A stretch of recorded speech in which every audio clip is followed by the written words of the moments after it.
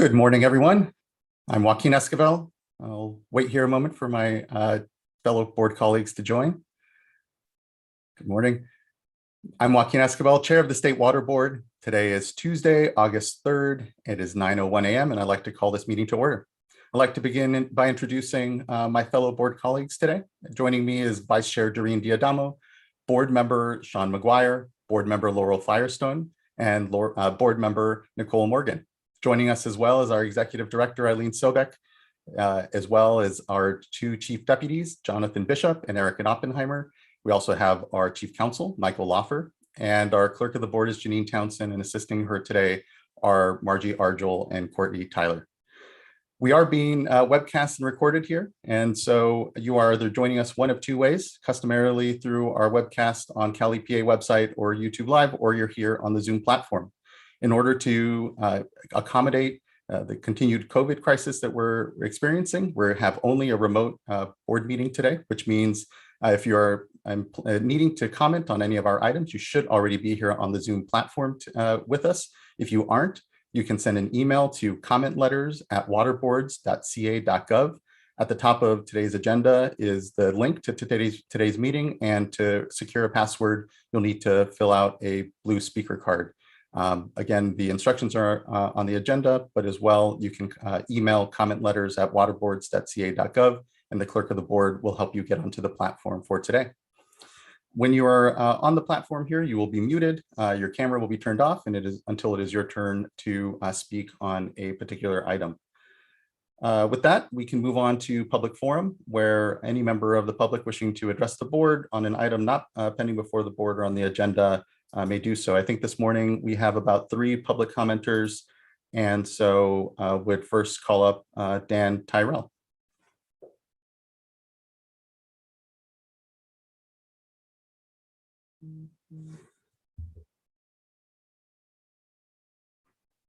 And Mr. Tyrell, you should be invited at this point to unmute and or share your camera.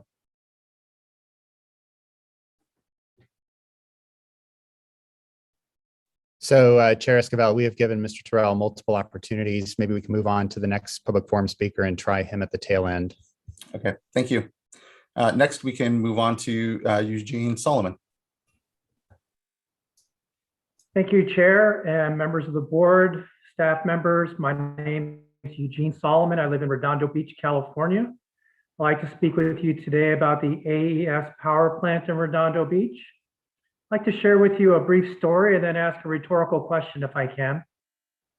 Back in the 1970s, at the height of a gas crisis, Ford Motor Company came out with a new vehicle, or updated a vehicle, to be more fuel efficient in conformity with a lot of the industry. It was called the Ford Pinto. And the Ford Pinto was a compact sedan designed to be more fuel efficient, yet it had a major flaw. And at the crush zone in the back of the vehicle, so that they could sell it for under $2,000, they didn't put in an additional bracket for safety. An analysis was done by the Ford Motor Company engineers and by an economic advisor that the injury and death and societal cost of changing the engineering to make it safe, to prevent injury and death and impact on society, was not worth it. That what they would end up paying if it was discovered would be less than what they would make. And that's kind of what you have at the AES antiquated power plant in Redondo. You've got a plant that emits toxins to the surrounding communities, dangerous for the community. You've got a plant that is destroying aquatic life. And you've got a $10 billion a year company that paid in 2018 and 2019 a fine for the NPDES of $263,000. Now, this example of the Ford Motor Company and the Ford Pinto is held up as one of the worst ethical breaches in the history of modern business. That the trade-off of injury and death and impact on society and the economic choice, rather than the societal choice being made, was one of the worst decisions ever. Now, if only there was an oversight board at the Ford Motor Company that could see the impacts on aquatic life, on the surrounding communities, the pollution. If only there was an oversight board like yourselves that could look and say, that's not something that we should do. And that's the choice that you have to make here in October. Now, we're not allowed to communicate with you directly. We can only communicate with staff. I can tell you how AES feels about the decision you're about to make. In 2020, they spent almost $200,000 lobbying your agency and met with your staff on numerous occasions, emails suggesting protocols for the meetings. And so far in 2021, they've spent zero. They figure the decision's already baked in. You've already decided to go ahead and extend it. And I suggest you don't be the Ford, let the Ford Pinto continue to exist in Redondo Beach. Do not extend the AES power plant operations. Make the choice to protect the aquatic life, the residents, and societal impact, and no longer extend the power plant. I thank you very much for your time and your efforts, and I wish you all a very good day. Thank you for your time this morning, Mr. Solomon. Appreciate your comments. Next, I'd like to call up Douglas Deach. Good morning. How's my volume? Good morning. We can hear you well. Great. I have not spoken with you for a little while. No, first of all, can I confirm with you that, on my request to speak, you got a few links to, one would be to... Yes, those came through, Mr. Deach. I can see them here in our speaker cards. Okay, okay, so I think the first link is the bestthatmoneycan'tbuy.org. At minute 11, second 21 is my prior comment from 2016 that when we last spoke that I understood that you were going to review. And then also what I've handed out too, and that is, included, is the PDF that I handed out that day that I made specific reference to. And you should see that at doug4assembly.com. And actually, if you push the button there, it goes to exactly what I handed out. And what my purpose in having you review that, do you recall, Mr. Lawfer, what I'm talking about? This was maybe quite a Yes, I do recall the presentation you gave. I think we've now had multiple events, Mr. Deach. Yeah, but one of the events, the one I'm specifically focusing in on now, was that I came to the public forum, and for the purpose of replaying that again to refresh the recollection of the new members on the board and the few members of the board who were there before, about basically which was boiled down to my request that the State Water Resources Control Board intervene in the entire Monterey Bay to take over water management. And what I did was in there substantiate that request at that time. And at that time, Ms. Marcus said that and Doc itemized what the reasons of. Anyway, so that's what I'd like you to do is to please, not now, but to please review those two documents, because I've subsequently appeared before you at least two, maybe three times, reiterating that same request about State Water Resources Control Board intervention. So we can move on from that. If you will, can you please, members of the board, review that to refresh your recollection if you haven't seen it before, because I am again now, maybe for the fourth time, again requesting that you intervene. And I'm going to I appreciate that, I'm going to explain what the Deach. reasons are now, why I think that should happen. First of all, there's, as you know, this drought emergency you're going to be dealing with later. But also, since that time, there has been a projection made by the Coastal Commission. Well, let's put it this way. Well, a projection made by the Coastal Commission of to plan for 3.5 feet of sea level rise in the next 30 years. If you go to minute 541 of San Francisco realestate.com, Sacramento realestate.com, and at that point in the 2015 video, you'll see the preeminent water expert in the state, probably Dr. Jeff Mount, saying that standing in the Delta, saying that 1 foot of sea, and this has been, much worse than he projected then.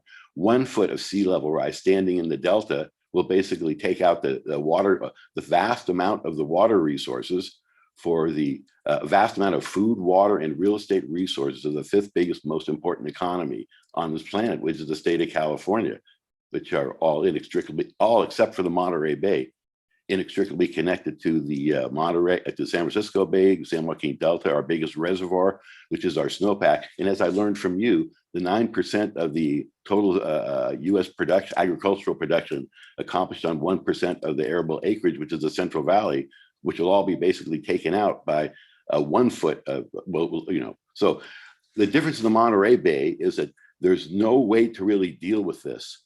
Now, if 1 foot is going, just logically, common sense, if 1 foot of sea level rise is going to, as Dr. Mount says in 2015, if that's going to basically salt up the delta, imagine what 1 foot of sea level rise, or maybe even 1 inch of sea level rise, is going to do to all of our coastal aquifers, which are at or below sea level. So I know. So, but anyway, so that's why you have to intervene, because we need a different plan to deal with our groundwater down there. And the plans that you have, you want to deal, you're mandated by the governor to deal with recycled water. Good idea, but it's the wrong type of recycled water. We need direct potable reuse. And thank you, Mr. Deitch. Just you have about 10 seconds left of your 5 minutes. I apologize. So please go to dougdeitch.info. It's a Facebook page. And one second, please. And it outlines what the 21,000 acre Monterey Bay estuary and monument will take care of, using the repurposed water, 31,000 acre feet a year from the existing Castroville reclamation project, which we paid for as infrastructure at 100,000 acres, 2.1 billion. Thank you very much. Really appreciate your time this morning and highlighting the challenges, yes, of sea level rise. The board taking over the entire Monterey Bay is not something I think we're contemplating at this point, but we'll review the materials that you provide, Mr. Deitch. I appreciate your time this morning. Thank you. Thank you very much. Thank you. Circle back quickly to Dan Tyrell. Is he still, Mr. Tyrell, are you available? Good morning. Good morning. Can you hear me okay? We can. Wonderful. Hope everybody's having a great morning. I live up here in Northern California. Actually, a friend of mine was supposed to join me today, but he's running late, so I'm sort of speaking on his behalf as well. We're really just tuning in because our concern has to do with water usage and related to the drought and agriculture. We live in an area of Northern California that's pretty well known for cannabis cultivation. And our big concern is the use of groundwater being pumped out of wells at a really high rate for both permitted and unpermitted uses, and it's affecting everybody's wells. I'm sure it's happening in other agricultural areas as well. From everything that I've read, it's been pretty bad. Personally, I have to have a new well dug because ours have gone dry. We're not receiving a lot of assistance from the county for regulation. And so my hope is whatever comes from your meetings today and moving forward, that there is something, some kind of enforcement that the state could provide or help to provide the counties with. So that way, people that are just normal mom and pop farmers who are out here just trying to make sure that our kids have enough water to drink and our animals have enough water to drink, and we can have enough water to flush the toilets and stuff like that, that those needs are accounted for. And that's all I wanted to say. I appreciate your time. Really appreciate yours. Thank you for addressing the board this morning. I know that this is something that we have been looking at and certainly have been working with local law enforcement when it comes to providing assistance when there are illegal cannabis grows and particularly surface water impacts. I'll flag when it comes to groundwater pumping. I know that there may not be clear authorities when it comes to the board, and that it does speak to local GSAs and GSPs and ultimately what's allowed in the basin. But we're here as a state to definitely continue to provide data and information and help what we know is an issue around illegal cannabis, but also put it in the context of the greater drought, knowing that we have incredibly dry conditions out in the watersheds. That's leading to a lot of decline in our water tables, and and then of course the sort of looking across at the watershed and saying, well, who's actually not supposed to be pulling from water at this time? Again, our authorities are more clear around surface water. We'll definitely continue to make sure and get some additional information out there and continue to engage, knowing that we continue to hear these challenges up in the watersheds, and really appreciate you taking the time this morning to address the board about this. So thank you. Thank you. Okay, that wraps up our public forum rather, and appreciate everyone who's taking the time to address the board on issues that are not before the agenda today. Chair Esquivel, we do have yes. one I just added on. Oh, okay, apologies. Mr. William Patterson. Okay, Mr. Patterson.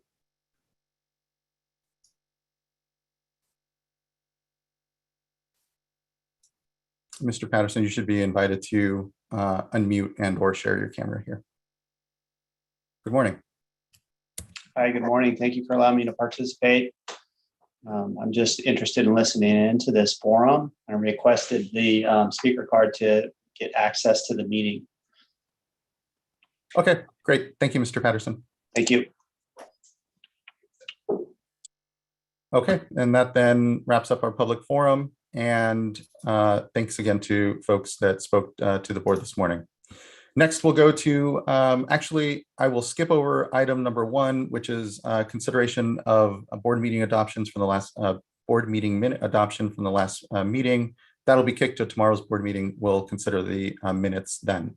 So that then brings us to items number 2 and 3, which we have combined into a single presentation. And I will kick it off to Mr. Eric Ekdahl, our head of the Division of Water Rights, to give us our drought update and current hydrologic update along with staff.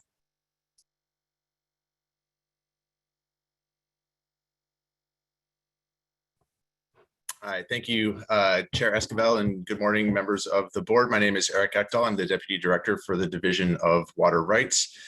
I'm here to introduce items number 2 and 3 and get those items started. We're going to run them as kind of a joint combination of a hydrology and drought update. And we can go to the next slide, please.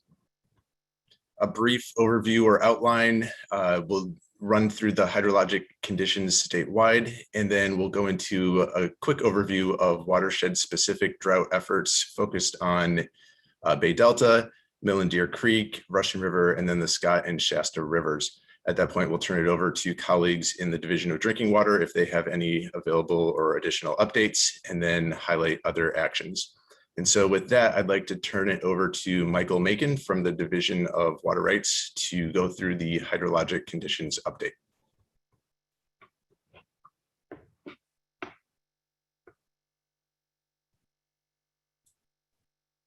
No, I don't think we can hear you, Mr. Macon.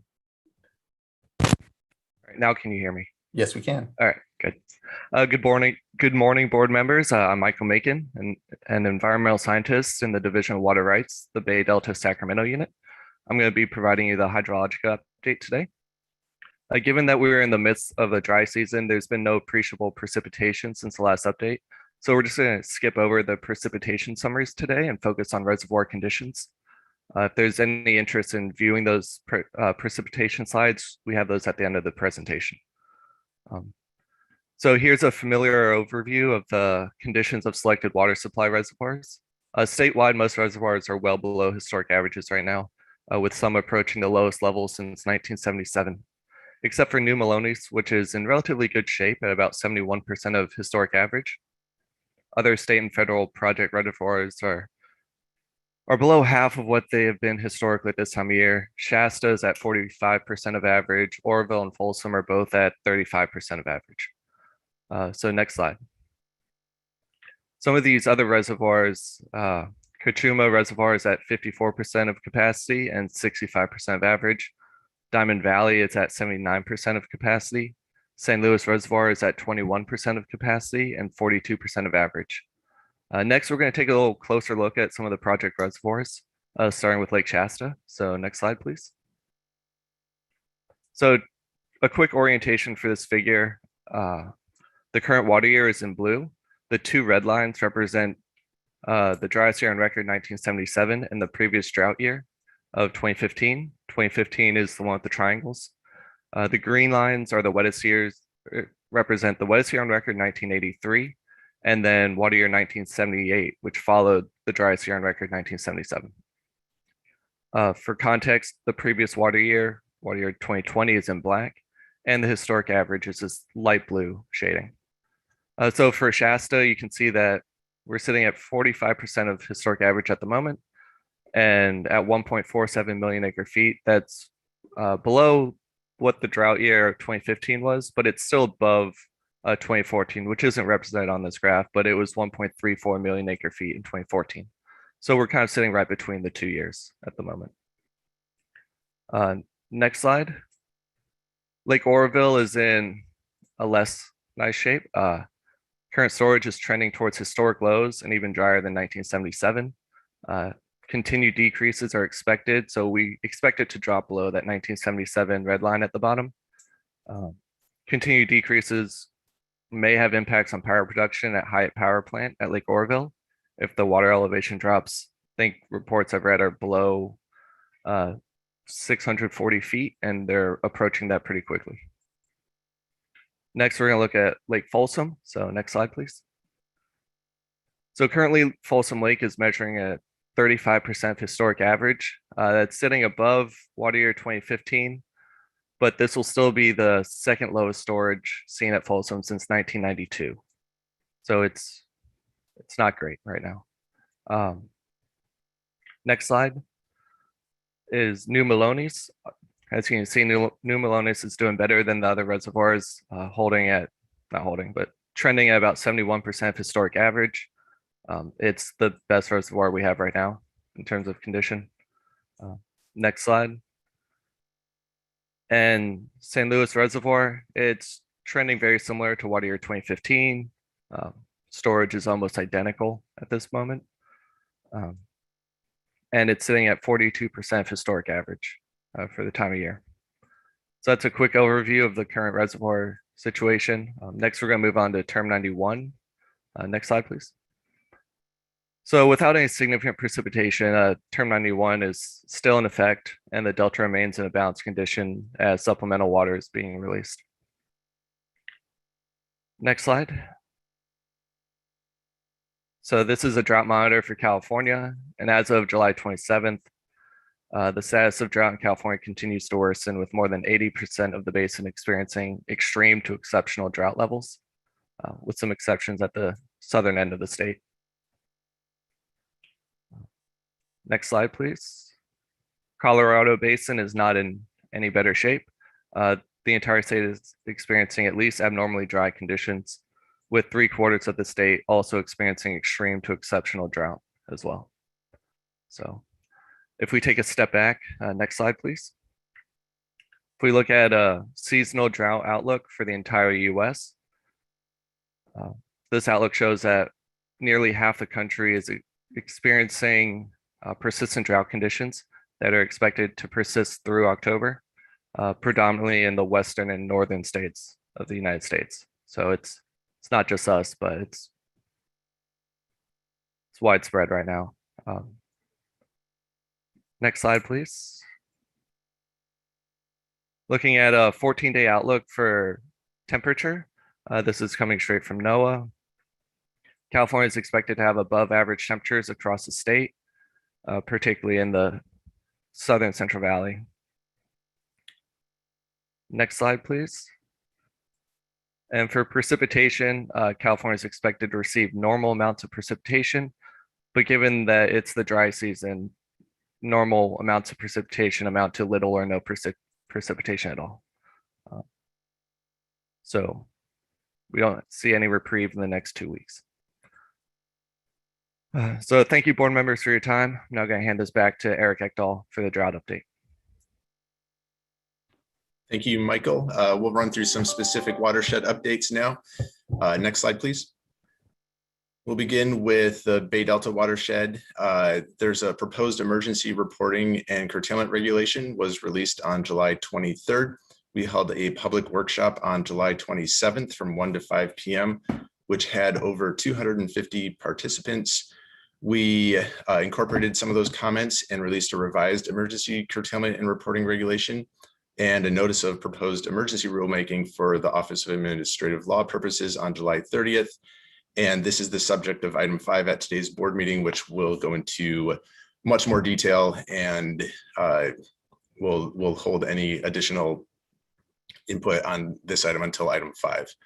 Next slide, please. Mill and Deer Creek. We received a letter from the National Marine Fisheries Service, or NMFS, requesting that the board consider adopting fish flow regulations similar to those that were adopted in 2015. Board staff are preparing a possible emergency regulation for consideration at the September board meeting. If the board were to adopt them, these regulations could be in place by mid-October in time for fall migration. So more to come on Mill and Deer Creeks. Next slide, please. On the Russian River, the regulation, as noted previously, was approved by the Office of Administrative Law and is in effect. The emergency regulation included some triggers that would essentially foreclose the need to implement the regulation unless Lake Mendocino levels dipped below a specific level. And that threshold trigger was reached on July 30th. And so the division did issue curtailment orders for the upper Russian River on August 2nd, yesterday. That went to about 1,500 rights in the upper Russian River itself. And it essentially amounts to a near complete curtailment of diversions, with the exception of health and human safety diversions in the upper Russian River watershed. At the same time, staff released the data and supply demand methodology for the lower Russian River, and that's been posted on the division website and can be accessed there, with anticipation that curtailment orders will be issued for the lower Russian River on or around August 9th. Next slide, please. In the Scott and Shasta Rivers, staff released draft emergency regulations for public comment on July 16th, and we held a public workshop on July 20th. We received over 100 comment letters received by the July 23rd deadline for the initial public comment period. We are currently reviewing those comments to determine the potential to update the regulation. And we do anticipate bringing this to the board for consideration at its August 17th board meeting. Next slide, please. One final update kind of related to drought activities. We've mentioned the SB 88 notices of violation at the previous drought update.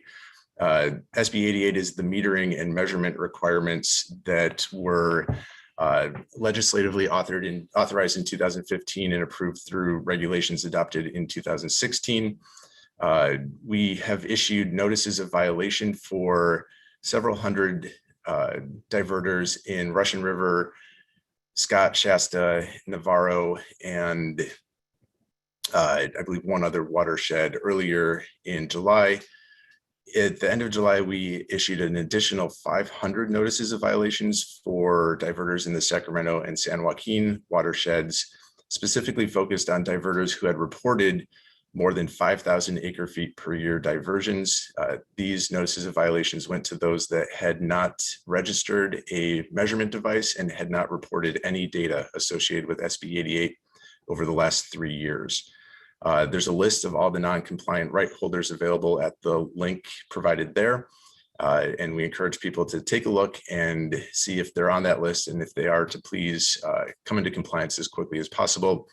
And this will be beginning to look at additional potential for NOVs throughout the remainder of the year. Next slide, please. And then just some additional updates and information.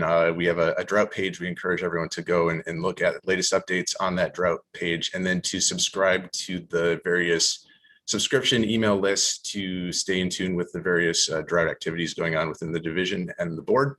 And there's a link for doing so there. And with that, I'd like to turn it over to, I believe, the next slide and Division of Drinking Water, if there are any updates from Darren Polhemus. Just really quickly, Mr. Ekdahl, just on the note regarding enforcement or letters going out regarding diversion reports and a lack of compliance. In this drought, it's so critical that we have demand data so that we can go walk through and be able to curtail in a way that protects and understands what the uses are in a watershed. So we know that it's not, these letters don't often come welcome when they kind of seem as if we're being a bit threatening or really insisting on making sure we're getting this data. But it's because in the middle of this drought, it is so critical that we have this information in order to be able to do important things like actually implement the water rights system. And so we really just ask that water rights holders see this as an important component of their duties around their rights. It truly is, and that it's helping us all manage through difficult conditions in our watersheds. So just really implore folks to receive those well and make sure they are responding. So thanks. Mr. Polhemus. Morning, Chair Escobar, fellow board members. I did want to give a brief update from the drinking water division this morning. First, I'm happy to announce that we've begun hiring our drought positions given to us in the new budget. One of those new positions will be Eric Zunica. He'll be a drought program manager within a division that's much needed effort, and he's putting all his time now in. Eric comes to us from a district engineer formerly in the San Bernardino district, and so has great field experience and will bring much talent to our pool and addressing drought as we continue forward. So great news there, and more resources to bear and more attention will be spent by Eric, and he'll probably replace me here at some point at the board meetings here in the future. So please welcome him once he gets up to speed and starts joining. This morning, I did want to highlight a point that's been interesting as we go through the recent drought emergencies, and some of the ones I've announced in previous communities that have had drought issues previously shows the complexity of how drought deals with drinking water systems, in that it's oftentimes hard to distinguish what is drought impacted versus regular failures or drought influenced. And I think the only point I wanted to make from that is it's stressing the point that the SAFER program we began some time ago dealing with water system resiliency is crucial going forward into the drought. The drought exacerbates a lot of those things. So case in point and an example is the Hornbrook system.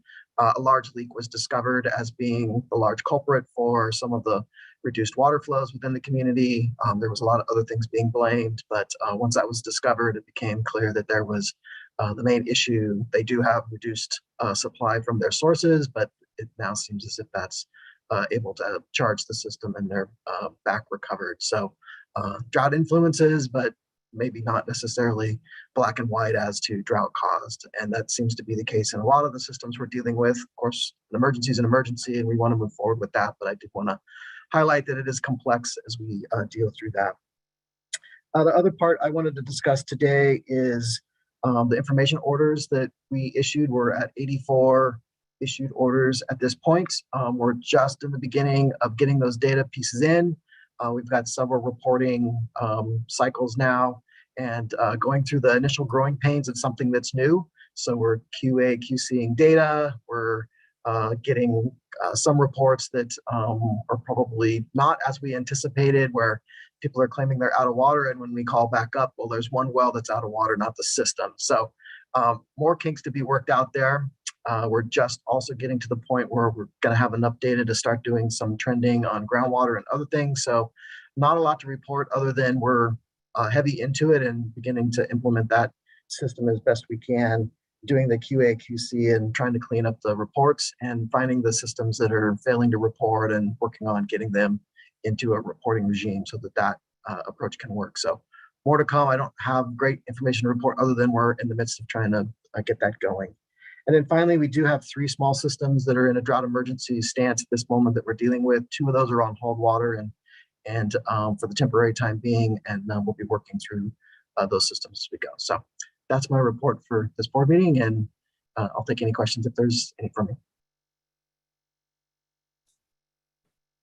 Thank you, Mr. Palamas. Appreciate it.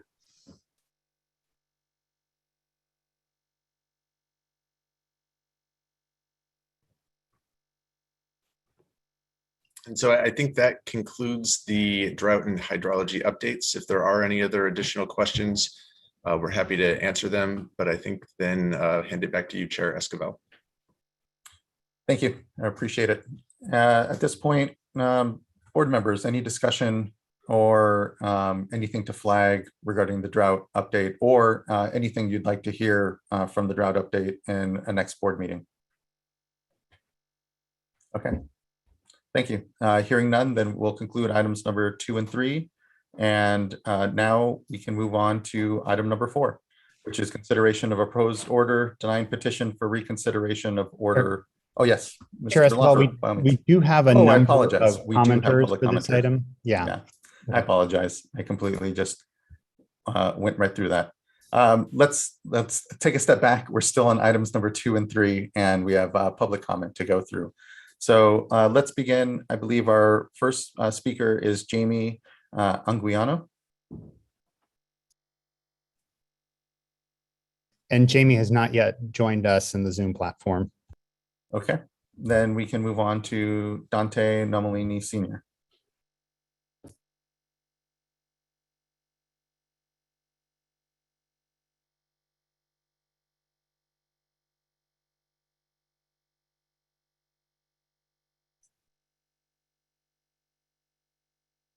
Good morning.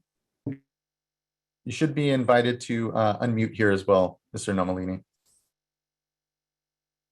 One moment, you're still muted. There should be a prompt to, there you are.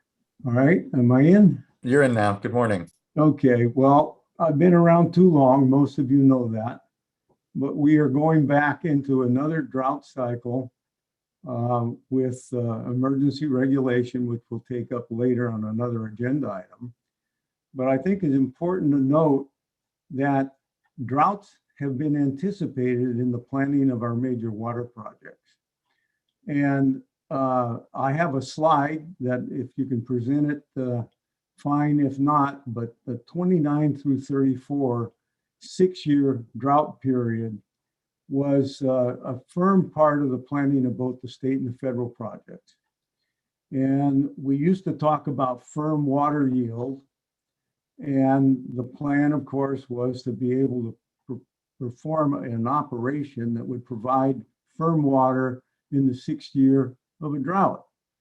And that takes ample storage in order to carry water forward for 5 or 6 years or what have you. Now, the project failed to develop water as planned. And there was 5 million acre feet of water that was supposed to come in annually to the Delta from North Coast watersheds.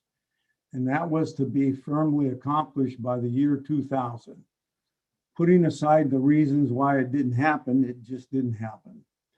So what we've had is a series of drought years. 2009, we had a problem. There wasn't enough water to meet the needs. And therefore, there was a violation of standard. Let's go to the next slide here. Anyway, and then in 2013, this is the hydrology for the Sacramento San Joaquin Valley. And if you look at it, and you can look at it later, but there were the 6 driest years that were planned for, leaving us in a shortage with no export of 8 million acre feet a year.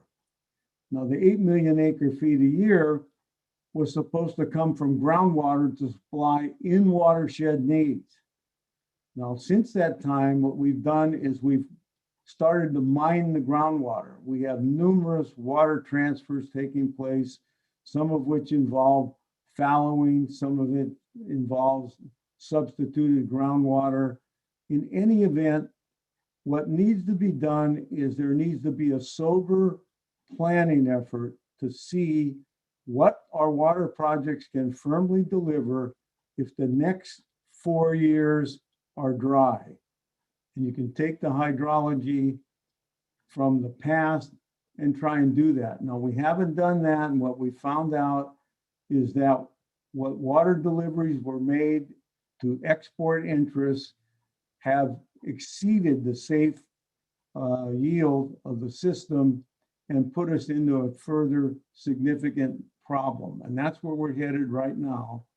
And only the board can encourage the two projects to come forward with a plan as to how they're going to be operated for the next 4 or 5 years, assuming that we have hydrology similar to the 29 through 34 period.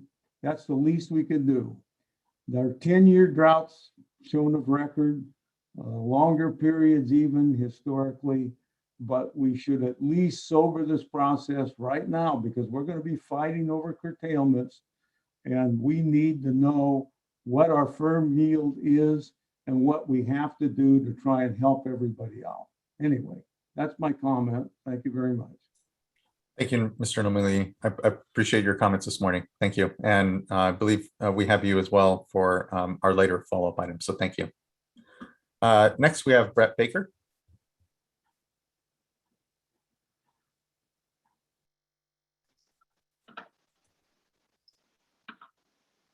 And Mr. Baker, you should be invited to. There you are. Good morning. You see me now? We can. I should speak for item number 5 as well, but yeah, I guess I just wanted to put some broader points on my esteemed colleagues' comments. I mean, I guess I'll start out by acknowledging that, you know, in the Delta, we do have a problem. It's not about us, and so I acknowledge that. I just want to also say that there are some realities, though, that I feel, and I'm speaking with the respect to the regs and the emergency regulations and the methodology here, that are ignored in what we're doing. There are some existing, I guess, if you will, systemic biases in what's going on here. There are tides 2 times a day, 25 hours that come into the Delta. In our history, there's always a tension between having water rights and I having water rights apologize, system. Mr. Baker. You're cutting out a bit. It might help if you maybe just go to audio. There you go. Is that better? That is. Thank you. Okay. And so there's always been a tension between rights and appropriations, and you know, your notice letters that went out. I've been speaking with a lot of our constituents, and as I go through explaining the priority system, I always mention Mexican land grants, and they kind of look at me like, well, where does that come in? And I say, I don't know. I read about it in the law book somewhere. We have a priority system. There is some semblance of how that needs to be appropriated. And then, as Dante pointed out, that there's not a real sober look at how much water is available in the watershed, what it produces, what a realistic yield is. And then I look at the calendar on my wall next to me and I go, oh, hey, we're in August now. So I wonder what we're really doing here. And I think back to the last drought, I think we all wish we had more time to plan and prepare in between that experience and this experience. We try to make progress, and I'm speaking for us in the Delta here again. We've tried to progress in our reporting. We're very proud of the amount of the level of compliance we've achieved. We look forward to reporting real time data via OpenET. So, I mean, our progress is we are making progress. With respect to the methodology, like I said, I mentioned it's fatally flawed in that it ignores the tides. It's some issues with natural flow. We've submitted comments. They're extensive. I hope you read them. But what it results in is no priority at all. So I think that we have, you guys are flipping an on and off switch here. And so I just, that'd be a more broad comment, I guess. But then I just want to think want you to think about as you adopt these regulations, the effect of them. Hopefully, I believe your goal should be that any information you request be useful, not be duplicative, not stuff you already have. You know, like I said, we are trying to make progress in getting you better information, better data. Useful data is useful, worthless data is worthless. So, and then I think with respect to the slides Mr. Macon was showing, we are in a bad situation. Let's not make it worse. I think the board has taken actions with respect to transfers. We all experienced the mass hysteria surrounding the toilet paper shortage of 2020, the great toilet paper shortage of 2020. And I think that you're in a position to not let that happen with water. You know, I think that you guys can act without hysteria and be more prudent in your actions. And I guess that's my final comment would be to just ask you to act prudently and not punitively you're looking at this. It's a tough situation. I don't envy you one bit. Thank you, Mr. Baker. I'll note, I know a bit of your comment was probably more in reference to item number 5.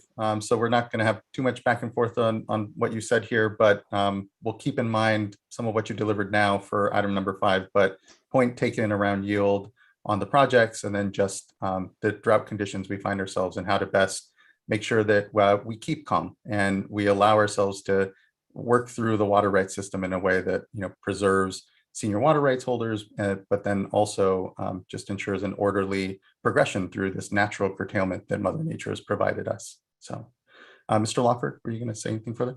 I was just going to indicate that we can go ahead and include Mr. Baker's comments in the record for agenda item 5, but I would encourage him, I know he's put in speaker cards for both this and item 5, to make his statements there so others who are participating in that item can hear it, but also he may want to ensure that he sticks around so that he can hear what others have to say on that point and the staff response on it. Yeah, thank you, Mr. Lawford. Next, we'll go to Andrew Crook. Yeah, my name is Andy Crook, and I'm speaking on behalf of Crook Cattle. We have cattle up in the Stanislaus National Forest on a grazing permit on our private land where we have the water rights. I'd ask the board, and I think I'm in the right section here, but I'd ask the board to consider, when thinking about riparian water right curtailments, that there are some issues as far as animal welfare and livestock welfare. It is very dry, as everybody knows. We're in the jawbone drainage. And as far as management of pastures, part of that is where you have access to livestock watering. If we lose our riparian water, then that's going to create a pretty serious situation for cattle welfare. We need enough water to supply for drinking. It's you know, cattle are now in the late gestation period. You know, some calves will start dropping up there, and they can't travel that far. So we do need access to water, and curtailment of the riparian water is going to be an issue. There's also consideration as far as wildlife. Historically, these ditches have been around for a long period of time. Wildlife have become used to them as far as a watering pattern. And I would ask that due consideration for wildlife be considered as well. The last point I want to make is at a very busy time for cattle people, when you're getting ready for the fall gather, you're getting ready for first calf heifer calving. And if there is an additional administrative burden beyond what's in place, I mean, we've got the water meter, we've been reporting, we've been doing all those things, but I just ask for common sense as far as reporting when we move forward. I appreciate the chance to comment, and I hope you consider these points. Thank you. Thank you, Mr. Crook. Again, it may be a little more applicable to our discussion around curtailment, your comments. And so, but I know you're signed up for item number 5 as well. So, but thank you, appreciate it. Next, we have Eric Oriana.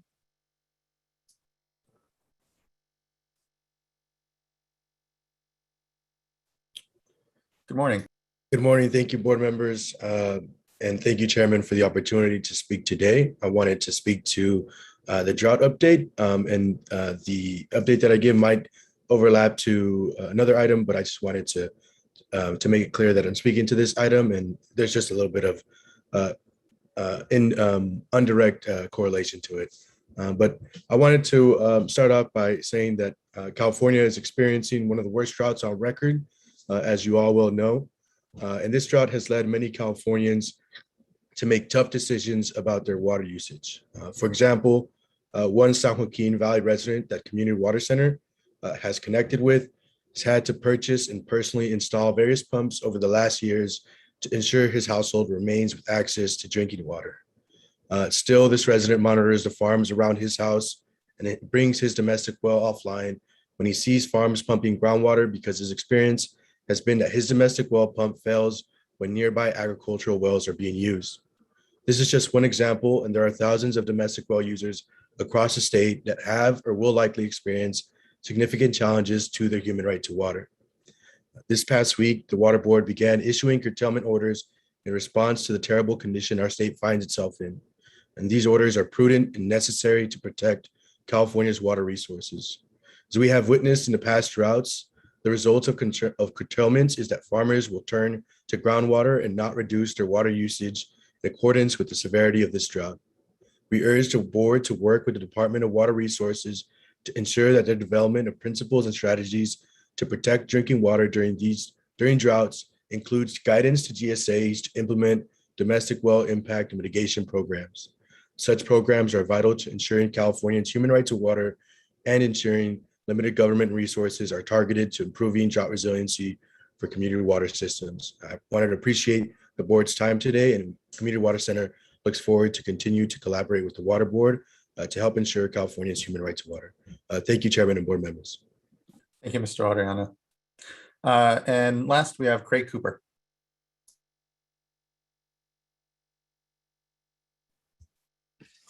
And Chair Esquivel, Mr. Cooper is not in the Zoom platform. And then this item, we combined both the hydrology report and the drought update. And so we did have a speaker card for the hydrology update from Mr. O'Laughlin, and he is not in the Zoom platform either.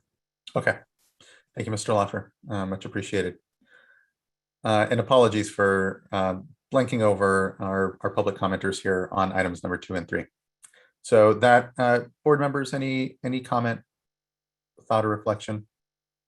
Okay, seeing none, that does now actually end, wrap up item number 2 and 3, our informational items. Thank you, everyone, for the discussion.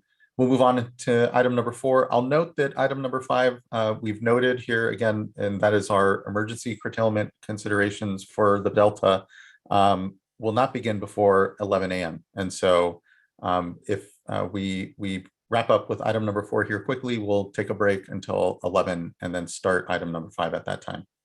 So with that, we can move on to item number 4, which is consideration of a proposed order denying petition for reconsideration of order WR 2021-0001. I ask, I believe Mr. Alan Lilly is here. Good morning. Good morning. Chair Esquivel, this is Alan Lilly. I don't see myself on the screen, but can you hear me and see me? Yes, we can hear and see you. Okay. Oh, I see. I need to go back to the other. Here we go. Let me see if I can get that better. Okay. So good morning, Chair Esquivel, members of the board. My name is Alan Lilly. I'm the presiding hearing officer of the State Water Board's Administrative Hearings Office, and I'm here to start the presentation on agenda item 4. As you just noted, Chair Esquivel, on January 5 of this year, the board adopted order WR 2021-0001, which assessed administrative civil liability against Mr. Simone for failure to timely file his supplemental statements of water diversion and use for his 2018 diversions. Mr. Simone filed a petition for reconsideration of that order on February 4. His petition raises 14 different arguments.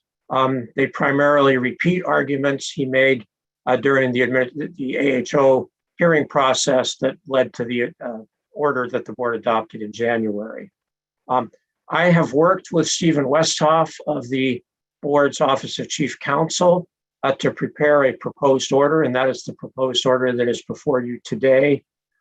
It responds to each of the 14 arguments in Mr. Simone's petition for reconsideration. I'm not going to go through those arguments now, but of course, I will be glad to answer any questions that any of the board members may have.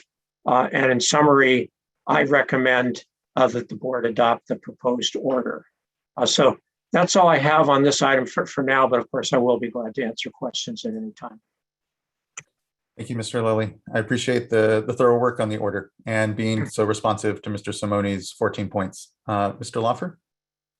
I just wanted to make one point for the record. The board members should have received from Ms. Townsend a submittal from Mr. Simone. There were some technical issues with the way it first came in. And so once we received it in a clean PDF, it was distributed out.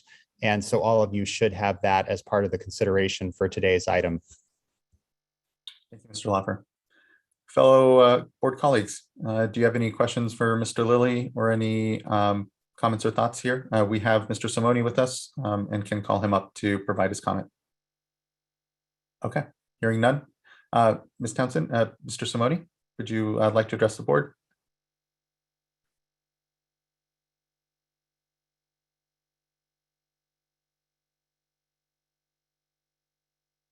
You should be invited to unmute and or share your camera, Mr. Simone.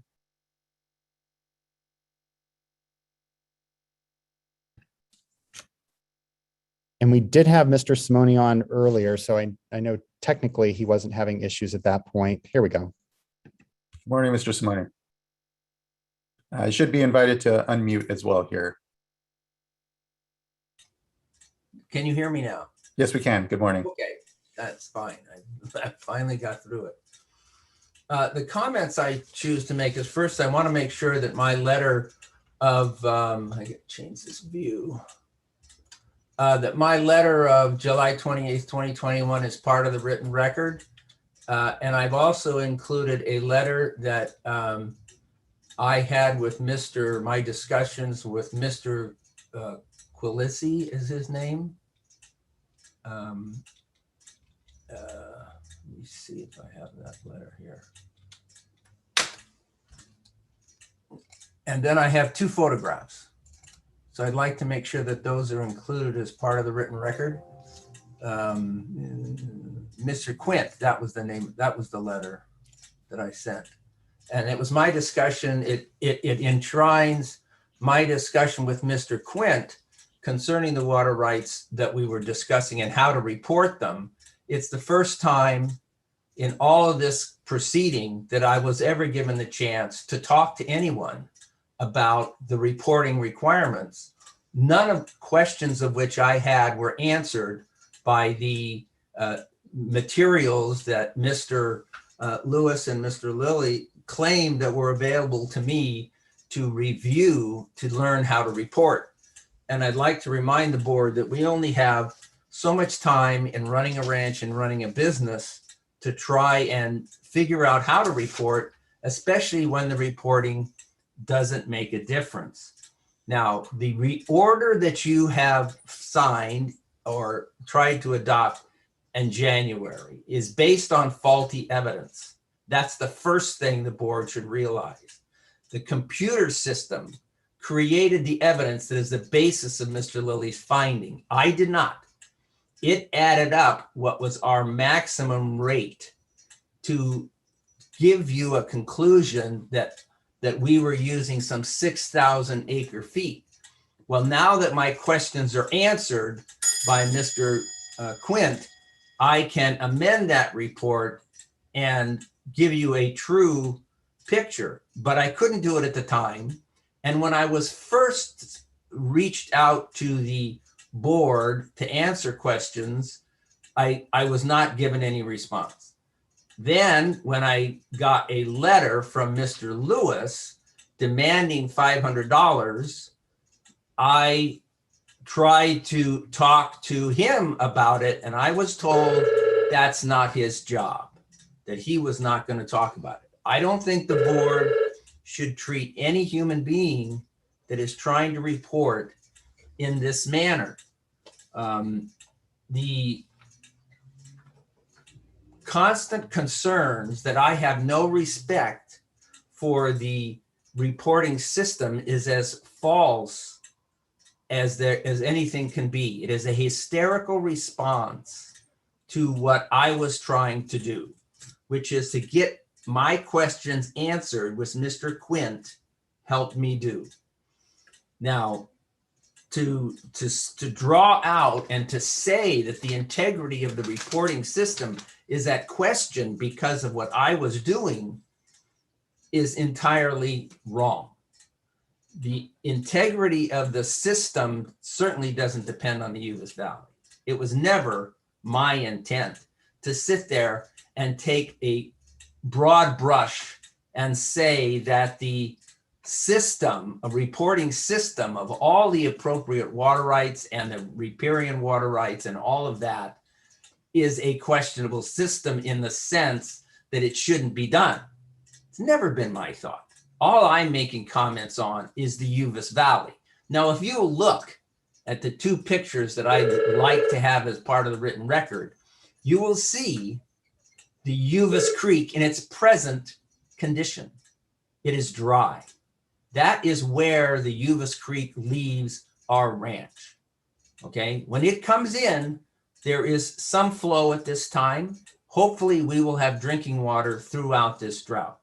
I've been through two droughts before, the 1976-77 drought and the 1978, I believe it was that year, there was a 2-year drought period, and then the 2014-2015 drought year, and we've made it through that.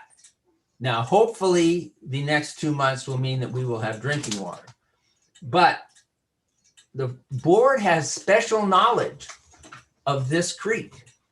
And that knowledge was obtained when it did the supplement of the Uvis Valley report, the water master in the Uvis Valley report. Before you prosecute someone, I think you should look at and see what the history of the water usage has been prior to this computer system, and when whether or not the rights have been litigated on the creek. These rights have been litigated in the report of referee Upper Uvis Creek. This board's staff analyzed the flow of this creek and has intimate knowledge of the users that were involved in the lawsuit at that time. By and large, I guarantee the board that singling me out of these probably 50 users on the creek, and none of which were included in the lawsuit, is not fair and not just fine me with a penalty because I'm trying to get some answers that will help me do a better reporting job. I did the best I could at the time. There may have been a mistake where we were late.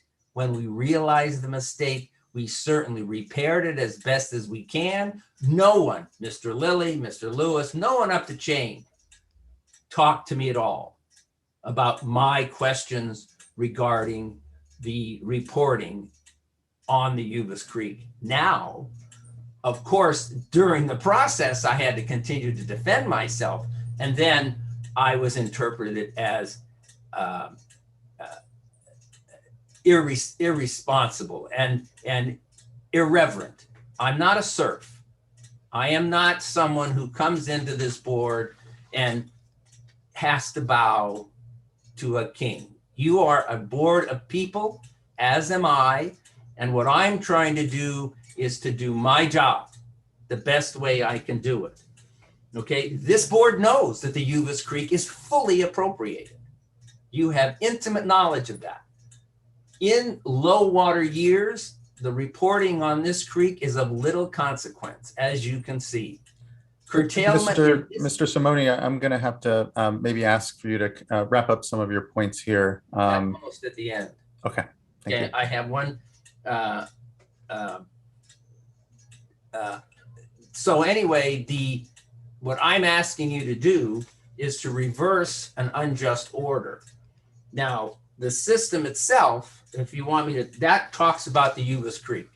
We know that what's going to happen here is that as water flows in the summer go down, irrigation may have to stop if there's not enough water. Then it goes down to watering, stopping on landscaping, and it goes down to stopping on livestock, and then it goes down to stopping on personal use, that is drinking water. That is set out in the orders of the court and in the supplemental report of the water master. And you know now, with the two photos I have given you, is the end result of many times low water flows in the Uvis Valley. We're not going to be able to help California in the drought. Curtailment in the Uvis Valley is automatic. There's not enough water. It's simply what it comes down to. Now, I would make these comments to the board.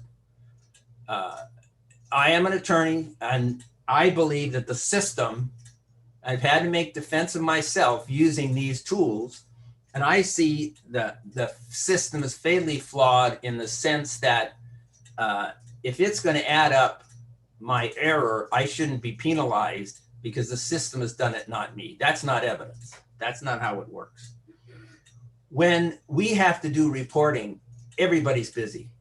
I guarantee you that not sending out a notice violates the Constitution because you're dealing with constitutional rights of people. You are going to sit here and say, with this data, you cannot irrigate because California has need of the water, and which is their constitutional right.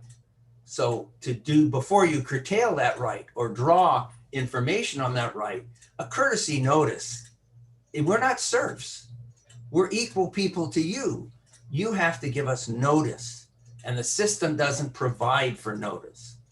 They want to eliminate all the work. Well, notice has to be sent out. It should be sent out in paper form so everybody can get it. I guarantee you that I'm almost done. I have two more points to make.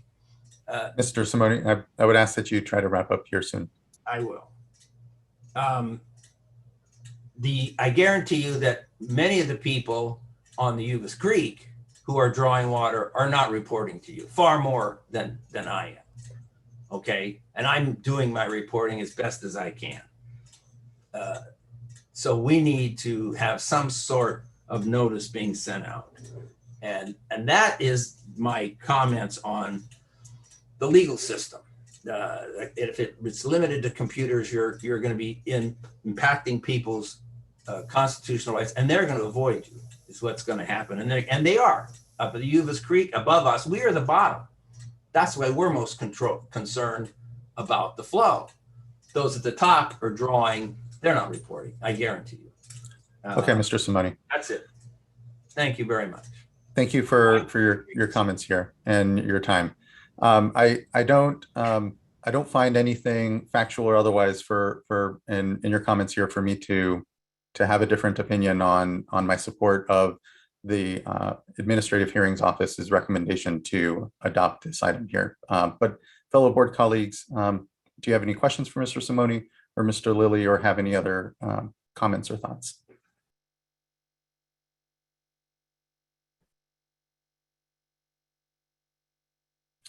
And if not, we could entertain a motion. Sure. I'll just want to thank the Administrative Hearing Office for all their work here. I know, and Mr. Simone, for your attention to this matter, and I think your commitment going forward that you are going to, work with our staff, work through the reporting system.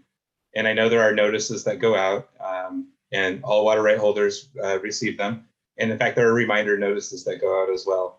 And so for me today, this matter is really about the petition for reconsideration as to whether we made any error in the order that we've already voted on. And so I'm really not persuaded by anything that I've heard today. And I did read the order carefully from the Administrative Hearing Office and thank them for their work on this and their diligence in reviewing all of the arguments that were made. So I'm comfortable today making a motion to adopt the order. Thank you, board member. And I concur with what the chair and board member McGuire said. So with that, I'll second the motion. Thank you, Vice Chair. Ms. Townsend, can you please call a roll call vote? Yes.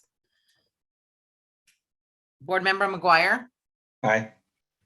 Vice Chair Diadamo. Aye. Board member Morgan. Board Member Firestone, Aye. Chair Esquivel. Aye. Thank you. Thank you. And the motion carries, and the item, the petition for reconsideration is, or the order is adopted, which denies the petition for reconsideration. So thank you, everyone. With that, we have about a 15-minute break here before item number 5 will begin. Mr. Lawfer, anything we should consider before we go ahead and break? No, the board should be fine, and that will give both commenters as well as board staff adequate time to get prepared for item number 5. Okay, thank you. Thank you, everyone, for the morning so far. We will reconvene here at 11 o'clock and begin item number 5. So thank you. See you.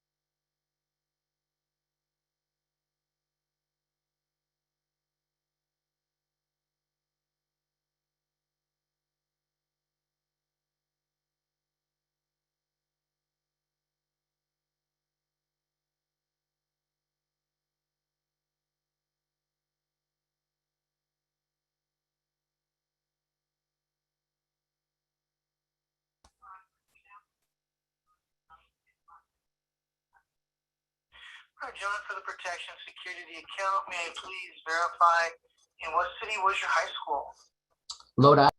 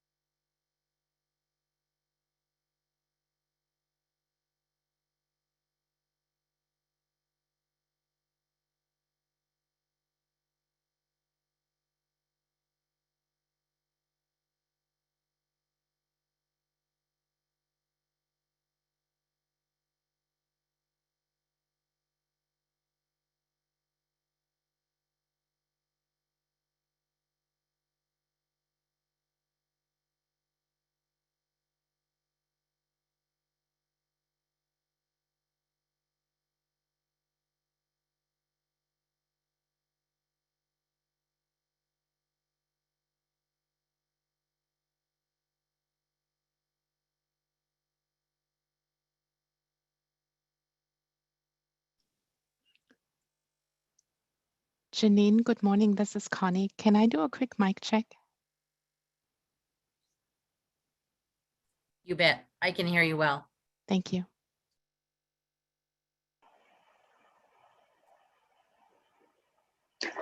This is Diane. Can you hear me as well? Yes, I can, Diane. Thank you. You bet.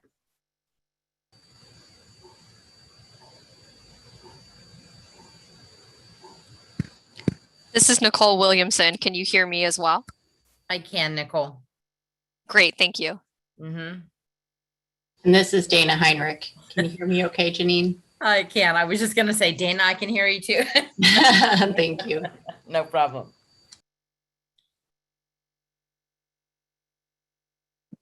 Since we're doing a check, I'll do mine as well. This is Mara. Can you hear me? I can, Mara. Thank you. You bet. Riley Nolan here, also doing a mic check. I can hear you, Riley. Thanks, Janine. You bet. I'll join the group. This is Lisa Hong. Can you hear me, Janine? Yes, Lisa, you're good to go. Thank you so much. Anybody else? Hi, Janine. This is Karen. Hi, Karen. I can hear you.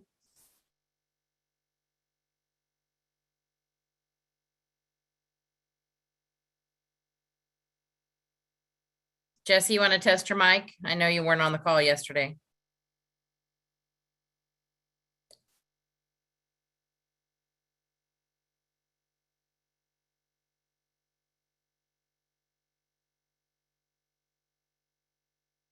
Scott, what about you?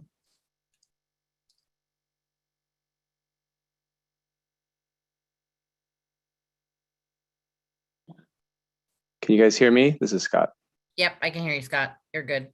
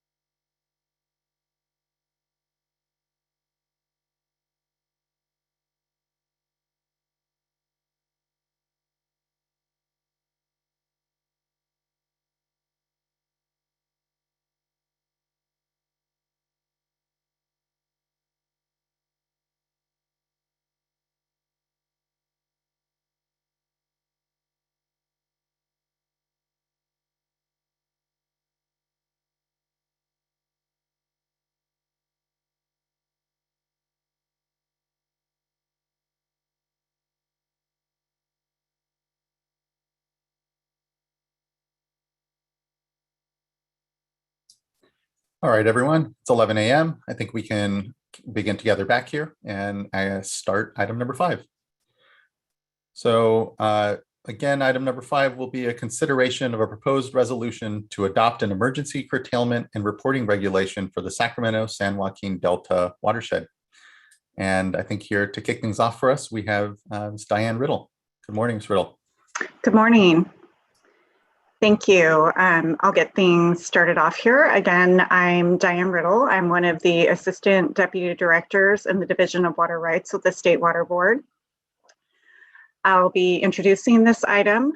And first, I'll give a little summary of the proposed item. The proposed regulation is focused on addressing when water demands from the Delta watershed are significantly greater than the supplies that are available to users under their water rights. The purpose of the regulation is to prevent impacts to senior water right holders and to prevent water users that do not have the right to previously stored water from taking that water that is needed for other critical purposes, including drinking water needs and preventing ocean water from moving into the Delta and making water unusable there. The proposed regulation does not include fishery flow requirements, but preserving water in storage may also help fish. Today, staff from the State Water Board's Division of Water Rights and the Office of Chief Counsel will provide background and an overview of the proposed emergency regulation. Next slide, please. This slide shows the general agenda for today. After introductions, I'll provide a summary of the emergency conditions driving the need for the proposed emergency regulation.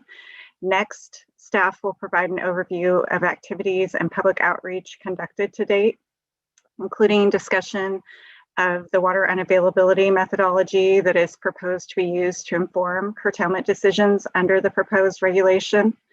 As part of that overview, staff will discuss recent updates to the methodology, including the June 15th and July 23rd releases and comments received on the methodology to date. We will then provide an overview of the proposed emergency regulation and associated proposed resolution, including proposed changes based on public comments. After that, we will discuss next steps and schedule. We will end the staff presentation by going over specific proposed changes to the proposed resolution and regulations that are included in staff change sheets. We will then hear from an agency panel comprised of Director Namath from the Department of Water Resources, Director Conant from the U.S. Bureau of Reclamation, and Secretary Ross from the California Department of Food and Agriculture. Then we will hear public comments. Next slide, please.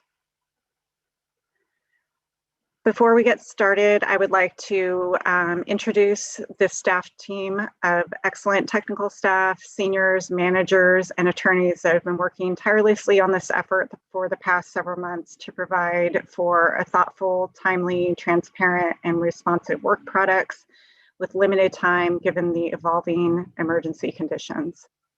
I would also like to acknowledge the input we have gotten from the public and agencies to improve and refine our efforts and the quick and professional manner in which we have received that input. We very much appreciate the gravity of the decisions related to curtailment and look forward to continuing to work with stakeholders to navigate these conditions. Next slide, please. Before we get into the substance of the emergency regulation issues, I would like to provide some context regarding the significant water supply concerns that exist this year, prompting the need to consider emergency action. Not only California, but the entire Western United States is facing a significant drought following one of the driest periods on record. The Delta watershed in particular has experienced 2 consecutive extremely dry years. Together, water year 2020 and 2021 are expected to be the second driest 2-year period on record, behind only 1976 and 1977. Later, I'll talk more about how conditions this year differ from the 70s. As you heard about in the hydrology and drought update earlier in the board meeting, and as indicated in this slide, precipitation has been well below average, as shown by the blue line on the chart. The precipitation index for the Northern Sierras, where most of the water supply for the Delta watershed comes from, is 46% of average for the state. In addition to low precipitation this year, there was also a significant reduction in expected runoff from snowmelt this spring, when approximately 800,000 acre-feet of inflow, which is nearly the capacity of Folsom Reservoir, did not materialize due to extremely dry soils and warm temperatures. With respect to recent conditions, the May through June time period has been the warmest and driest on record since 1896. Next slide, please. Due to these hydrologic conditions this year, inflows to reservoirs have been significantly below average, while releases of water from those reservoirs have been relatively high, causing significant depletions in reservoir storage levels. This slide shows the projected low storage levels for Shasta, Oroville, and Folsom reservoirs. Those are the major Central Valley Project and State Water Project reservoirs that provide for salinity control in the Delta and treat critical drinking water supplies to the Sacramento area, the Bay Area, and Southern California.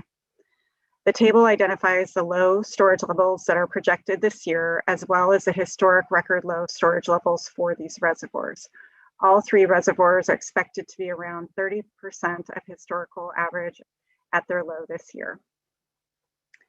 As you heard about in the hydrology presentation, Oroville is projected to reach a new historic low in October this year, nearly 200,000 acre feet lower than was previously the previous low in 1977.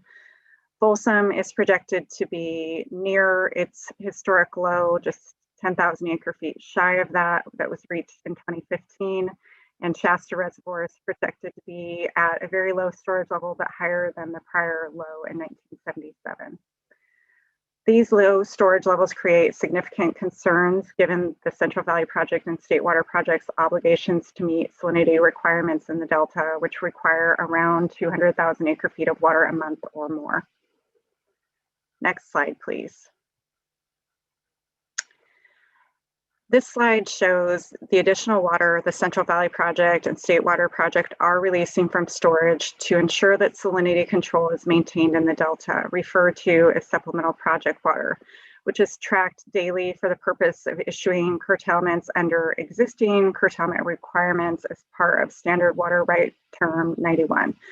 Term 91 is only included in a small number of water rights in the Delta, but the quantities of supplemental project water released indicate that there are substantial additional unauthorized diversions of stored water, which has been the case since April when Term 91 curtailments went into effect. The blue line represents Delta flows that are available to meet water quality and flow requirements.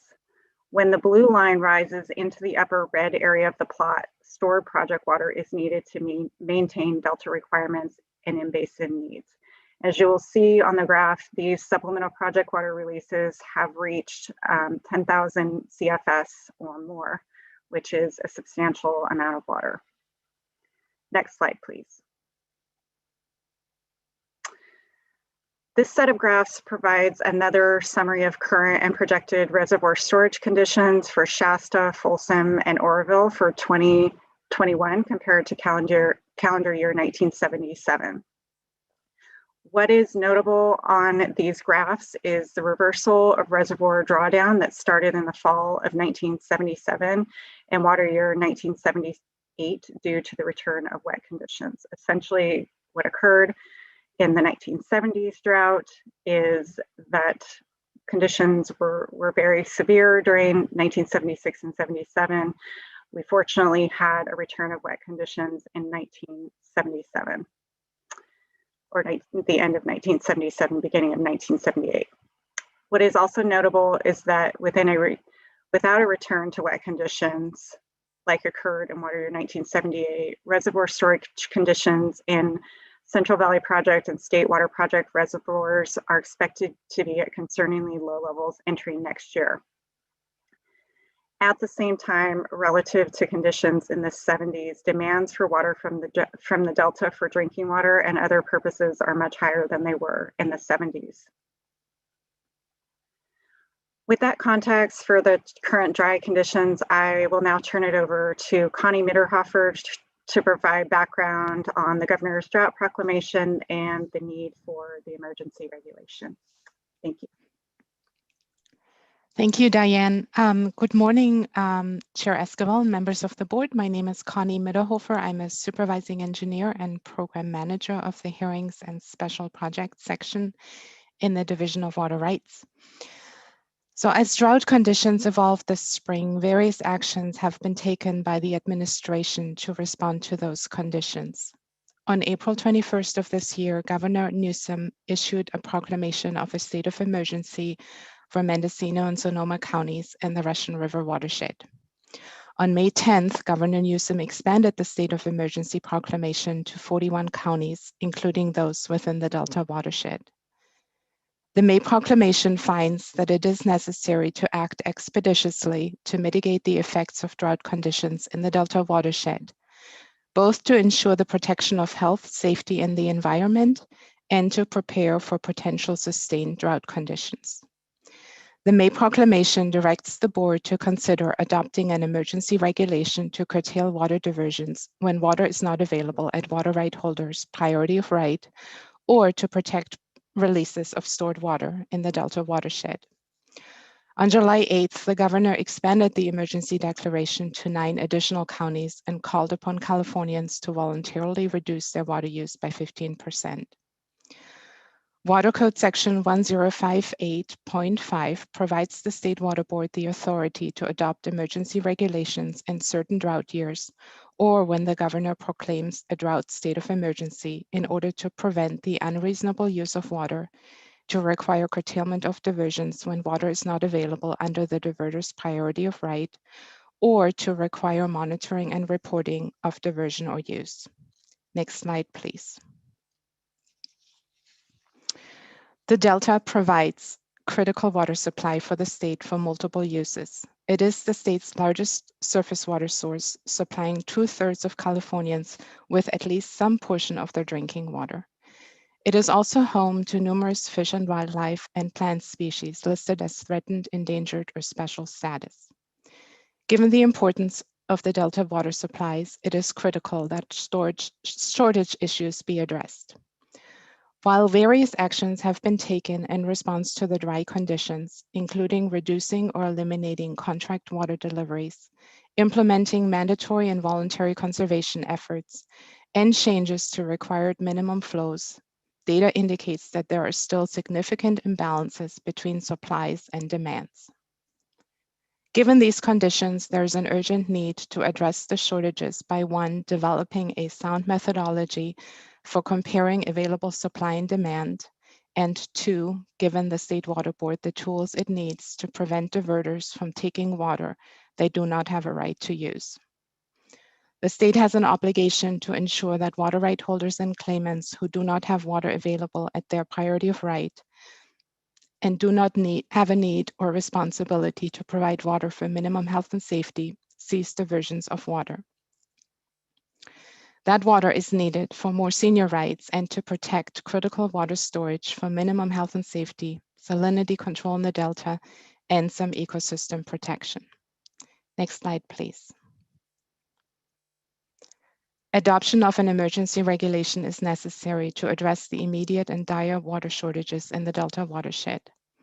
The current system for curtailing most diversions and enforcing those curtailments does not provide for timely and effective implementation of the state's water right priority system during the current drought emergency, when thousands of water rights and claims require curtailment and enforcement in a short period of time.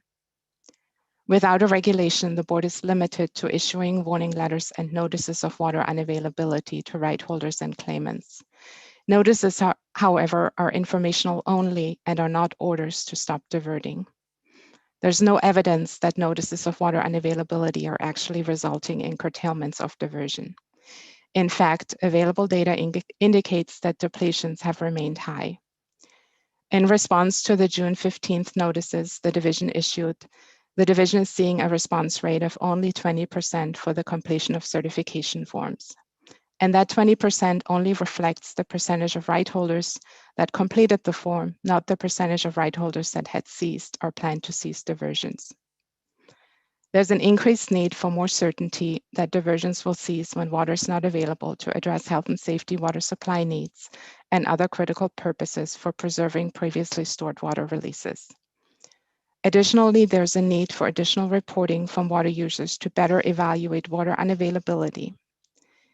In order to more effectively implement the water rights priority system in the Delta watershed, the board needs access to accurate information regarding water rights, water diversion and use, and projected demand at a time step that allows the board to more quickly and effectively determine water unavailability. The proposed emergency regulation, if adopted, would enable the State Water Board to enforce the water right priority system and protect critical water storage by giving the board the authority to issue curtailment orders. The proposed emergency regulation would also require water users to report on past use and to forecast future use, a significant information gap that is needed to fill to improve management of supplies through the ongoing drought. The regulation supports cooperative agreements amongst water right holders and claimants in the Delta watershed. Such agreements must not result in injury to other water right holders and claimants or cause unreasonable harm to fish and wildlife and are expected to achieve the overall objectives otherwise served by curtailments. Next slide, please. I will now turn the presentation over to Riley Nolan. Thanks, Connie. My name is Riley Nolan. I'm a water resource control engineer in the Hearings and Special Projects section in the Division of Water Rights. I'll start off this morning by walking us through some of the actions taken to date in terms of a water rights response to drought in the Delta watershed. The slide you see on your screen contains a timeline going back to March 22nd, and I'll walk us through step by step. So starting on March 22nd, the Division of Water Rights issued a warning letter to all diverters in the state of California, warning them of dry conditions and the likelihood of water supply shortages, and strongly urging right holders and claimants to prepare for the impacts of drought. As was previously mentioned, hydrologic conditions deteriorated rapidly in the spring, and in response to those hydrologic conditions, Governor Newsom expanded the proclamation of a state of emergency to 39 additional counties, including those in the Delta watershed. The emergency proclamation directs the State Water Board to consider the adoption of emergency curtailment regulations to curtail water diversions outside of right holders' priorities of right. Shortly after the governor's May 10th proclamation, the Division of Water Rights issued its water unavailability methodology for the Delta watershed. This methodology was opened up for a 2-week public comment period during which the public were given the opportunity to provide both written and live comment. On May 21st, staff from the Division of Water Rights held a staff workshop on the water unavailability methodology, in which an overview of the methodology was given, along with outlining the data sources used in the methodology, any assumptions in the methodology, the bases for those assumptions, and the output of the methodology itself. The workshop was then turned over for public comment. On June 1st, staff from the Division of Water Rights presented an informational item at the board meeting, summarizing the methodology and some of the public comments received during the public comment period and at the May 21st workshop. On June 15th, the Division of Water Rights issued notices of water unavailability to all post-1914 appropriative right holders in the Delta watershed. These notices of water unavailability conveyed to post-1914 appropriative water right holders that the board's best available data indicates that water is unavailable at their priority of right. The same letter was also mailed to more senior riparian and pre-1914 claimants, warning them of dry conditions and the likelihood that water would be unavailable to their priorities of rights or claimed priorities of rights in the near future. On June 15th, the division also issued an update to the water unavailability methodology pursuant to those comments that were received in the public comment period. This takes us to July 23rd, when the Division of Water Rights issued the draft emergency regulation text, emergency curtailment and enhanced reporting regulation text for public comment. On July 23rd, the division also expanded the notices of water unavailability to some senior claimants in the Delta watershed, including all pre-1914 appropriative claimants in the San Joaquin River watershed, all pre-1914 appropriative claimants junior to 1882 in the Sacramento River watershed, and some pre-1914 appropriative claimants senior to 1882 in the Sacramento River watershed, located in headwater subwatersheds that face local water unavailability. That same letter also spoke to the supply deficit in riparian supply and warned riparian claimants in the San Joaquin River, Bear River, Upper American River, and Putah Creek that they either already face or are projected to face unavailability between now and September. The letter also reminded riparian claimants of their obligation to share any deficits in supply correlatively. On July 23rd, the division also issued an update to the water unavailability methodology.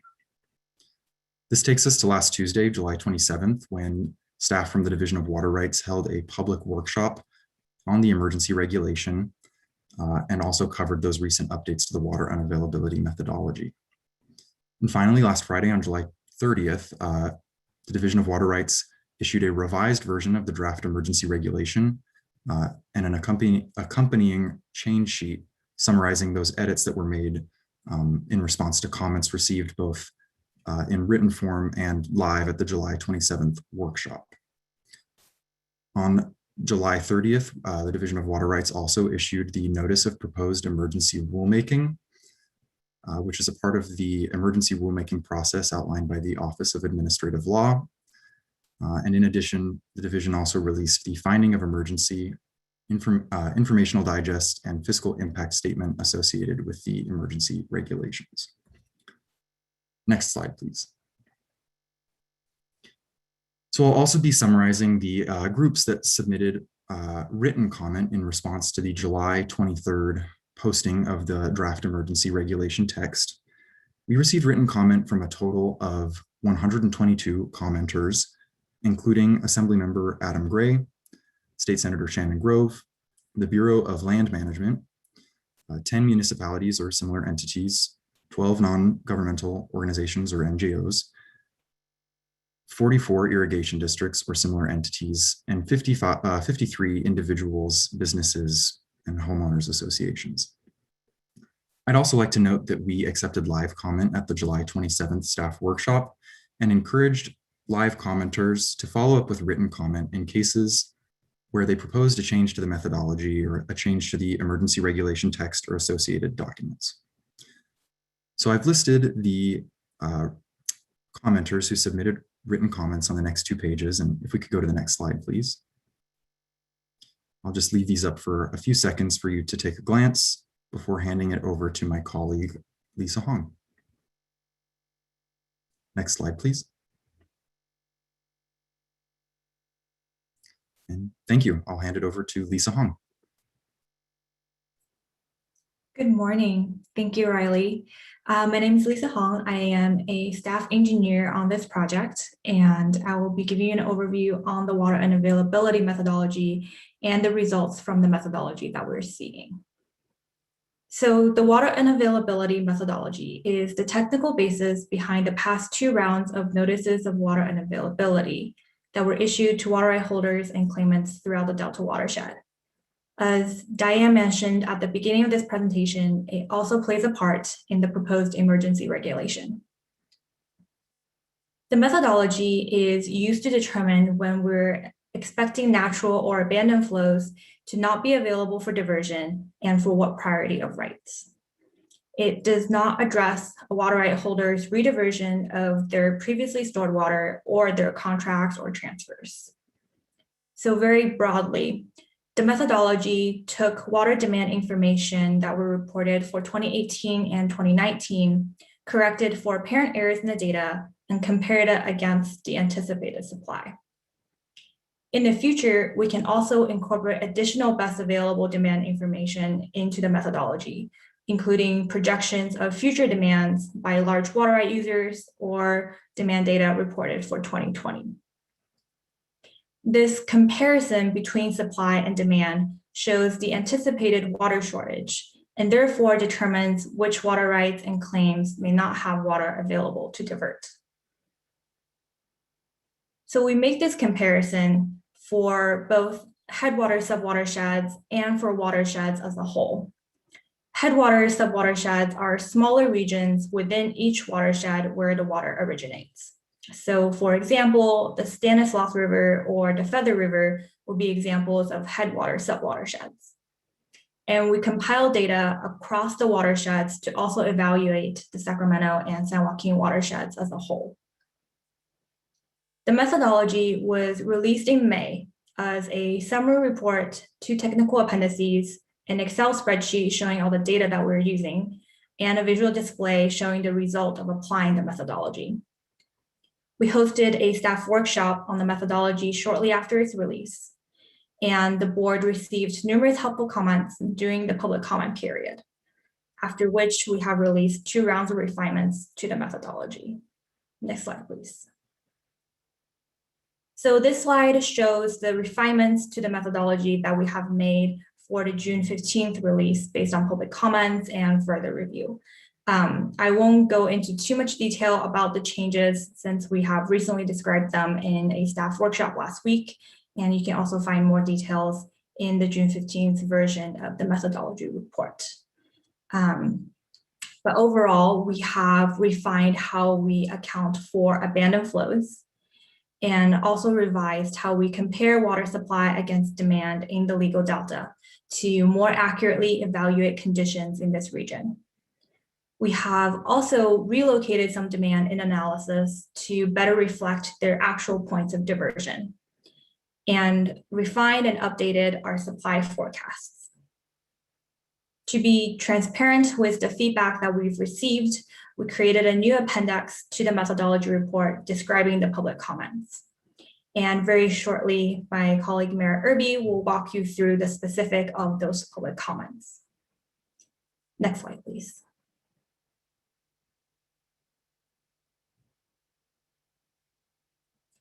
So we released a second round of revisions to the methodology on July 23rd. With this revision, we added an evaluation of water unavailability to pre-14 and riparian claims to the prior analysis, which analyzed post-14 appropriative rights. We further refined analysis in the legal delta to improve its accuracy, and we revised the definition of disconnected subwatersheds. So in dry times, particularly during the summer season, some streams are so dry that they are no longer hydrologically connected to the rest of the watershed. We revised the criteria for which we deem the stream to be disconnected from the rest of the watershed. And these disconnected streams are then not considered when we evaluate the condition of the watershed as a whole. So lastly, we added a new visualization to our website to track supply conditions and further refined and updated our supply forecasts. Next slide, please. After applying the methodology, including all of its refinements, the current information shows a significant supply deficit in both the Sacramento and the San Joaquin watersheds. What you're currently seeing is the result of applying the methodology for the month of August. This month, supply is expected to be around 14,000 acre feet in the San Joaquin watershed, while water demand is expected to be around 230,000 acre feet. And this equates to a 215,000 acre feet deficit. So without any cutbacks, the demand is about 16 times the amount of supply available. In other words, only 6% of demand can be met with available supply and 94% cannot. This condition is expected to continue into September in the San Joaquin watershed. So based on current projections, only 8% of demand can be met in September and 92% cannot. In the Sacramento watershed, the story is similar, but a little less extreme. Supply is expected to be about 260,000 acre feet, while demand is expected to be about 800,000 acre feet. And that gives you a bit over 500,000 acre feet in deficit. The demand is 3 times the amount of supply in the Sacramento watershed, meaning that only 1/3 of demand can be met and 2/3 cannot. The conditions in the Sacramento watershed will be a little bit different in September. The watershed as a whole is expected to see a significant increase in supply due to rice field drainage in September, though the water availability will vary a little bit between the regions within the watershed. And this concludes the overview for the methodology. And I'm going to hand the presentation to Mara Irby, who will talk with you more about the specific comments that we have received.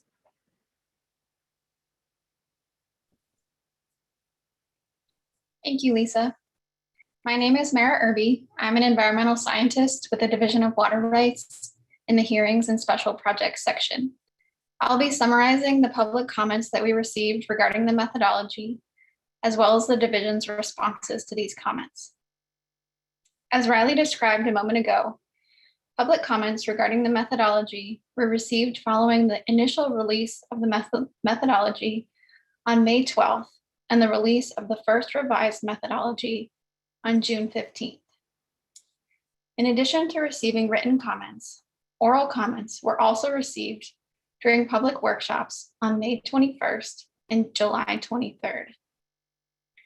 Revisions responsive to public comment have been made to the methodology, as Lisa just described, within the June 15th and July 23rd revisions of the methodology. Given the recent conclusion of the last comment period just this past Thursday, further updates responding to those comments may be forthcoming. In general, commenters supported the methodology and the implementation of the water rights priority system, as well as acknowledged the substantial improvements it contains as compared to the analysis performed during the prior drought. Other commenters requested use of data and tools that do not currently exist and will not be possible to use for many years at the earliest. This first slide concerns comments regarding the supply data used in the methodology. Many commenters recommended the use of a more complex model. Given the urgency of the drought emergency, staff improved upon the methodology used in 2014 and 2015 to the extent feasible. At this time, a more complex model is not available for use, though the division intends to continue to improve its methods for use in the future. Other commenters suggested that a different source of supply data, other than Bulletin 120 produced by the Department of Water Resources, would be more accurate. Staff did evaluate whether supply data from the recommended California-Nevada River Forecast Center supply data would be a more suitable primary source, but found that a change was not warranted. The CNRFC data is used as a secondary source of supply data. Commenters also encouraged use of real-time supply data. This could not be implemented because daily supply data is not available at all locations and are less reliable than monthly data. However, sub-monthly data will be considered for use in temporary suspensions of any curtailment orders due to projected precipitation or runoff events. Commenters also encouraged accounting for water transfers. Water transfers are not specifically accounted for by the methodology, as they do not change the availability of water to other water right holders other than those involved in the transfer. Further, commenters suggested specific accounting for channel accretions and depletions. Accretions are included in the methodology as part of the return flow calculations. Depletions of supply due to vegetation or groundwater interaction are not currently included as a conservative assumption, but will be further considered. Commenters also suggested that Stanislaus River water should not be available for diversion downstream due to an existing adjudication. However, the adjudication only addressed appropriated water rights within the watershed, not riparian rights or rights on the larger San Joaquin River or Delta watershed. Next slide, please.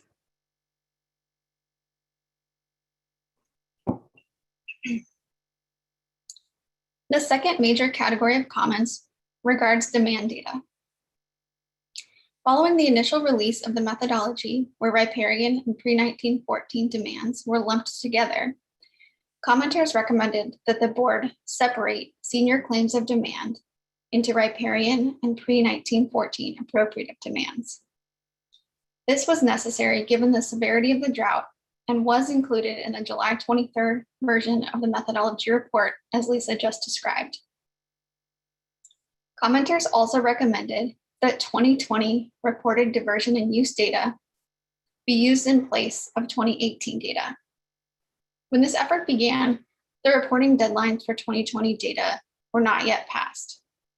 However, as time allows for quality control of that more recent data set, it may be used in the methodology. Others suggested that the 2018 demand figures be reduced due to drought conditions, potentially resulting in more conservation. The division proposes in the emergency regulation, to be discussed in more detail shortly, that the board gather projected use data from large diverters to address this and related issues. Many commenters also regarded the user-reported demand data as unreliable and noted that senior claims of right are unverified in most cases. They recommended the use of more real-time demand data. A quality control process was conducted on the demand data to improve its accuracy. In addition, the reporting requirements of the proposed regulation may help to make more real-time like data available for large diverters. But at present, monthly data is the only comprehensive demand data available. A commenter also recommended that non-consumptive uses, which would be exempted from curtailment under the proposed regulation because they would not reduce available supply, be certified. The proposed regulation already would require these uses to be self-certified under penalty of perjury by diverters when they report their water use. Next slide, please. Other comments the board received concerned the treatment of return and abandoned flows in the methodology. These flows were considered in addition to natural flows as available supplies to meet demands. Return flows account for water not consumptively used by diverters, which return to the stream and is available for subsequent use, such as agricultural drainage. Abandoned flows, in the context of the methodology, are specific in-stream flows that are available for diversion below their intended reach. For example, if a license condition requires a minimum bypass flow with a reach below a diversion point beyond that intended reach, the flow is considered abandoned. Regarding return flows, commenters suggested that return flows from municipal sources be included. Municipal return flows, alongside agricultural return flows, are included in the methodology through the use of a single model-derived return flow factor. Commenters also suggested that the methodology be revised to prevent return flows generated in the legal delta from being allocated to upstream diverters. The smallest scale at which the methodology assesses supply and demand is the sub-watershed scale. Evaluation of water unavailability at a more granular scale throughout the Delta watershed will be evaluated and may be implemented in the future. Regarding abandoned flows, commenters suggested that releases from New Melones be considered as abandoned flow at Vernalis. Because these releases are being made to meet flow and water quality requirements in the Delta, they are not considered abandoned within the methodology. Commenters also recommended that reservoir releases in excess of full natural flow be included as available supply. To the extent that these flows might be abandoned, such as below a designated in-stream flow reach, they are included. Otherwise, this water is not available for diversion other than by the water right holder or their contractor. Next slide, please.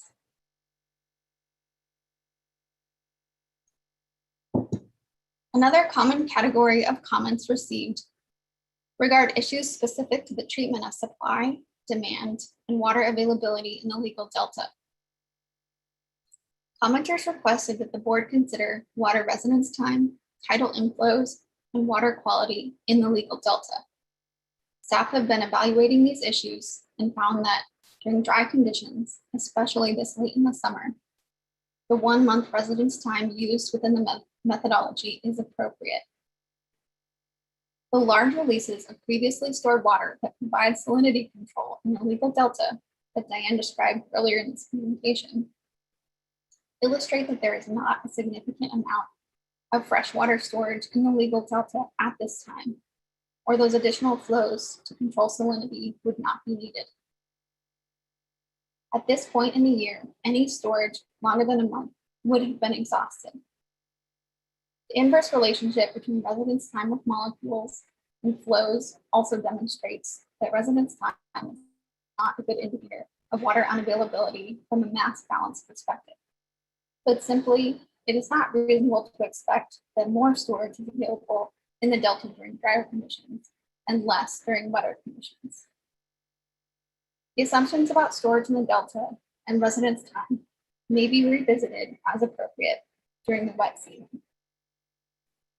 Additionally, tidal inflows alone are not generally of sufficient quality for use, and so are not incorporated into the methodology.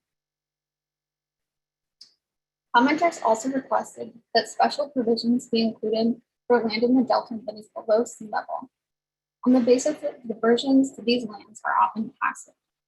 As a result, the proposed regulation allows an exception from curtailment for delta lowland areas if diverters certify that continued irrigation will not increase net canal depletions. Conflicting perspectives regarding this approach were identified by other commenters. Additionally, the so-called delta pool concept was the subject of conflicting suggestions from the public. Generally, those in the delta argued that the legal delta is a pool fed by both the Sacramento and San Joaquin rivers, providing water availability to riparian as well as the appropriate right holders in the delta. Other water users upstream of the delta and those receiving contract supplies from the delta refute these arguments. Consistent with the analysis contained in Water Right Order 89-8, the methodology assumes riparian diverters are only authorized to divert water within their own watershed, but assumes that appropriate diverters, unlike riparian diverters, can access water from either watershed. Next slide, please. Additional comments were received regarding the Central Valley Project and the State Water Project and their contractors. Commenters requested that staff clarify how the methodology deals with the demands of contractors. The report was revised to make clear that the methodology assumes most settlement-type contractors will divert under their underlying right first. Therefore, these demands are included in the demand data set. Commenters also expressed concern that contractor demands were double counted. While both settlement contractors' underlying rights and the project's rights were included in the methodology, this does not result in a double counting of demands that would have a meaningful effect because the project's demands have been made the most junior and therefore do not have water available to them according to the methodology. If these water users were to receive contract water, it is not included in the analysis since the methodology concerns only natural and abandoned flows, not the rediversion of stored water under contract or the original water right. In contrast with the settlement contractors, the exchange contractors' demands are assumed to be met by previously stored water, given the nature of their contract, and are not therefore included in the demand data set. This approach was not reflected in the July 23rd version of the methodology spreadsheet or graphs, but this correction has been made and will be reflected in a revised version shortly, prior to any decisions on the curtailments.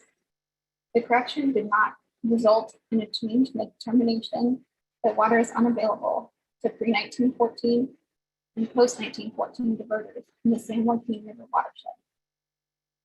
If shortages of deliveries of previously stored water to the exchange contractors occur, these assumptions in the methodology will be adjusted to account for those demands. Commenters also suggested that the project should not be made most junior in the analysis. During the dry season, this is appropriate in recognition of area of origin protection, which gives higher priority to in-basin uses, and the fact that authorized in-basin uses of the project water are expected to be met by previously stored water, not accounted for in the methodology. During the wet season, adjustments will be considered to account for the priority of in-basin uses. Next slide, please. Other miscellaneous comments included the assertion that the methodology provided inadequate justification to curtail rights or claims within the San Joaquin River watershed. However, the San Joaquin River watershed is part of the interconnected Delta watershed.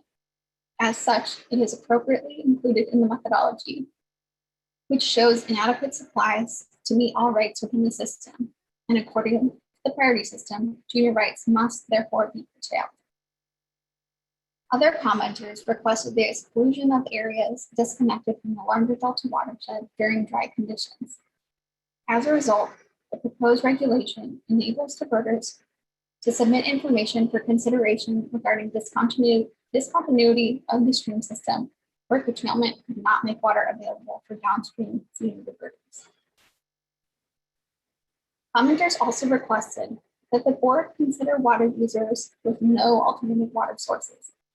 The proposed regulation also provides a provision for this issue by allowing health and safety exceptions.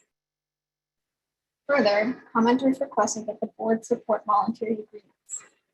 The board support for voluntary water sharing agreements is included in proposed regulation. Lastly, commenters suggested the board use online alerts to lift curtailments.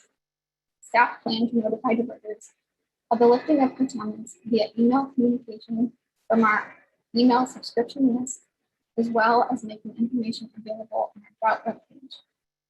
Next slide, please. In addition to requesting electronic communication regarding the lifting of curtailments, commenters asked that a clear timeline and process be outlined for the suspension of curtailment orders.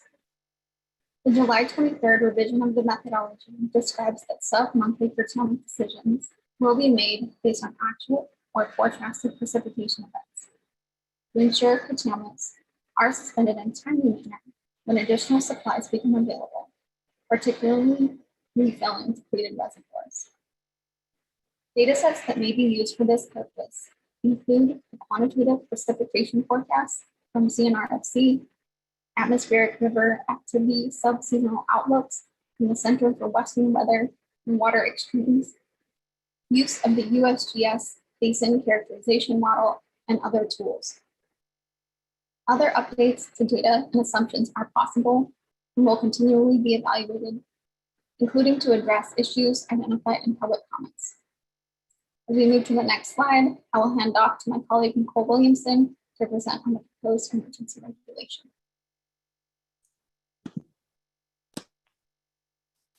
Thank you, Mara. Hello, my name is Nicole Williamson. I'm a senior environmental scientist with the Division of Water Rights. In the following slides, I'll provide a summary of the major components of the proposed emergency regulation. As discussed earlier, the draft emergency regulation was released for public review on July 23rd. Based on feedback received on the proposed emergency regulation, a revised version was posted to the State Water Board's website on July 30th. Since July 30th, additional clarifying revisions have been made to the proposed emergency regulation. A change sheet dated August 3rd that shows these additional minor revisions will be displayed and discussed following the staff presentation. Next slide, please. Section 876.1 of the proposed emergency regulation would provide the Deputy Director for the State Water Board's Division of Water Rights authority to issue curtailment orders in the Delta watershed when flows are insufficient to support all demands. The emergency regulation would provide for the issuance of initial orders to water right holders and claimants or their agent of record on file with the State Water Board Division of Water Rights. The initial orders would identify where curtailments are required and provide a process for updating curtailments, including notification of when curtailments are required and when curtailments are temporarily suspended or reimposed. Initial orders would also require water right holders and claimants to submit a one-time simple certification form and could require enhanced water diversion and use reporting for a relatively small group of larger diverters. Water supply forecasts and updates on curtailments would be posted to the State Water Board's drought webpage and distributed through the State Water Board's Delta Drought email list in order to provide for timely communication, including for suspension of curtailments. Recipients of initial orders would either be required to subscribe to the State Water Board's Delta Drought email list or frequently check the State Water Board's drought webpage to receive updated information regarding water diversion, curtailment, and reporting orders and water unavailability. Next slide, please. The regulation would authorize the Deputy Director to rely upon the water unavailability methodology or other comparable tools, which could include updates to the methodology for curtailment decisions. Real-time publicly available and reliable information would also be used to support sub-monthly suspension and reimposition of curtailments resulting from precipitation and runoff events. State Water Board staff would use the best available information, such as water supply forecasts from the California Department of Water Resources and other similarly reliable sources, to determine when curtailments of water diversions should be temporarily suspended. It is State Water Board staff's intent to lift curtailments as soon as information indicates that it may be warranted. State Water Board staff would identify the specific sources used to support sub-monthly curtailment decisions as part of its email and website updates on curtailments. Water right holders and claimants who receive an order under this section may submit information to the Deputy Director to propose a correction to a water right priority date or provide other information relevant to the issue of whether curtailment was appropriate. For example, riparian claims of right are generally assumed to be senior to pre-1914 claims for natural flows. However, the regulation allows for water users to submit additional information if they believe that additional information should be considered regarding the priority of a claim of right. If a water right holder or claimant believes an error has been made in determining the water right priority date, the initial orders provide an opportunity to submit information to support a correction to the assigned water right priority date, along with appropriate supporting information. The initial orders would also provide an opportunity for water right holders and claimants to propose that curtailment may not be appropriate for a particular diverter or in a specific stream system, as demonstrated by verifiable circumstances, such as a system that has been adjudicated and is disconnected from the larger watershed, and curtailment would not make water available to serve downstream water rights or claims. Next slide, please. Under the regulation, there are 3 types of exceptions that could allow for continued diversion of water after a curtailment order has been issued. The first group will cover our non-consumptive uses discussed in Section 878. Diversions described as non-consumptive uses would not be required to curtail in response to a curtailment order if their diversion and use of water does not decrease downstream flows. This exception could apply to direct diversions for hydropower, direct diversions dedicated to in-stream uses for the benefit of fish and wildlife, or other direct diversions solely for non-consumptive uses. Any diverter wishing to continue a diversion under this section would be required to submit a certification to the State Water Board that describes the non-consumptive use and explains how the diversion and use do not decrease downstream flows. Section 878 would also allow an exception to curtailments for direct diversions located within the legal delta used exclusively to irrigate lands below sea level when comparison of diversion and drainage records provide evidence that continued irrigation of those lands does not increase net channel depletions. Next slide, please. Under Section 878.1, diversions of water necessary to satisfy minimum human health and safety needs would be authorized to continue after issuance of a curtailment order. Minimum human health and safety needs refers to the amount of water necessary for prevention of adverse impacts to human health and safety for which there is no feasible alternate supply. Minimum human health and safety needs include indoor domestic water uses, such as human consumption, cooking, or sanitation. Other examples include water supplies necessary to meet needs identified by public agencies, such as water supplies necessary for energy sources critical to basic grid reliability, water supplies necessary to prevent tree die-off that would contribute to residential fire risk, water supplies necessary to address critical air quality impacts to protect public health, water supplies necessary to address immediate public health or safety threats, or other water uses necessary for human health and safety. Diversions for minimum human health and safety needs not greater than 55 gallons per person per day with no feasible alternate water supply would be permitted to continue without approval from the Deputy Director, though certification of compliance with the requirements would be required to be submitted. If more than 55 gallons per person per day is needed, the water right holder or claimant would be required to submit a petition to the Deputy Director to receive approval. Next slide, please. Under Section 878.2, water users could propose alternative water sharing agreements or cooperative agreements among water right holders and claimants in the Delta watershed to share or forbear the use of available water and avoid curtailment. Such agreements must not result in injury to other water right holders or cause unreasonable harm to fish and wildlife. Such agreements would be expected to achieve the overall objectives that would otherwise be served by curtailment. The Deputy Director could approve a request subject to conditions, including record keeping and reporting requirements. In considering a proposal, the Deputy Director could consult with other entities that may have technical or legal information that should be considered in evaluating a proposal, such as the California Department of Water Resources and the United States Bureau of Reclamation. The Deputy Director would also consult with the Delta Water Master on any proposals among diverters within the legal delta.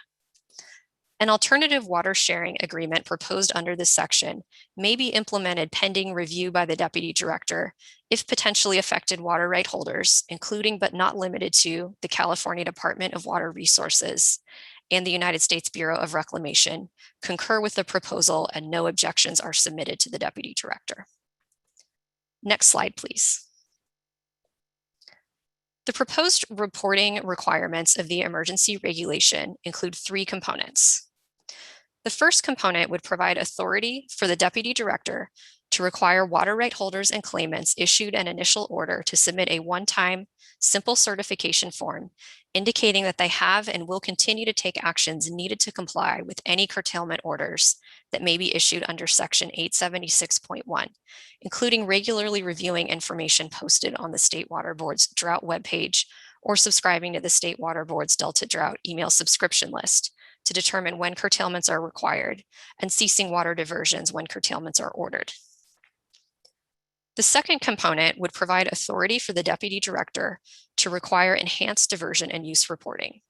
Pursuant to existing water right reporting requirements, water right holders and claimants are already required to maintain records of diversions and report their diversions to the State Water Board yearly for the previous calendar year. The proposed emergency regulation would require more frequent reporting by a relatively small subset of water users.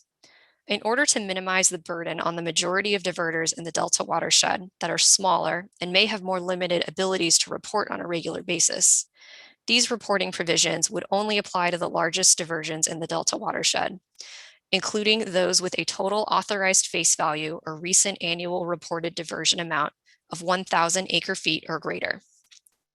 These water right holders and claimants may be required to submit monthly reporting information, including prior diversion volumes and demand projections for subsequent months. This information would be used to improve the demand data set for implementing the methodology. The third component of the proposed reporting regulation would provide authority to the Deputy Director to issue orders requiring reporting of additional information about water rights and claims to inform curtailment decisions, such as information regarding the basis of claims of water right.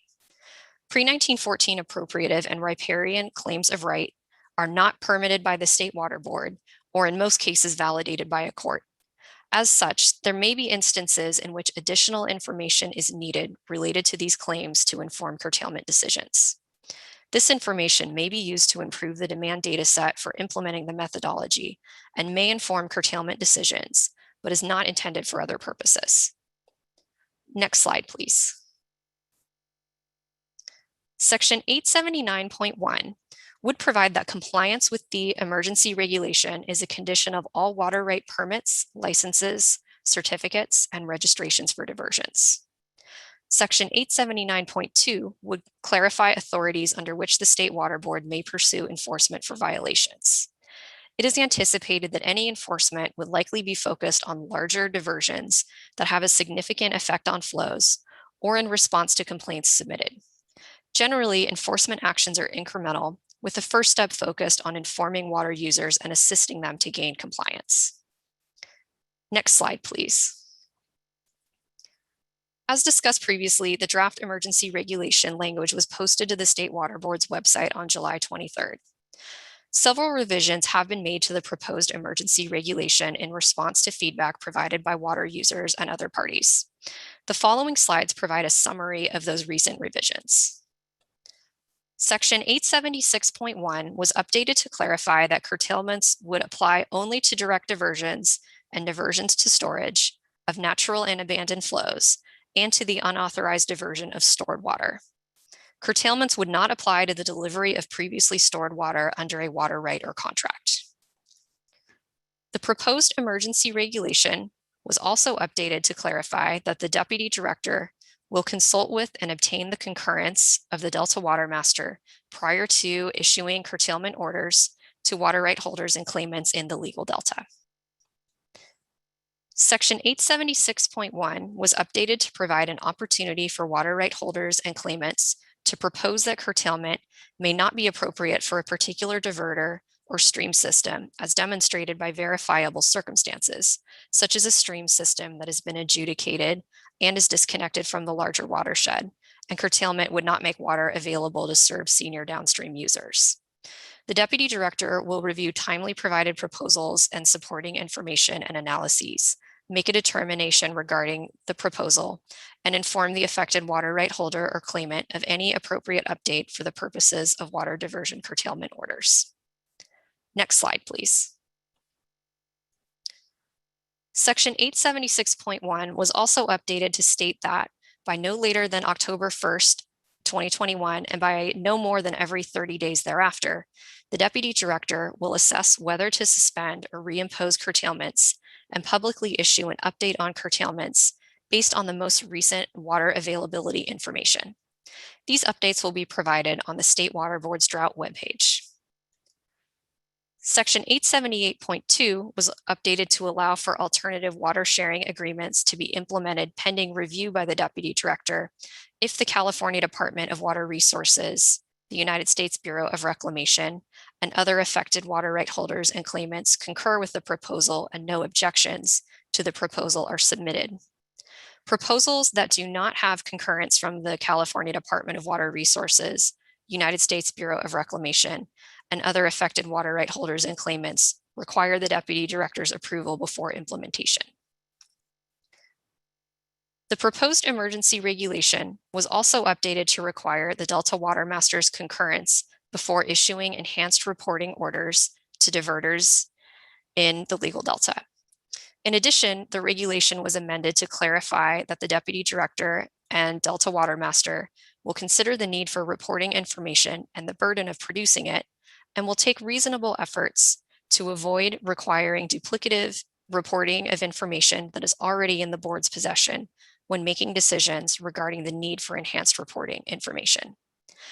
As discussed previously, the enhanced reporting requirements would apply to a small subset of water users, including larger diverters.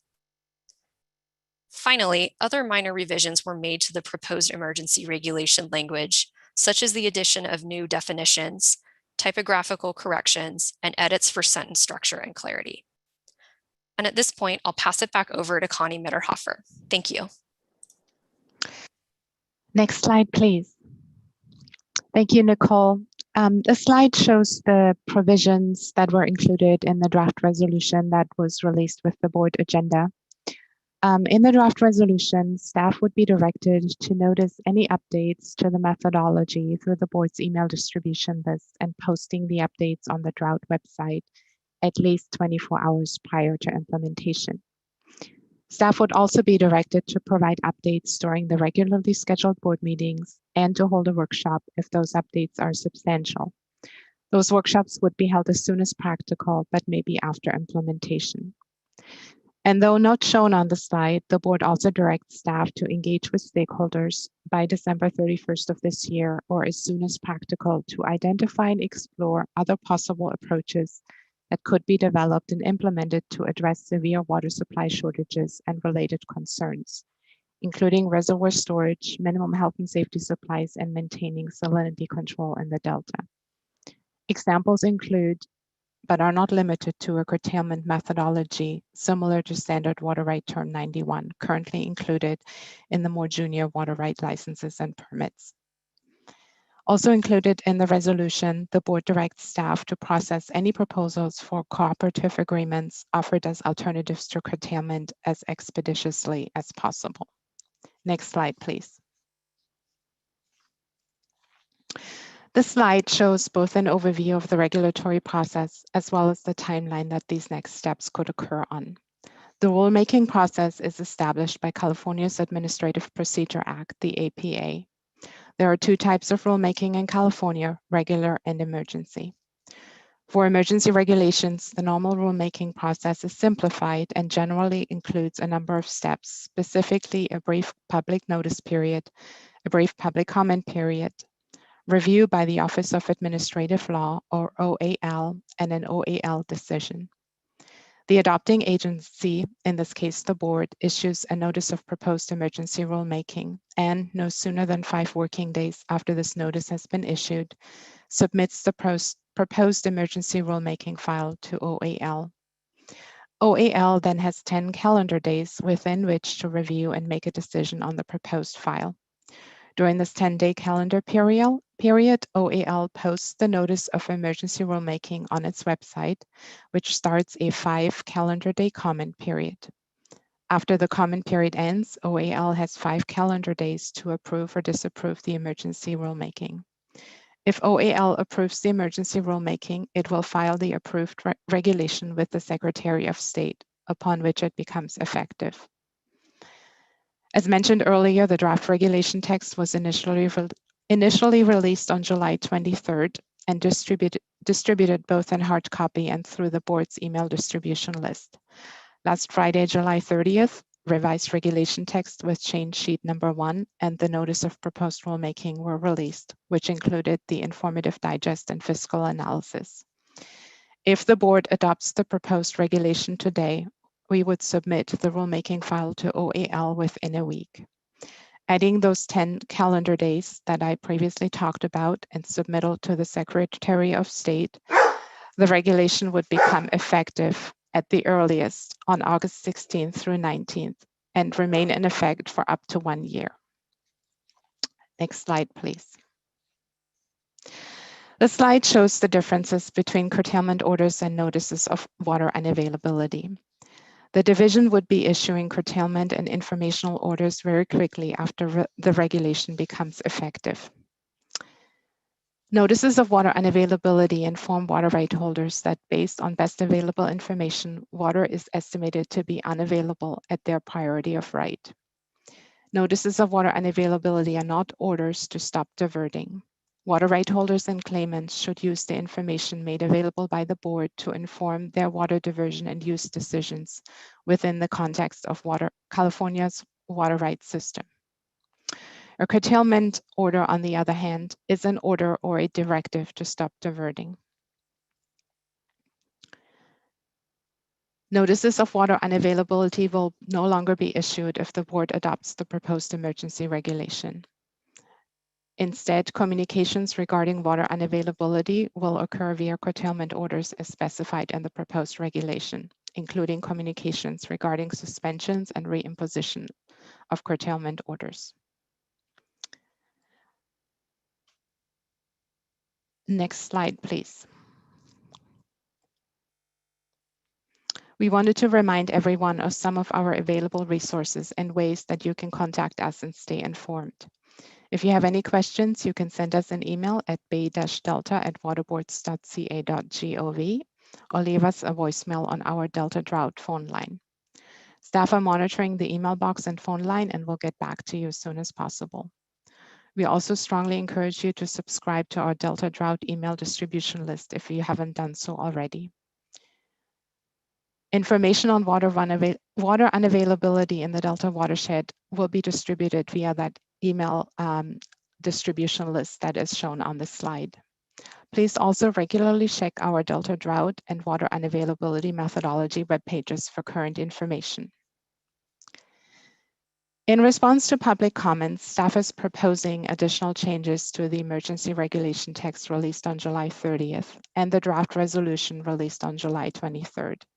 Dana Heinrich from the Office of Chief Counsel will be discussing those changes now, and unless there are objections, we'll be reading them into the record as change sheets 2 and 3. Ms. Courtney Taylor will also be bringing up those change sheets so that you can follow along. Change sheets 2 and 3 will be posted on the Delta Drought webpage today following the board meeting. Next slide, please. And I will now be turning the presentation over to Dana Heinrich. Thank you.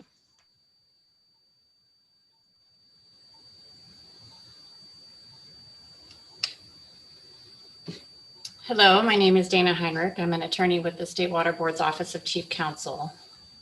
Janine, can you put up change sheet number 2? Is that visible? Yes, we'll get it up Great, for you, Dana. thank you. So the first change sheet is to the regulations. This is a set of clarifying amendments to the version of the draft regulations that was released on July 30th. So the first proposed change is to section 876.1 subdivision A of the regulations. And that is to add a sentence to after the existing sentence that reads as follows. This section also applies to the rediversion of water released from storage in the Delta watershed, except to the extent authorized by a water right or contract. Okay, and the next change is on page 3 of the draft regulations, again to section 876.1, this time to subdivision E. In the first sentence, the last clause, change the word or to and, so that that clause reads as follows. Such as a system that has been adjudicated and is disconnected, and curtailment would not make water available to serve senior downstream water rights or claims. The next change is on page 4. This is a proposed change to section 876.1 subdivision G. The proposal is to delete the word promptly from the last sentence. So the beginning of the sentence would read by no later than October 1st, 2021, and by no more than every 30 days thereafter, the Deputy Director will consider reliable and publicly available information that supports suspension, extension of suspension, or reimposition of curtailments of water diversions. And I won't read the last clause there, but we're not proposing to delete it. The next change is to, this is on page 15. This is a proposed change to section 879, subdivision D1B. And that is to add a clause to the existing sentence so that that subdivision would read, ceasing diversions of natural and abandoned flow when curtailments are ordered, except to the extent that continuing diversions are authorized in accordance with section 878, 878.1, or 878.2, comma, and ceasing rediversions of water released from storage, comma, except to the extent authorized by a water right or contract. And then the final proposed edit to the regulations is on page 16, section 879, subdivision D6. Modify the phrase take reasonable efforts to make reasonable efforts so that that subdivision reads as follows. In determining whether to impose reporting requirements under this subdivision, the Deputy Director and Delta Water Master will consider the need for the information and the burden of producing it, and will make reasonable efforts to avoid requiring duplicative reporting of information that is already in the board's possession. So unless there are any questions about those proposed amendments, we also have change sheet 3, which is some proposed changes to the resolution.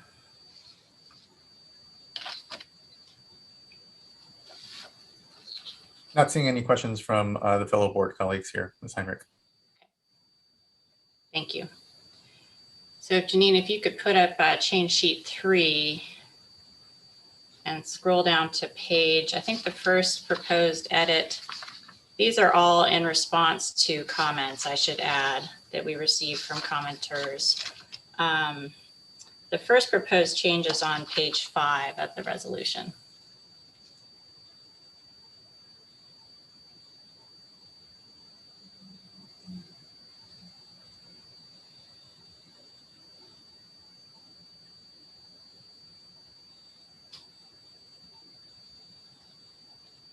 Thank you. So we are proposing to edit whereas paragraph 17 to add the words "and sub-watershed" after the words "sub-monthly," which appears twice in this paragraph. The next proposed edit is on page 6 of the that's right. On page 6 of the resolution, top of the page, whereas paragraph 19, insert the word "may," so that paragraph reads, emergency regulations adopted under Water Code section 1058.5 may remain in effect for up to 1 year, semicolon, and. The next proposed edit is to the resolve paragraph 14 on the same page here. So I believe that's 4, not 14. Oh, I'm sorry. I misspoke. Thank you, Diane. Yes, this is resolve paragraph 4. After the word "unless," insert little Roman number 1. And then after change conditions, insert little Roman number 2 and the following text. The conditions specified in Water Code section 1058.5 subdivision A2 are no longer in effect, in which case this regulation is deemed repealed. Or then delete the word "unless" and insert little Roman numeral 3. And then the last, well, okay, so in whereas paragraph 6, delete the word "and." I'm sorry, in resolve paragraph 6, delete the word "and." On the next page, page 7, in resolve paragraph 7, add the word "and." And then we have a new proposed resolved paragraph 8. This is in response to several comments we received. We are proposing to add the following text. Except for purposes of enforcement of a curtailment order issued pursuant to this regulation, comma, this regulation and any curtailment order issued hereunder shall not be cited as authority for or evidence of the validity or priority of any water right or claim affected or protected by this regulation. Given this, comma, it would be inappropriate to consider compliance with the regulation to be an admission or waiver of any rights or claims of affected parties. And this text, I should add also, is patterned after similar language that was in a resolution adopted by the board in 2014 in connection with curtailment, emergency curtailment regulations that were adopted that year. And that is it for the proposed changes to the resolution. Are there any questions on that one? No questions on my part. Looking to my colleagues here, thank you. I appreciate the reading into the record these changes. I know things are moving fast. There's a lot that we are trying to ensure that we're being responsive to, and especially to the feedback we heard at our recent workshop. So appreciate everyone's patience in allowing us to read those into the record and thoroughly going over kind of how we got to where we are and the importance of today's decision. Ms. Riddle, is there any other presentation? I'd like to make sure we transition over to our agency panel. I know that our directors and secretary have other schedules and want to make sure that we are able to get to them here. Yeah, that concludes the staff presentation. We're ready to turn it over to the agency panel. Thank you. Thank you, Ms. Riddle. And thank you. I have to acknowledge everyone's incredible engagement over these last weeks. This has been a bit of a sprint. And as we've said, the imperative here is to act. We have more than abundant information when it comes to the current hydrology and the need to enforce and enact the water rights priority system here to protect senior diverters and to protect, importantly, our watersheds as we prepare for the potential of another dry year.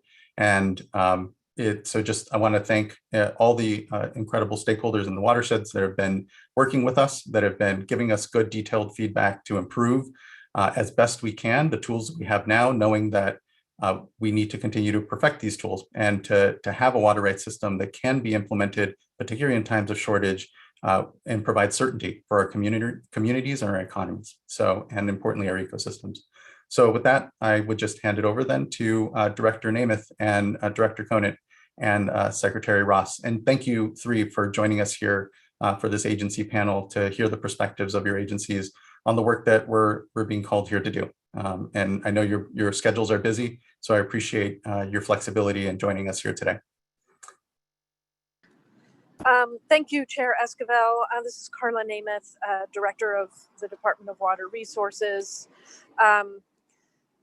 If y'all don't mind, I have a 12:30, so it's really important to me that the department voice its strong support for the board moving forward with this emergency regulation. I think we've all been tracking the hydrology, and the department did present a revised drought operations plan together with reclamation to the Department of Fish and Wildlife.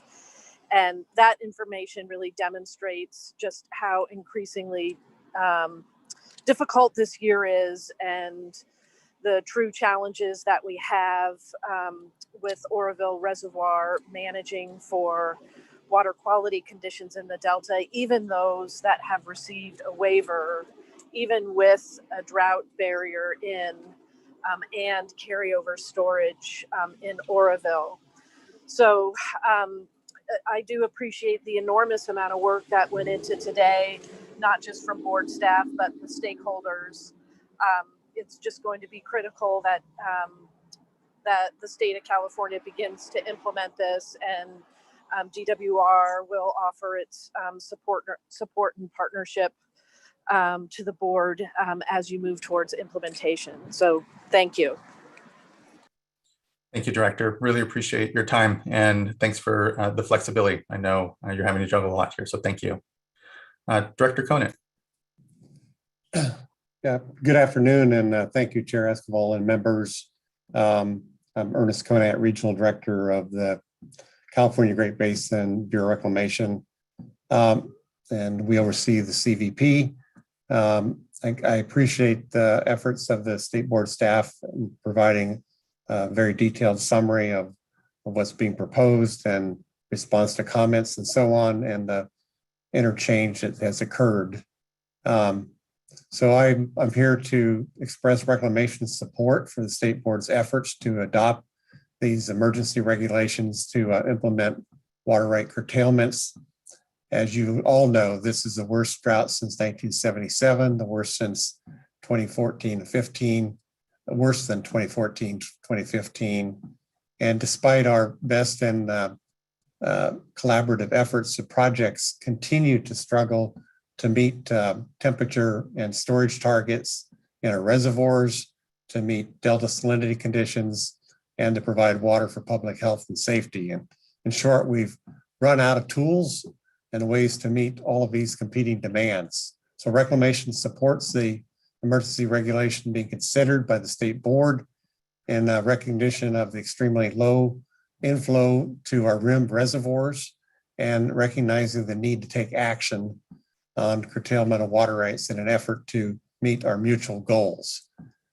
In coordination with the State Board and DWR, the two projects have taken a number of actions to preserve limited resources, many of which have been alluded to, including a temporary urgency change petition, which was approved by the board to relax the delta salinity standards in order to preserve storage, and also delaying transfers in order to preserve cold water pool. In addition, we reduced the CVP allocation for agricultural water service contractors to 0 and reduce the M&I allocation to 25% of historic use. Further, Reclamation has taken the unprecedented step, including releasing water from New Melones to help meet Delta standard salinity requirements while protecting Shasta's cold water pool. And lastly, we've supported DWR's efforts in installing and building the drought salinity barrier in the delta. So these are just a few high-level examples of how Reclamation and DWR have collaborated and taken actions in collaboration with other agencies. But the fact remains that water supplies are extremely limited across the state, and we are running out of options.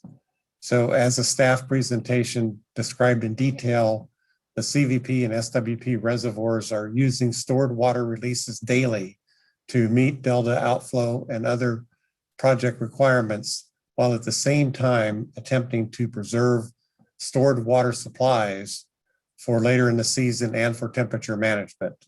And the fact further remains that unauthorized diversions of stored water supplies are making achieving these dual goals even more difficult this year. So therefore, I urge the state board to consider and adopt the regulations before you. And I thank you for providing this opportunity for us to speak in support of the regulations. And as Director Maynard indicated, we stand prepared in any way to assist the state board in any technical manner that we can to support this action. So thank you very much.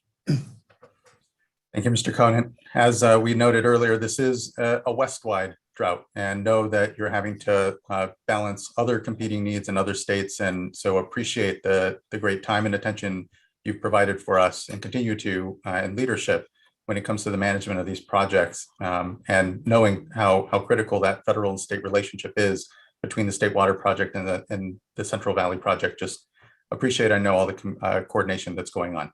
It's going to continue to serve us, and appreciate your offer for help as well.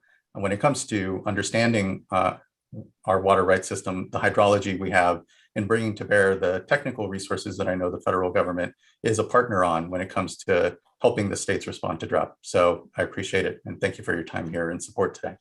Yeah, thank you. Secretary Ross, I really also appreciate your time and flexibility in joining us here, and thank you. Thank you, Mr. Chair. Can you hear me? I'm having some speaker We problems. can. Very good. Yeah, we can hear you well. Very good.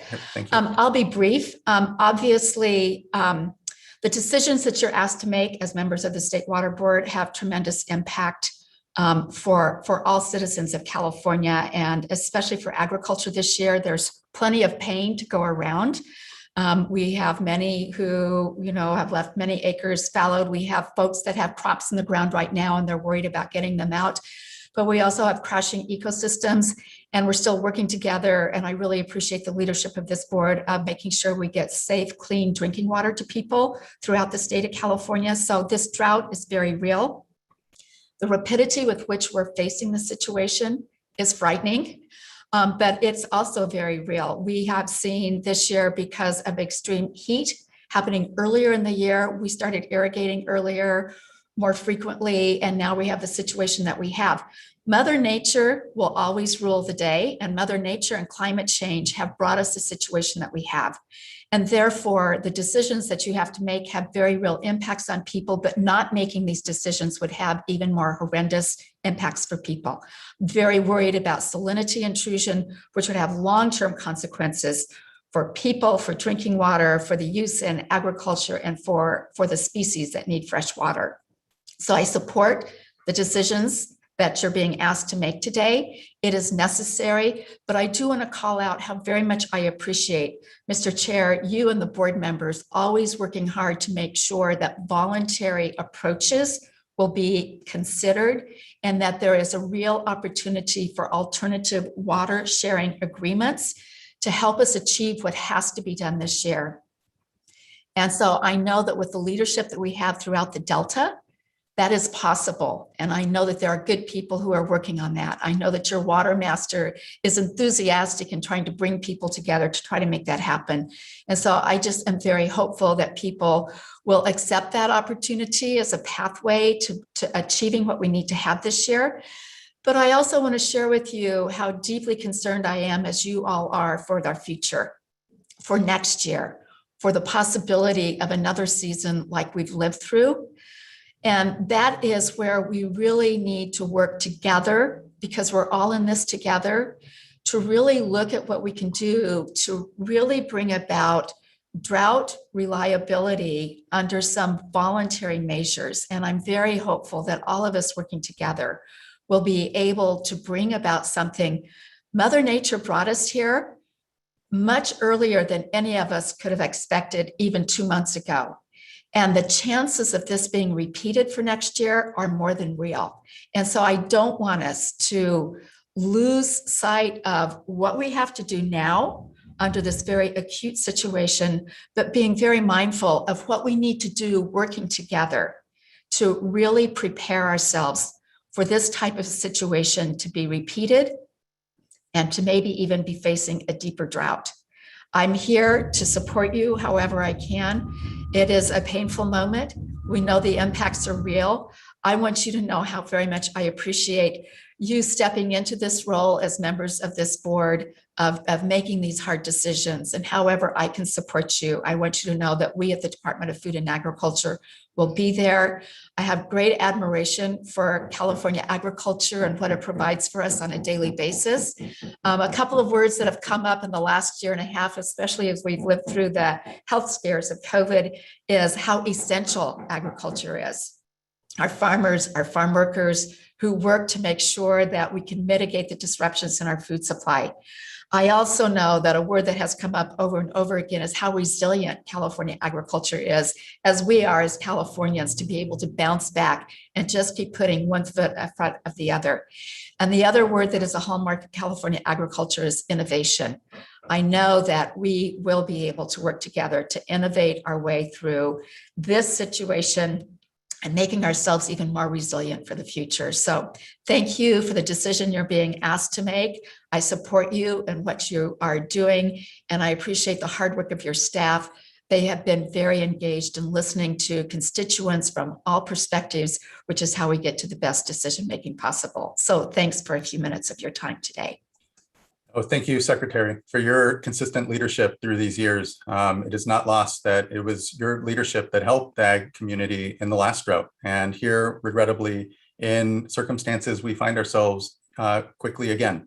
But that's leadership that's hard-earned, and just really appreciate your perspective and ability to bring folks together here. We do have a lot to be proud of in California around our economies and agriculture and everything that we're able to do with what is obviously an increasingly limited supply. And we need to continue to think of the future.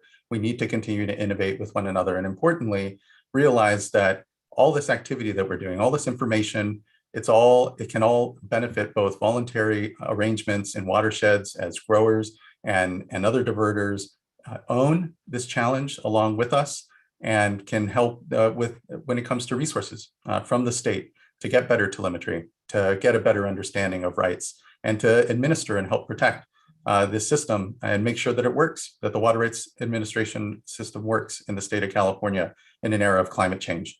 It's not lost on me that this is now only the third time this board has actually curtailed. And given the dry hydrology that California experiences naturally, it's obvious that we're going to have to become better at this. And when I say better, is more precise, based off of more real-time data, and ultimately protective and allowing for us to account for every drop. When there's enough in the system, accounting for that every drop isn't as important as it really is here. Then now we find ourselves in drought conditions. So just thank you again for your leadership, your vision, and your support here, and know that we'll continue to have a lot of discussion here. Certainly we have now around 30 commenters, I believe. I'll go ahead and say we'll keep 5 minutes per commenter. That'll bring us to around 2.5 hours worth of comment. We'll go to a few comments and then, but first want to turn it over to my fellow board colleagues for any reflection or questions. But then otherwise we can go to a handful of folks. I know we have at least one elected joining us, and then take a break for lunch for about 30 minutes and then come back. But fellow board colleagues, please, any comments or questions here from both the staff presentation and the agency panel that we just heard from?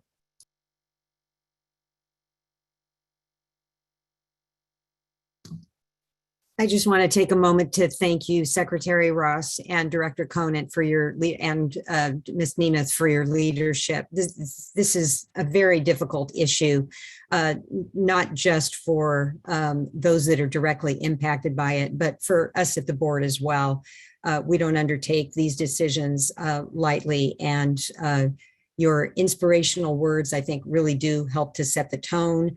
We're all in this together and just doing the best we can. And just thank you again for your leadership. And hopefully we'll have a good, productive discussion as we move forward. So thank you. Thank you so much, Vice Chair. Any other fellow board colleagues with anything at this time? Okay. Hearing none, I want to thank you again, Secretary and Director Conant and Director Nemeth. Really appreciate your joining us here. I don't believe actually Assemblymember Gray is on the panel any longer, and so I don't believe we have an elected I want to make sure that we get to. So why don't we, before we go ahead and get into comment, then take a 30-minute break, allow ourselves to grab a quick lunch, and then we can begin to proceed into the comments. And I want to provide and make sure that we have 5 minutes at least for each individual. And I'll flag for our folks in the Water Rights Office here that to the extent that we can quickly respond to anything we might hear or clarify, I want to be sure that folks are ready and prepared to do so. I don't want to, I want to be able to ensure we have enough time to work through anything we may hear now, knowing that I know many of us participated in the workshop and heard comments then. Hopefully they're additive from those of you that participated in the workshop so that we can continue to winnow down onto our best effort here. So I don't want to just go through all the comments and then save back and forth for the end. It would take, I don't think we'd be able to as thoroughly get through things. So, but also don't want to drag us on here longer than we need. So I do, again, just want to flag for staff that they be prepared after each comment to, as appropriate and clarify if there are quick answers, provide them. And for larger things that we may still need to then discuss as a board, we can all take note and flag. That being said, let's go ahead and take a, 40-minute-ish, actually, we'll just come back at 1:30. Or actually, I don't want to spend too much time at lunch. I want us to get to this discussion. So I'll keep it at 30 minutes and we'll actually just come back at, say, 1:15 and we'll call it there. Okay, thank you, everyone. I appreciate your patience as we've worked through this item, making sure to set the right both adjustments to the current language, but then context for our discussion. And thank you again to our agency panel.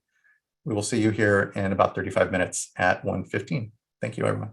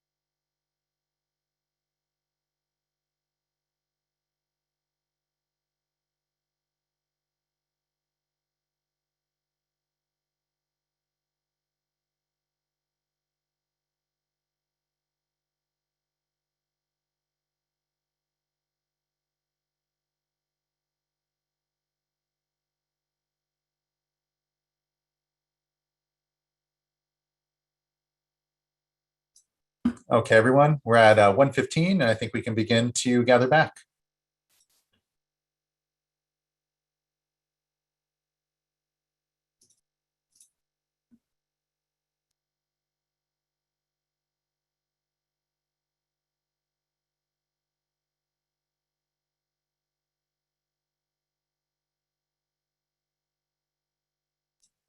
Apologize, 1 second. I'm trying to fix my view here. Okay. I think we can, at this point, unless my fellow board colleagues over their lunch have come up with any questions or thoughts or concerns that you would like to start off our discussion here with, we can begin to go to our commenters and begin to hear their concerns. And again, just appreciate everyone's patience and work on this item, and particularly our folks in the program here. With that, I think we can go to our first commenter who we have listed here, which is for Janine Zolezi. I apologize. I completely butchered your name there.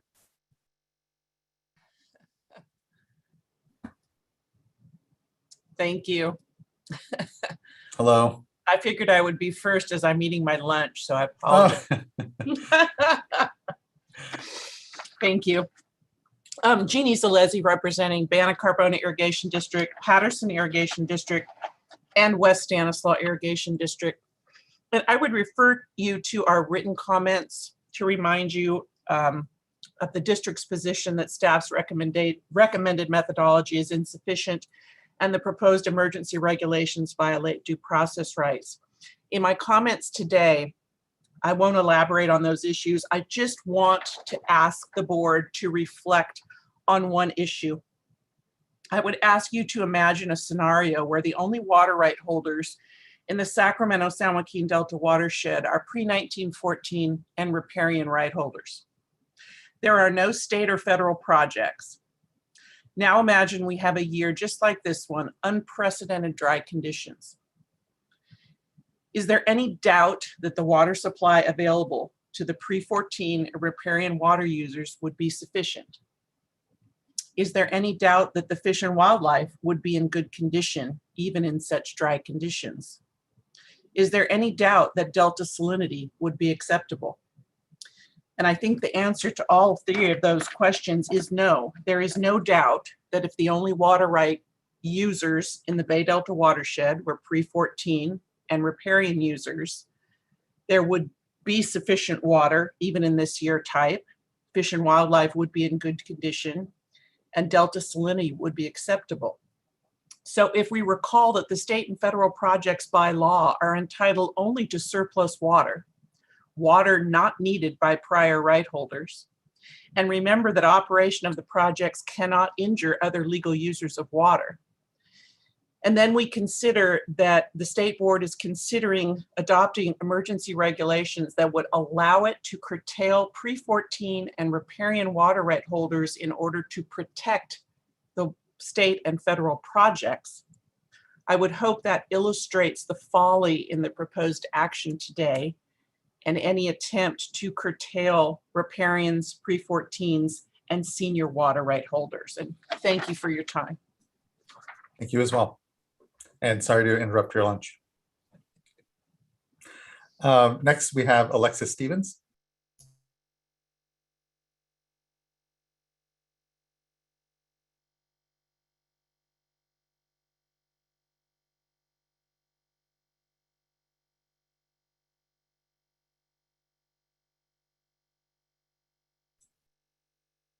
And if not, then we can also then move on to Mr. Balfour.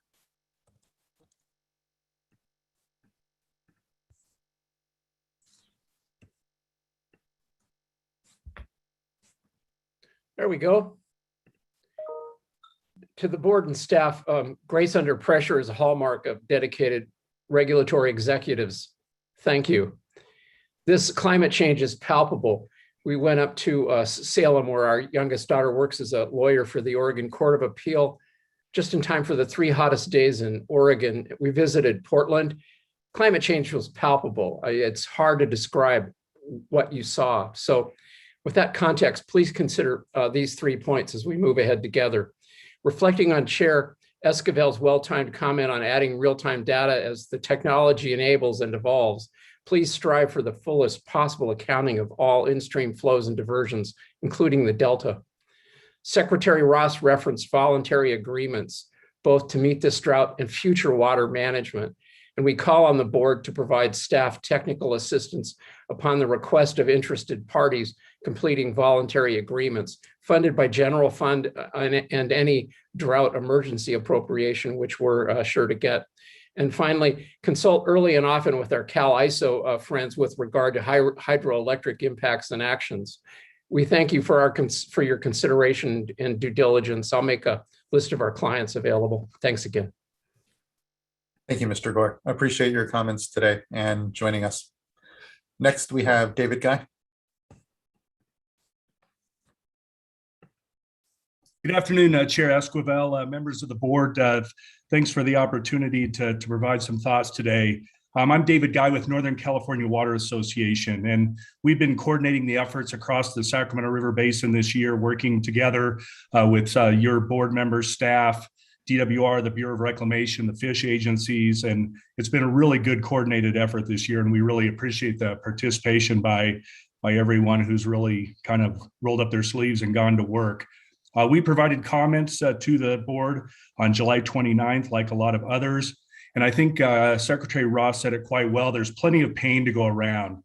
We know that, and that includes the cities, rural communities, farms, fish, wildlife, birds, the whole suite of things. We know that.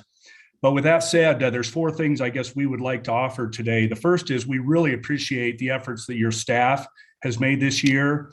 I have never seen a better coordinated effort by your staff on these type of issues, and just really want to laud the efforts for forward progress. And thank you for that. Second, we need an orderly water rights process in California. We all know that. And this year obviously is a year that gets tested. And so we really appreciate you moving forward with that. Again, we know there's pain, but the water rights system is meant to work in years like this. And in that regard, we appreciate 2 clarifications that were made that I just want to highlight that we really appreciate. First is to acknowledge that previously stored water is important and still available to those who have contracts or other rights to it. And then also, we really appreciate your new process for lifting or suspending curtailments. And I think that's a very good process. With respect to the third point, with respect to the water availability analysis, we think you've made a lot of progress since 2014 and 15. Really pleased by that. We've had Mark Van Camp, Steve Grinnell, others working very closely with your staff, and it's just getting better all the time.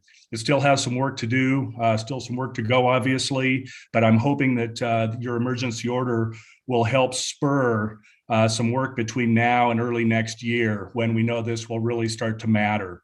And we've had those efforts going for a couple of years, and we really hope that your staff will make the commitment to really work with our folks to get that analysis as perfect as we can going into next year.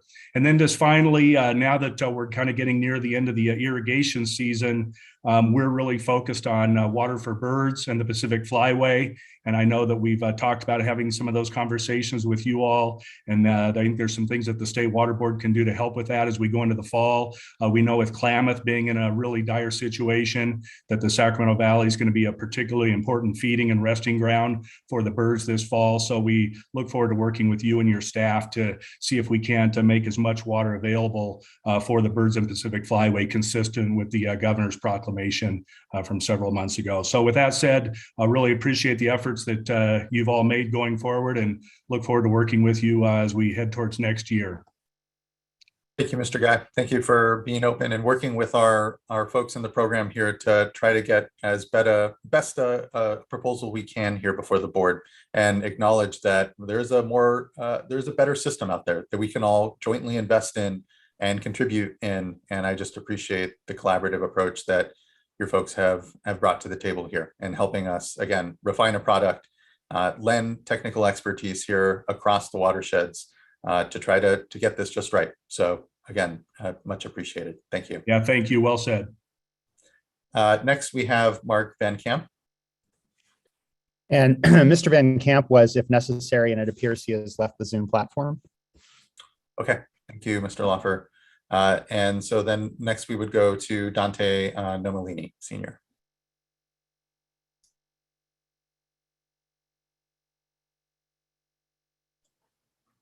Am I unmuted? You are. We can hear you. Good Okay, afternoon. Thank you very much. First of all, I'm a little concerned about the timing of the regulatory process, which I think is going to bring forward the need for many of us that have technical issues with some of the legal provisions in the regulation. And it would probably bring forward, I think prematurely perhaps, litigation on the subject. Putting that aside, I think progress has been made in working with your staff, and I would share in the compliments to your staff who work very hard and have accepted, in some cases with limited understanding, but I think if they were more familiar with what's going on in the field and in particularly in the Delta, we would come much more closely to resolution of the physical aspects. The problem that I see is the regulation is tilted in the direction of facilitating contract deliveries by the state and federal projects. I had mentioned earlier on item 2, the problem with the projects exporting water and delivering water under their contracts without the view towards further years being sequential dry years. And I think Secretary of Agriculture highlighted the need to get some real focus on what we're going to do next year if it happens to be dry. Now, in terms of the projects, they have the responsibility for salinity control in the Delta. It's not a shared responsibility with other water right holders. It's their responsibility to do it. And the law, and particularly I've set forth in the handouts that I've turned in today, we need not focus in on them, but it's clear that there should not be exports from the Delta unless salinity control is being provided. And the salinity control that's available in the Delta is a product of not only the agricultural standards, but the standards for fish and wildlife, the standards to protect export pumping, and standards for navigation. And what has happened is, with a temporary urgency change, salinity has increased in portions of the Delta just by reason of relaxing the fishery requirement. And over the years, your predecessor boards have said to the Delta that we don't need a full agricultural standard protection because we enjoy the incidental benefit of the water provided for fish, the water provided to protect the export pumps, and so on. And that has been kind of the hallmark of the state board's attitude towards Delta water quality criteria. Now, we have a major part of the Pacific Flyway, just like the Sacramento Valley. We have terrestrial habitat that's critically important for wintering waterfowl. And therefore, a serious question that comes to mind is that we continue to export in view of this crisis that we have.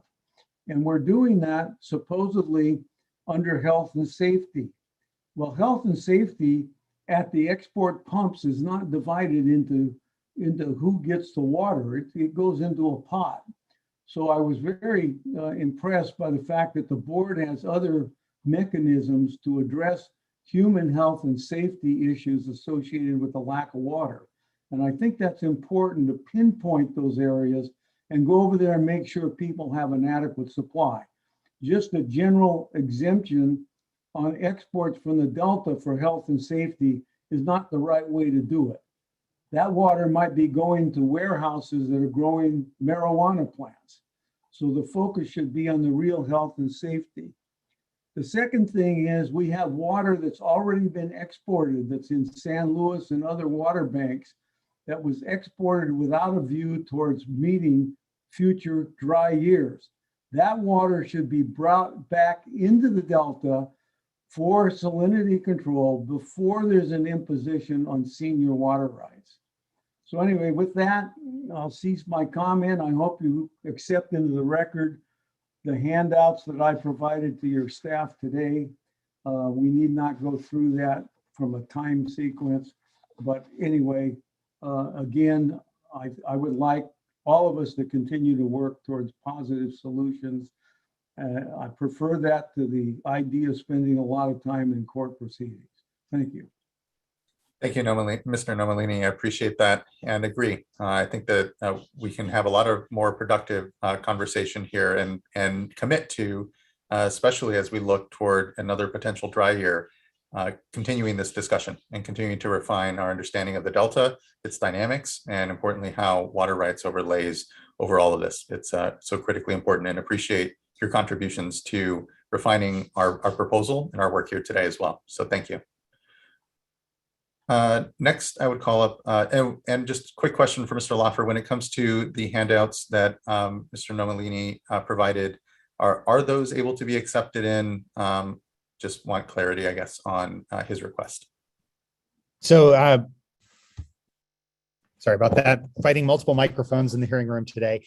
My understanding is those were already distributed to the clerk and that they have been emailed around, but if not, we'll make sure that they get distributed. Okay, thank you. Appreciate it.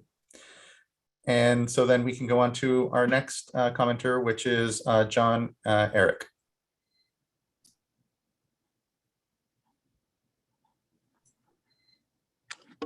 I think I'm unmuted now. You are. Good afternoon. Thank you. Good afternoon, Mr. Chairman and board members. John Herrick for South Delta Water Agency.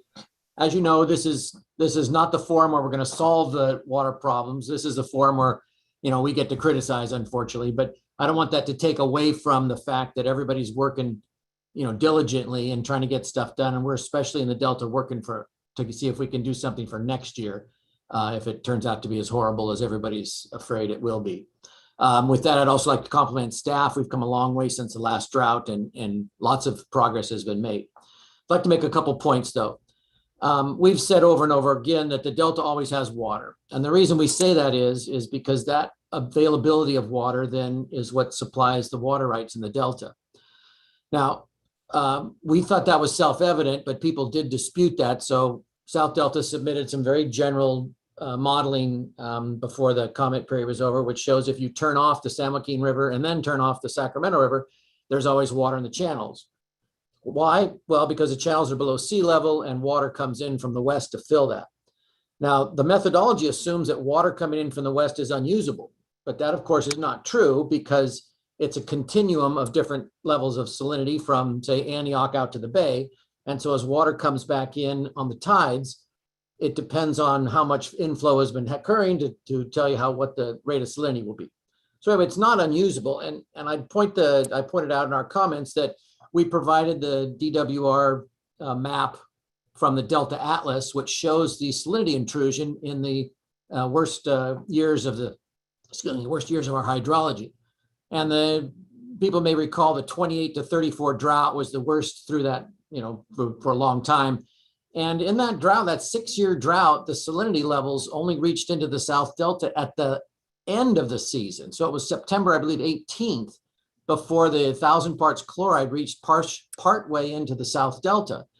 And so that shows you that under natural conditions, that's pre-project, that the salinity, the water coming in from the west is not of a salinity that precludes beneficial uses until perhaps late in the season. And that was actually after most of the agricultural production was done.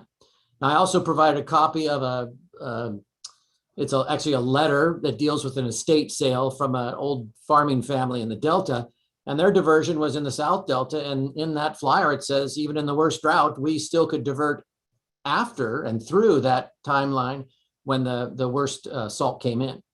So under those two physical conditions, it's our position that there's water available for diversion under those riparian and pre-1914 rights. Now, the answer to that from staff is, well, there's previously stored water in the system, but we've many times pointed out that the stored water cannot preclude somebody from diverting if they could divert without the stored water there.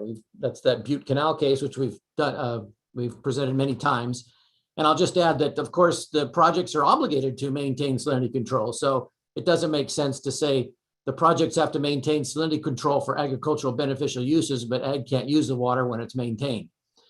Now I'll move on to the second big issue I want to address, and that's the staff's reliance on WR 98-8.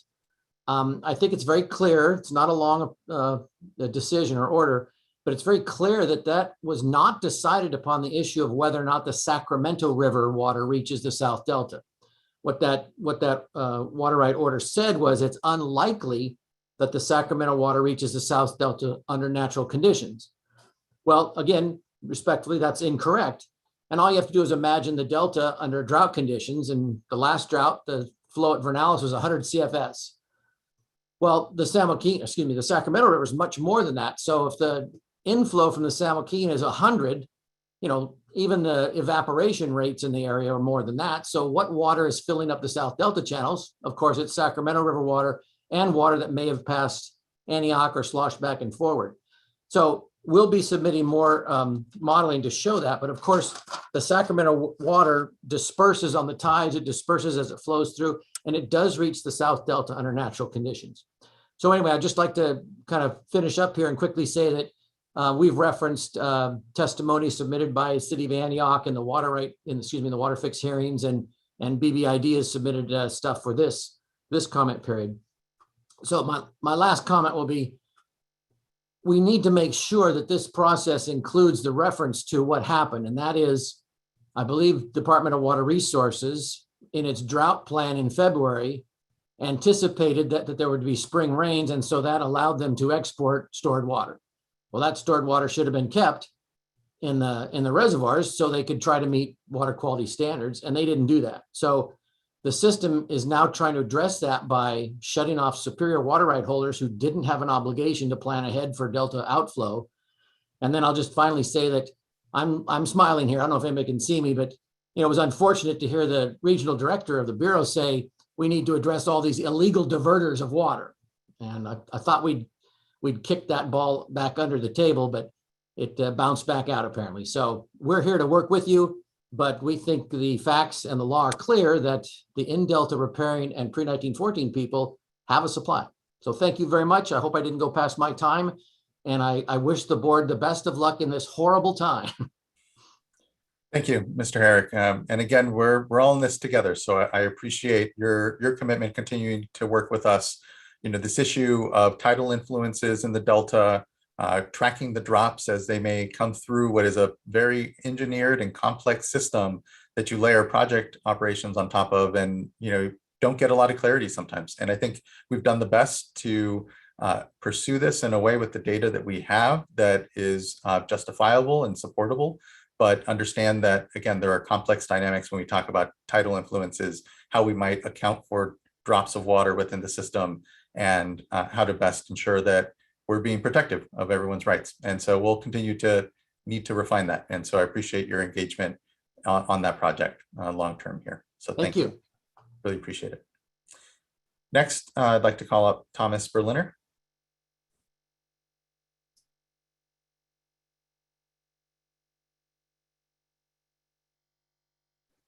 Can you hear me? We can. And I think your camera may be on as well currently, just so you know.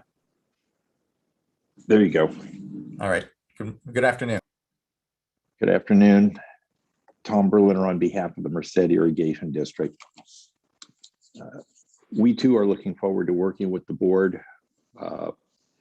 We, along with some other entities, have been in conversation with the Deputy Director for Water Rights and the Delta Water Master concerning the idea of an alternative agreement consistent with the regulations. And we look forward to working with you and others in that regard. With respect to that, we would like to be sure that there's a provision for staying the implementation of the regulations while the negotiations are going on. Largely, we don't expect this negotiation to take very long, but sometimes we're wrong about how long negotiations do take. But it appears to us that, generally speaking, we're really talking about 2022 as far as implementation of the regulations. We'll get through 2021 irrigation season with the water that we have in storage without the necessity for diversions off of the Merced River. Related to that, I think the regulations could use some clarification regarding when they will be toggled on and off rather than just either repealed or maintained to permit for diversion of natural flow when precipitation permits it, so that water can be stored for next year. In simple terms, it would be nice if the regulations provided that effective October 1st, diversions could be restored from natural flow, obviously being very optimistic that we're going to have some flow in October to divert. We also think it would be useful. We have all agricultural districts, urban areas have all had a lot of experience with drought mitigation measures, and many of those have already been implemented in the last couple of years as they were during the prior drought. So we're used to doing that, but if there are things that the Water Board has in mind, we think it'd be useful to engage and get some opportunity to work with the board and for the board to provide some guidance and recommendations on the measures that would help with the drought. Obviously, not all measures are going to be applicable to all situations, but it's a smorgasbord of an approach, and we think it'd be useful to make sure that everybody's up to speed on the kinds of things that are currently being thought of that perhaps we haven't yet instituted, or somebody's got an idea that we should take a look at. A big concern is if we are allowed to divert from natural flow, what's going to happen with that water next year? How's it going to be used? And we do want to be sure that we have a very good understanding come about February or so, what the thinking is from the Water Board going into next year, so that we're prepared with our farmers to be able to tell them how much water is going to be allocated to them. There are a couple of other points. This one's a little bit difficult to explain, but I'm going to try to say it pretty simply, which is that Merced Irrigation District, for example, operates one of the rim reservoirs. We have obligations to various interests downstream, and we make releases on behalf of those interests. Some of those folks coordinate really well with us, and we can maximize the efficiency of those deliveries, but others have refused. And just so you get a sense, I've inquired of the Deputy General Manager for Water Supply of Merced as to what his estimate is of how much extra water has to be put in the system that comprises losses rather than just the necessary carriage water to deliver what's required to the downstream entities that are entitled to the water. As a result, it was around 80,000 acre feet a year. As a result of some more recent agreements with some of the downstream folks, we've been able to reduce that to 40,000 acre feet a year. But 40,000 acre feet is a lot of water that has to go downstream that's not serving any of those that are entitled to the water any good. It's just wasted water in that respect.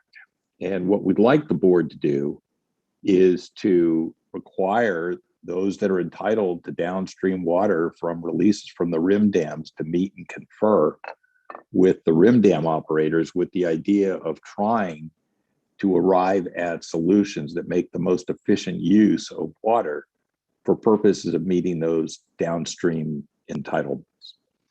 So that may not be exactly clear, but I think you get the idea. I think there are others that share in those kinds of obligations that may have made similar experience. Finally, we've heard some numbers thrown around at the workshop about releases that are being made from various reservoirs and how that water is not finding its way to the Delta. Director Conant raised the point a little bit earlier about illegal diversions. The regulations do specify that diversions have to be based on water rights or contracts. That water is going somewhere, and the numbers are very surprising as to what's not reaching Vernalis.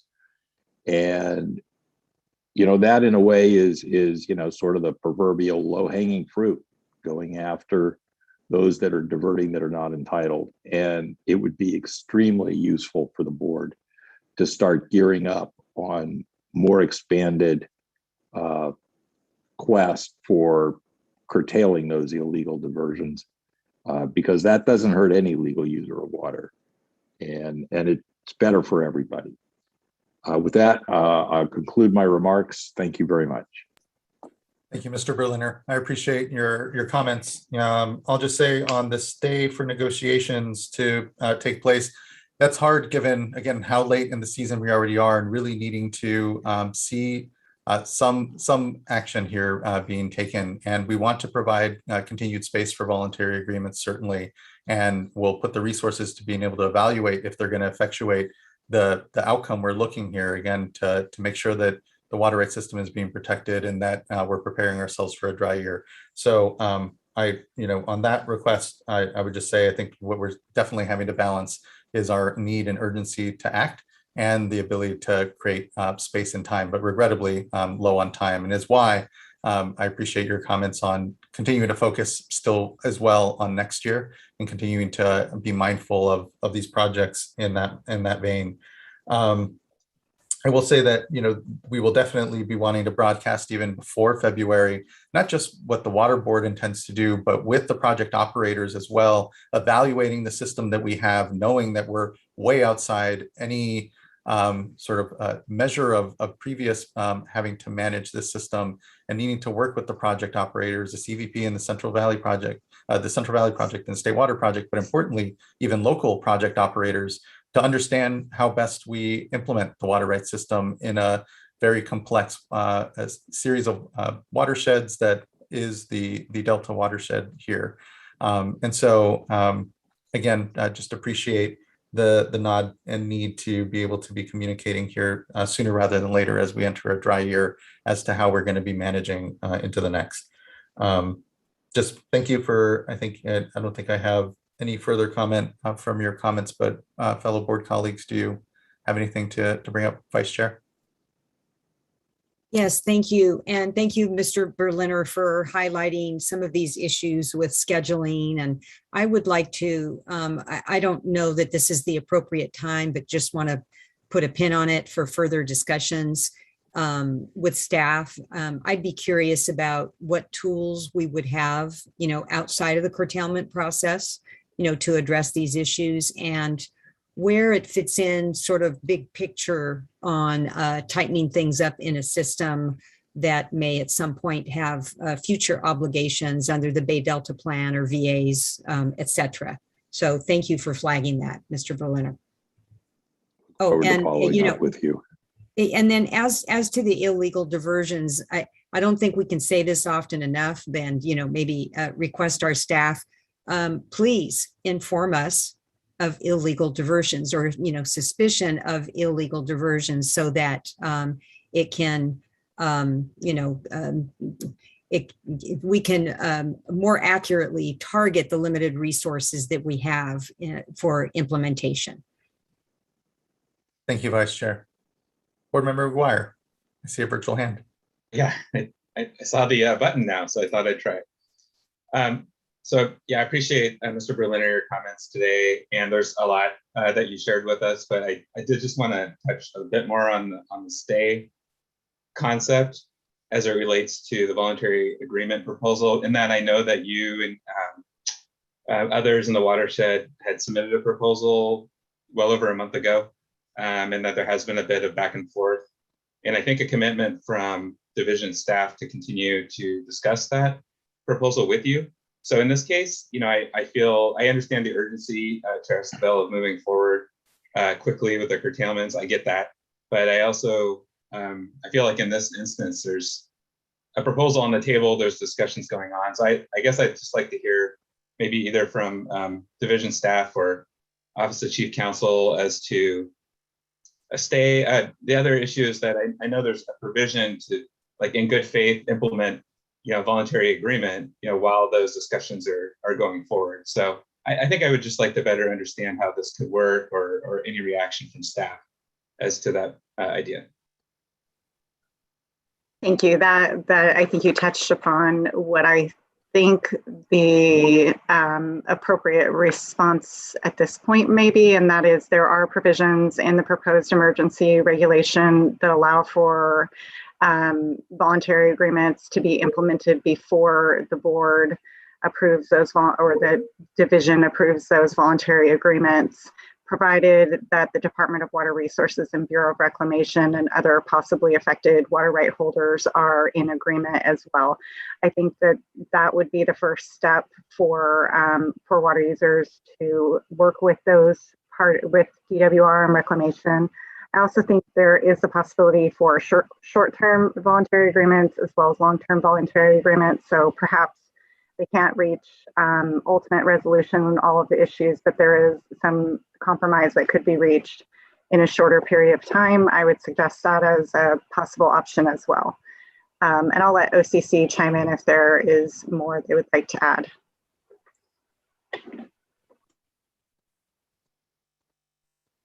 Hearing nothing further from Office of Chief Counsel. Nothing here. Okay, thank you. Board That's member? helpful. Thank you. Yeah, I appreciate that. Yeah, That's what I thank was you. looking for. Yeah, that was helpful for me as well. So much appreciated. Any other colleagues reflecting on Mr. Berliner's comments? Okay, thank you. And thank you, Mr. Berliner, again. Next, we have John Rubin. Yes, good afternoon. Chair Esquivel, members of the board. This is John Rubin. I'm Assistant General Manager, General Counsel for the Westlands Water District. I wanted to start by thanking your staff.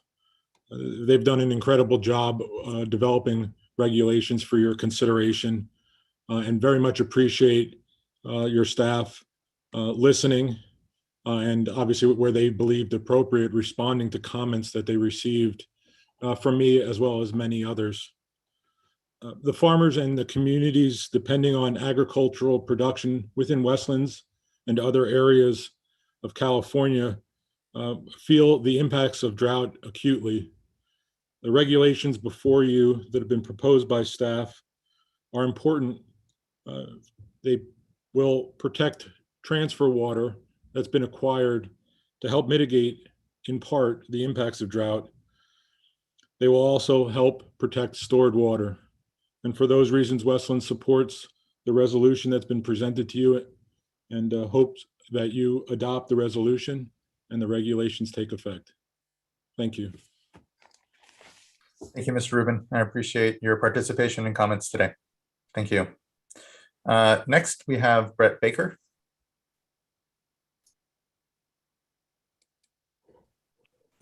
Thank you, Chair. Thank you, Chair. I'll defer to the comments of my colleagues, and in the interest of time, save my thoughts for later. Okay, thank you, Mr. Baker. Next, I believe I have here on my list. I'm trying to make sure I'm jiving with what we have on our scroll as well, but I believe we have Tim O'Laughlin. Chair Esquivel, Mr. O'Laughlin has had to drop on and off, then we expect he'll be back in shortly. Okay, then it looks like Nick Jarbeau is not on the platform currently as well. Is that correct? Correct. Okay, and then I think next is Valerie Kincaid.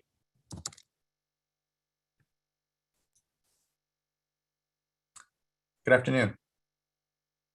Good afternoon, Valerie Kincaid for San Joaquin Tributaries Authority. Can you hear me okay? Yes, we can. Thanks.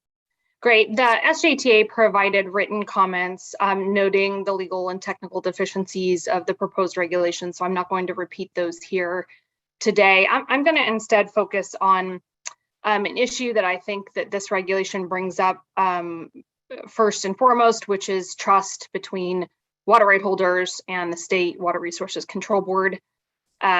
I think that is an integral issue here because these regulations ask water right holders to trust the State Water Board more than other regs ask. Specifically, they ask that the water right holders trust the State Water Board will do curtailments based on the water right priority system, even without providing due process. And most critically, they request that water right holders trust that orders will be lifted in time to allow people to refill and operate their reservoirs as they do with local control. I think there's a fundamental issue with trust, and I'll talk a little bit about issues where I think we have missed opportunities to build trust, and then hopefully note some opportunities that we still have to continue to build trust and maybe recover from this kind of situation we're in. So I want to talk a little bit for about a minute about background of curtailment. Over the last 50 years, the State Water Board has navigated through several droughts, the 77 drought, the 87 to 92 drought, the most recent 2014-2015 drought. And we went back and actually looked a lot of the comments and actions and write-ups of the 77 and 87 to 92 droughts. And in both of those droughts, the State Water Board took the same position. They were clearly focused on facilitating local water management. They set up drought water banks to try to facilitate the movement of water to those who needed it. They did do individual specific waste and unreasonable use hearings. They also did very specific curtailment orders where they gave certain folks hearings and looked at specific water rights. So they did very, very focused enforcement action, but very broad. Their broad action was, of course, supporting local management and trying to get water to folks who didn't have enough in that time. In 2014-2015 curtailment, that position changed a little bit. The State Water Board issued curtailment orders telling local water managers how to handle their systems in shortage. That resulted in litigation and challenges. I think we all know and remember that. And in the 2021 regulation, now we not only have controlling local systems in times of shortage, but the breadth and the 1-year component are also now controlling local systems and how they are going to refill and recover in their reservoirs. So you've seen a significant shift from supporting local management to taking over local management. And I think that that's an opportunity missed to build trust within the system. Another example is coming out of the 2014-2015 litigation. The court decision told the State Water Board it had limited authority. This regulation proposes regs that basically ignore the two components, which is a limitation on pre-14 and riparian rights and requirements for due process. And again, I think that's a missed opportunity to create trust with water right holders. I think we could have created a draft regulation that respected those orders, certainly respected the ones that the State Water Board isn't appealing, which is the due process issue. And I think we missed that opportunity to do that. Also coming out of the 2014-2015 drought, there was State Water Board direction to staff to develop a planning process for the next drought that did, some of that was started, but it resulted in a water report, which we participated in and liked, but it was not planning. It was kind of a retrospective. So again, a missed opportunity to really unpack this and figure out how stakeholders can work with staff to get on the same page for the next drought. Missed opportunity to build trust. The methodology, as your staff reported today, they started developing that in April and May with notices originally coming out in March. We participated in that, stakeholders participated in that, the SJTA provided written comments. We sat with staff and tried to work through that with them. And then in the end, the 723 report reported out that they made some changes, but largely the changes that we requested couldn't be made, and that they would be moving forward with a deficient methodology. That's an interesting conclusion. You could have moved forward understanding that the methodology needed work and not move forward based on curtailments with that methodology. Again, a missed opportunity to build trust. Moving forward with the deficient methodology is not the greatest idea. I have 2 or 3 more points and I'll wrap up. Timing, I think a lot of people have talked about insufficient timing. That this process started, as your staff reported today, in March. We have now had a week with several versions of changes, and it's very, very difficult to not only understand the changes, but get client feedback on them. We had a workshop the other day where everyone was limited to 3 minutes, and then that workshop ended an hour early. And you were cut off at 3 minutes. People were not allowed to speak over that.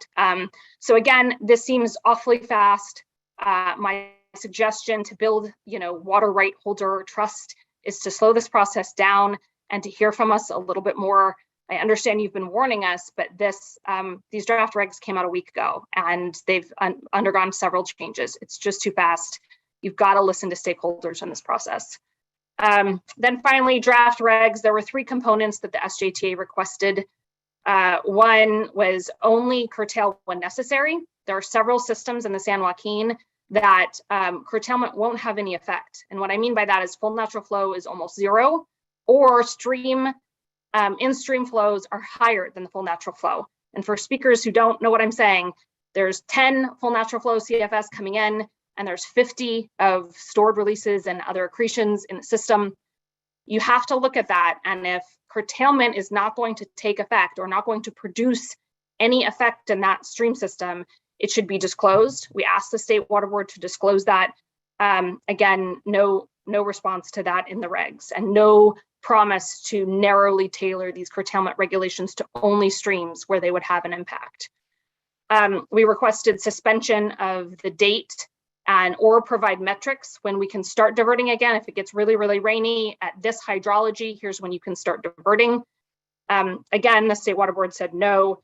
And that's our main concern, is this takeover of local management of our systems and refill to reservoir. So I'll stop there and I'll say that we now have a draft regulation that exceeds Water Board authority. It's not in compliance with the 2015 court decisions coming out of curtailment. It's overly broad. It applies even when there's no full natural flow in the system. And it takes over local management, and it asks local managers to trust the State Water Board to run their systems. And that's just a huge amount of trust that I don't think has been built up right now. I think we can fix that. I think the voluntary agreements are something we can talk about. I think we can go back and make changes to these regulations. We can put a specific October 1 suspension. We can start building stakeholder and water right holder trust back up. But right now, these regulations are all based on trusting staff and the State Water Board. And we just have a major concern. We're moving away from local management, and we're moving to top-down regulatory control of our systems, and it's concerning. And so we want to stand with you. We want to build that water right holder trust back up with the board. But from the perspective of the SJTA, I think we really need to be committed to that and make some foundational changes to this regulation for that to happen. Thank you. Thank you, Ms. Kincaid. And thank you for your good faith commitment to continuing to build trust and bridge trust, importantly, to the water user community. I know that obviously you find our proposal deficient here. You brought up a number of points. I would disagree with a number of them, but I think Ms. Riddle, if you want to respond to some of the specifics of Ms. Kincaid's points, you may, but know that yes, we need to continue to build trust, and that is a two-way process here. And so I appreciate your good faith commitment to that relationship building, even as we may do things here that there will be fundamental disagreements between us on. So thank you. Ms. Riddle, if you would like. Oh, I'm sorry, you're still on mute. Sorry about that. I just wanted to note that we have added a provision in the regulation related to this issue of when curtailments would not make a difference in section 876.1 that allows parties to submit additional information and make that that argument. and the board would take that under consideration. So I think we have attempted to address the comments that we received. I think we agree with the ideas of local management, again, to the degree that that local management can occur in a way that it doesn't impact other legal users of water. I think that's really kind of the critical component of voluntary agreements. We're very open to them. We understand the system is very complex. We just need those types of voluntary agreements that don't violate other water right holders' priority of right. So I think we are open to these issues. I think in terms of due process, there is also the petition for reconsideration process. And, I understand the trust issue. We have attempted throughout the resolution and the regulation to make it clear that when precipitation and runoff events exist that merit lifting of curtailments, if that is something that we intend to do, I expect we will get further direction from you all. We also plan to be at every board meeting providing you updates. That's another forum where the public can provide input on that issue. I think, it's our intent to lift liberally to ensure that we don't miss opportunities to allow reservoir operators to regain their critical storage. So I think we have certainly heard the comments of the SJTA, which are similar to comments that we've heard from others, and we have attempted to acknowledge those. There's also, related to the issue of an automatic end to the curtailment period, we did hear those comments as well. There are additional provisions in the regulation that would requiring the staff to evaluate possible lifting no later than October 1st. And in actuality, we are monitoring lifting every single day. We have a tool on our website that evaluates whole natural flow on a daily basis against demands, and we are certainly tracking that on a very regular basis. The concept of an automatic lifting, I think it may be that and I hope it's the case that we get precipitation events in the fall, but it may be the case that we do not, and that curtailments are still appropriate after that time, but we will certainly consider the information. I think that covers the responses I wanted to provide. OCC might have responses on the legal issues if you want to hear those, but I'll leave it at that if you don't. Thank you, Ms. Riddle. I appreciate your good response here. Vice Chair. Yes, thank you. I just had a follow-up question on the issue of curtailments where it wouldn't make a difference, and Ms. Riddle, the process that you outlined. I just want to better understand where that fits in light of the other. I don't have the language before me, but in light of the requirement that the department concur. So I'm just wanting to better understand in a situation where, as Ms. Kincaid asserts, it wouldn't make a difference. Looking for information as to how to nimbly move forward, as quickly as possible. There we go. Whoops. Sure. So I think there are two different possibilities for considering this issue. There's a provision that allows the deputy director to consider information independent of a voluntary agreement. And then there's a voluntary agreement route. I would say that we anticipate we're going to get a lot of information, that the proactive planning with DWR and reclamation would be helpful on both of those counts. Many of these parties, particularly the larger water users, are accustomed to working with DWR and reclamation on transfers. I think these involve very similar issues to transfers of mass balance accounting issues and tools that can be used to do that mass balance accounting. So I think that's an avenue that would be, helpful to explore those relationships, the existing relationships and processes with DWR. Also, again, if there is a circumstance where parties have information that demonstrates that their stream system is disconnected from the larger watershed and curtailing diversion would not make water available for a senior claimant, the board can consider that independent of a voluntary agreement and coordination with DWR and reclamation. We would probably do that coordination on our own to make sure we had the best available information, but we can definitely take that into consideration.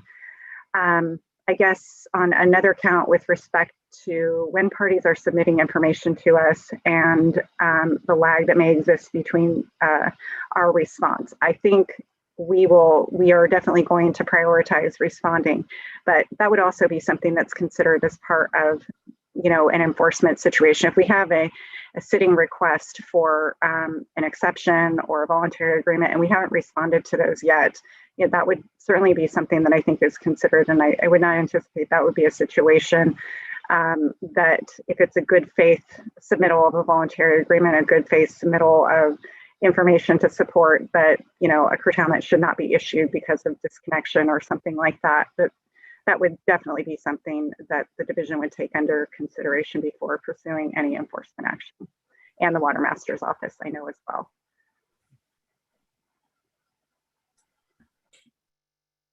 Thank you, Ms. Riddle, and thank you, Vice Chair. Any other comments or questions from fellow board colleagues? Okay, thank you. Thank you, Ms. Kincaid. I appreciate your comments today. Next, I would like to call up Osha Meserve. Good afternoon, Chair Esquivel.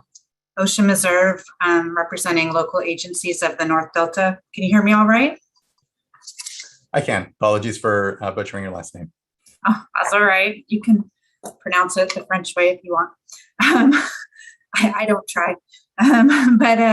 Anyway, thanks for taking comments today. I guess I've just written to the clerk because of one of the things I'm struggling with is I don't even really know what the current version of the regulations that's being considered by the board right now. I do have change sheet number 1, and I listened to the presentation about change sheet number 2 and number 3. And then I saw the presentation, but we don't have those materials and they're not posted in conjunction with the agenda as far as I can tell. So I am concerned that I don't understand what the draft regs are that are under consideration right now. And I'm concerned that also the board may not have access or have had a chance to review this quick moving package. And, it does impact a lot of different types of people and diverters, in a huge part of the state. And so it is really important to get it right. I did submit comments last week as quick as I could about making some suggestions on behalf of land, which most of those districts and water users are in the North Delta. But I do work with water users throughout the Delta, so I do concern myself with folks outside of the North Delta contract, and also just having survived the 2015 drought, in the order for additional information, I'm very cognizant of process, and in dealing with the individual farmers like I deal with, and like a lot of the folks you've heard from today and who aren't here today because they're out working on their farms and, they're just not able to sit through a meeting while they try to do other work in their office like many of us have been doing. They can't speak for themselves, but the reality is that, yes, they receive mail, yes, they have email, but the process that we're looking at with these regs, I think will be very unworkable in terms of, curtailing water rights if they should need to be curtailed. I also want to, support the comments that Mr. Nomolini made and others, John Herrick. I do think that the burden is shifting in a way that I think those of us that work in the Delta in particular are uncomfortable with and do not agree with. This water that's been stored has been commingled with water in the Delta. There's always water in the Delta. And now the burden's on our mostly small farmers to try to figure out how to prove that they have a right to the water that their families and the lands that they're working adjacent to the river and the waterways where they've located, are. So yes, we're all in this together. There's a great deal of, I think, interest in, in trying to move forward through the drought. And, but I think the burden has been shifted in a way that does not comport with the conditions under which the major projects taking water out of the Delta, as Ms. Lalezi pointed out at the beginning,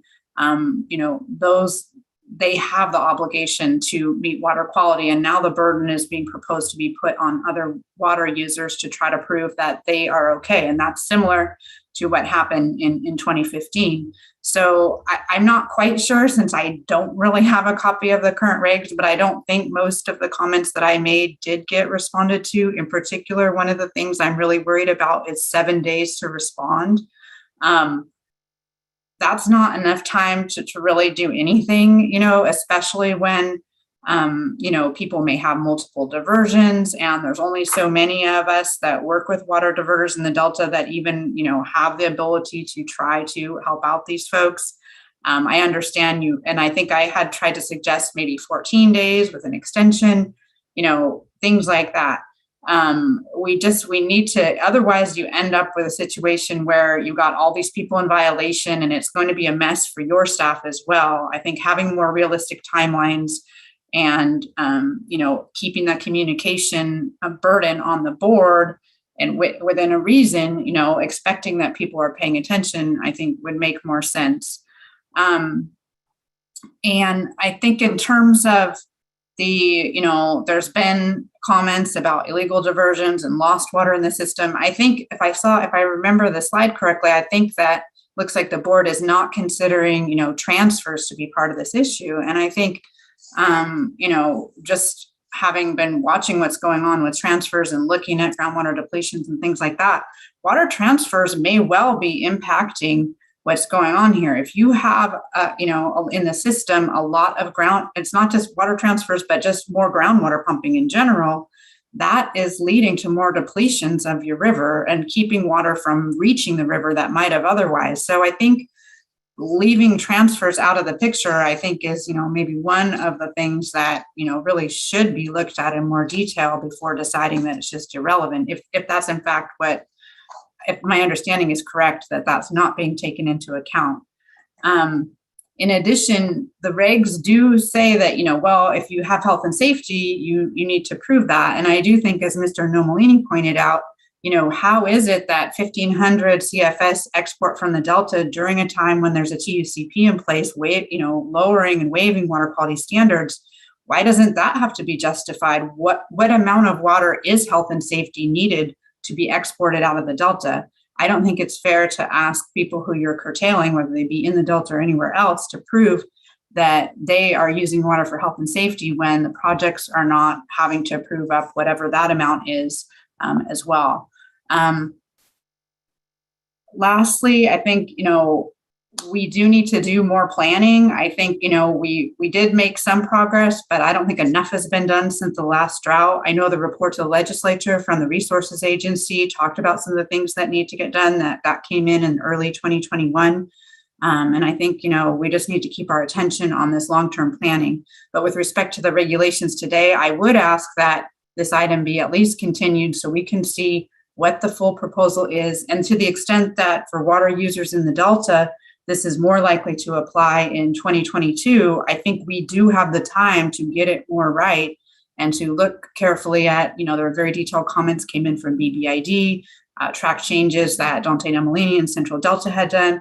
There's a lot of, I think, improvements in methodology that could be done that would perhaps increase the level of trust and continuity, as Ms. Kincaid referred to as well. So I think, yes, it's good progress, but the breakneck speed is concerning, as well as trying to combine Delta regs that affect Delta water users in with Russian River, which are very different geographically and hydrologically. I think is something that we should really try to get it right and take the time we need.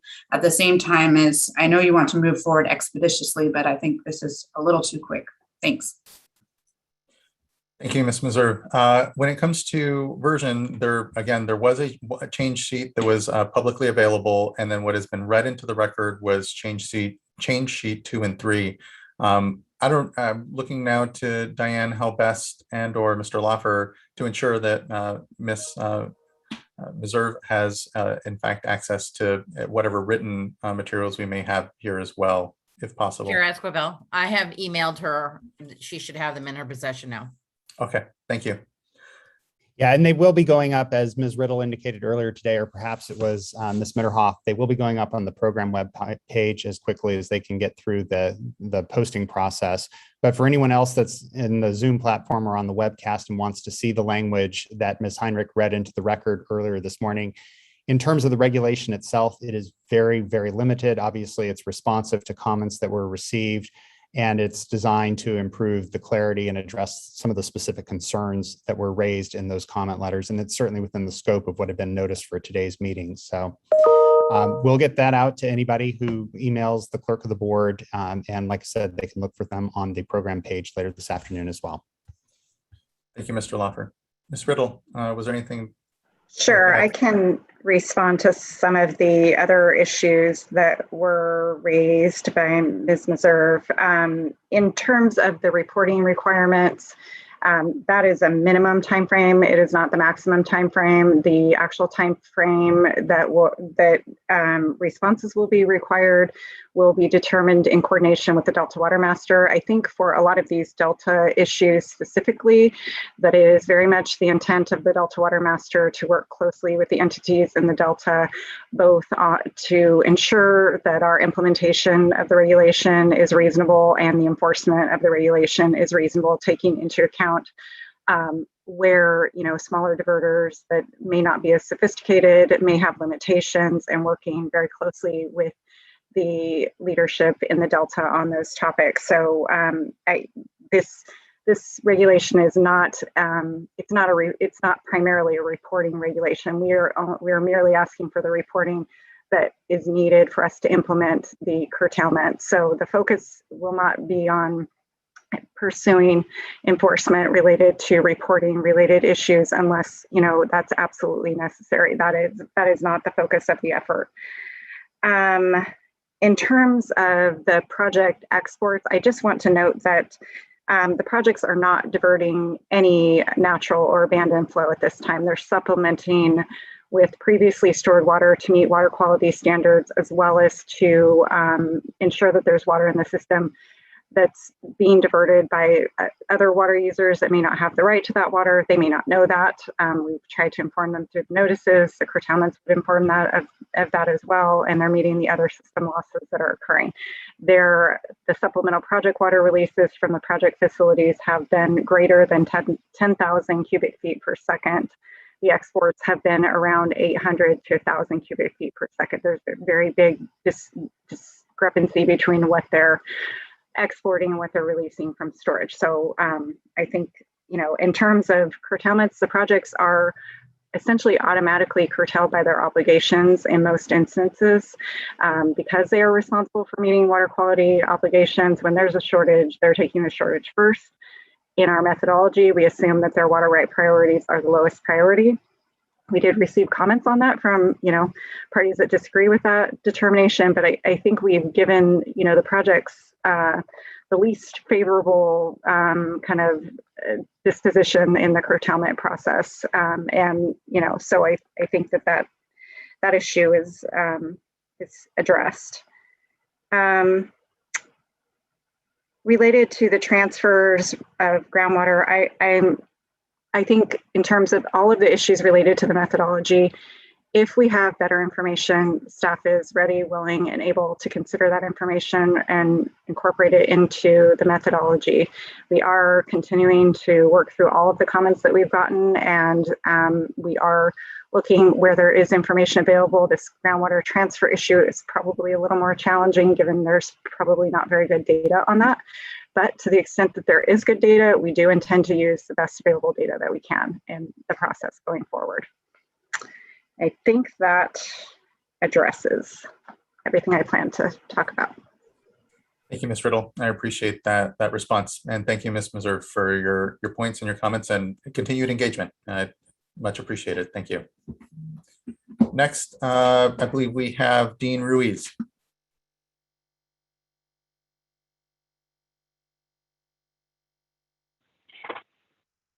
Good afternoon. Can you hear me? We can. Good afternoon.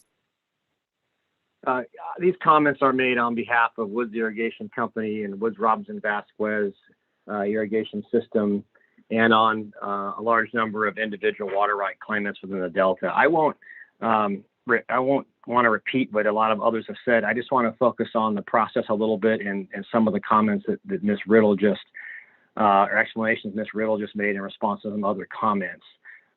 Particularly, the concern is, the 7 days to respond to the information and the certification, et cetera. And there's a lot of trust that's been built up with the Delta Water Master and folks within the Delta, and that's all, and with Ms. Riddle, and that's all very helpful. But what the regulation says is what the regulation says, and 7 days is just too fast. I support the collaborative effort that's going on, but when something is this fast and there's missed requirements in such a short period of time, the collaborative effort can break down. So in the spirit of collaboration, I'm requesting or suggesting that there be a significant amount of more time provided. And also with respect to her comments, Ms. Riddle's comments, and the question that I already had on the petition for reconsideration process, it would be helpful if the regulation would define or address how that process works with respect to the emergency regulation. Typically, there's 30 days or enough time to respond or provide a petition for reconsideration. That needs to be defined in how that would work in this process, because the ability to file a petition for reconsideration and to have it decided should occur prior to folks having to get involved and spend a bunch of time and effort on responding within the 7 days. So that process should be clarified. And related to that, the regulation also seems to put a lot of emphasis or a lot of responsibility on agents for water right holders to inform them, to contact them. As someone who's an agent for a large number of water right holders, that can be burdensome. Believe it or not, there's still a lot of folks who don't communicate well in the Delta, who don't regularly communicate with emails, et cetera. It takes sometimes weeks and months to get information from some of these folks to do the water right reporting annually. So that should be considered also, that there's a lot to do in a short period of time, and it shouldn't be done until there's an ability and a clarification as to how the petition for reconsideration process will work in the overall context. Thank you. Thank you, Mr. Ruiz. I appreciate your comments. Next, we have Willie Whittlesey.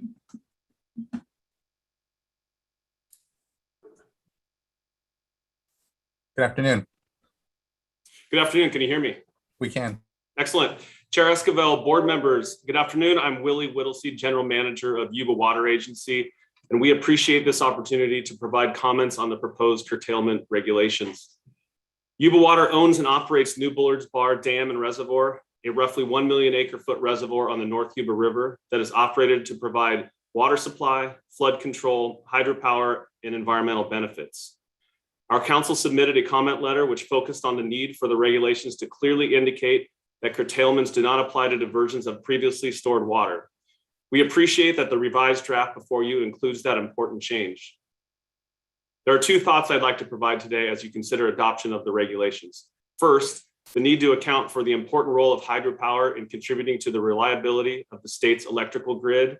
And second, Yuba Water's willingness and desire to contribute to new and innovative approaches to data management that can advance our collective ability to understand and manage storage. First, related to hydropower, on Friday, Governor Newsom issued an executive order and emergency proclamation intended to protect the reliability of the state's electrical grid in the face of energy supply shortfalls this year and next. As detailed in the order, the state now anticipates an immediate shortfall of 3,500 megawatts and a previously unforeseen shortfall of 5,000 megawatts for summer of 2022. Yuba Water's Colgate Powerhouse is an important source of peaking generation to support grid reliability. Colgate generates enough electricity to power over 400,000 homes using water stored in New Bullards Bar. To continue to operate Colgate to meet peak energy demands, we will need the ability to divert and store water. It is helpful that the proposed regulations definition of minimum human health and safety needs includes water supplies necessary for energy sources that are critical to basic grid reliability, as identified by CalISO and other state agencies. Yuba Water submitted proposed edits to the regulations that would help clarify how this potential exemption would work by defining dispatchable generation to align the regulations with CAISO's definition of hydroelectric generation that is critical to maintaining grid reliability during peak load periods. While those edits are not in the proposed regulations, we encourage the board and staff to coordinate closely with CAISO, other state agencies, and generators to ensure that implementation of the regulations does not compromise the ability of hydroelectric facilities to contribute to basic grid reliability. Second, on ensuring that the state has the best data possible to help implement the regulations, Yuba Water Agency, working with other water agencies in the Central Valley, has produced a beta version Central Valley dashboard that displays real-time data for reservoir inflows, outflows, and storage in a map-based format. We plan to continue to refine and develop that tool, and we would welcome an opportunity to share it with you and your staff. We believe that the board, the water community, and all stakeholders have an interest in ensuring that the board's implementation of the regulations, including the lifting of curtailments, is informed by the best data possible. Yuba Water wants to help make that happen, and we think that the dashboard is a step in the right direction. Thank you for your consideration of these comments. We look forward to working with you and staff. Thank you, Mr. Whittlesey. I appreciate the comments. And yes, look forward to working toward a better system here and really have a 21st century approach to understanding our water availability and the water rights system that then is layered on top of that natural availability. So just thank you. I appreciate that. Thank you. Next, I'd like to call up Chandra Chilmakuri. Good afternoon, Chair Esquivel and members of the board. My name is Chandra Chilmakuri, and I'm the Assistant General Manager for the State Water Contractors. I'm here on behalf of the 27 public water agencies who have long-term water supply contracts with the Department of Water Resources for the State Water Project water. I'd like to start by thanking the State Water Board staff for their significant efforts in these difficult hydrologic conditions. We appreciate the Water Board recognizing the importance of protecting the State Water Project and Central Valley projects previously stored water in managing through this unprecedented drought. As you know, SWP CVP stored water is not only critical for the State Water Project and CVP contractors' water supply, but it is the primary tool to manage upstream and delta ecosystem conditions and to manage delta salinity. We believe the current proposed approach is an improvement in comparison to the prior drought because the water unavailability calculations and regulatory approach is more transparent than before. We support the Water Board making decisions based on water right priority and water availability, and based on the numerous cases which have repeatedly affirmed that only DWR and its water contractors have a right to divert State Water Project stored water supplies. We appreciate that the water unavailability methodology rightly excludes stored water from the calculation of water available for diversion by non-water contractors. We also request the Water Board to reconsider the classification of direct diversions onto the delta islands below sea level as non-consumptive use. We believe such an exclusion is too simplistic and potentially exempts an entire region from curtailments. We are concerned that it will allow this region to continue to divert fresh water previously stored from the State Water Project and Central Valley Project reservoirs, thereby preventing it from reaching its intended use, and continue to draw down the reservoirs that are already at historical low levels. We urge the Water Board to continue to work towards improving these regulations through a public process. We have provided a few relevant edits to the regulations for your consideration. The State Water Project and Central Valley Project have been pumping at minimum levels for several months, while the historically high delta depletions continue without limitation when the natural or abandoned water is unavailable. The unprecedented low reservoir storages projected by the end of this year will result in difficult water supply conditions next year. It is extremely important that we conserve as much storage as possible immediately, especially if we face a potential third consecutive dry year. We respectfully request that the board adopt the draft emergency regulations and urge immediate implementation to protect the State Water Project and Central Valley Project stored water. We look forward to working with you and your staff to achieve a sustainable and legally defensible solution. Thank you for your leadership and attention. Thank you for your time today and your comments. Much appreciated. Next, I'd like to go to Laura Iraseburu.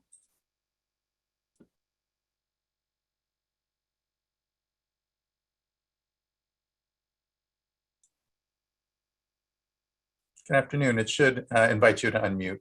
There. There it is. Good afternoon, Mr. Chair and members of the board. Can you hear me okay? We can. Good afternoon. Fantastic. My name is Laura Raceborough, and I am with the law firm of Brownstein Hyatt Farber Schreck. I'm here today representing Golden State Water Company, public water utility providing water service to approximately 262,000 connections across California, including in the Rancho Cordova areas of Sacramento County. Comments today with the understanding that water users, the State Water Board, and other stakeholders must work collaboratively to navigate this unprecedented water supply shortage. Golden State Water makes long-term business decisions based upon the rule of priority and the seniority of its water rights. Similarly, its shareholders have made investments in reliance on the strength of those water rights. Consequently, we appreciate the expressed intention to order curtailment by priority and not thrusting this board into the position of picking winners and losers. We note now, and will address pursuant to the appropriate correction procedures, that Golden State Water's rights on the American River have a priority date of 1851 and not 1973 as listed. Golden State would also appreciate receiving projections for meeting riparian obligations on the American River from October until the end of the year to the extent that they are available. We recognize the gravity of the current situation and appreciate your consideration of these comments. Thank you. Thank you. Thank you for your time and noted on the date and comment. So thank you. Next, I'd like to call up Kenneth Pirana.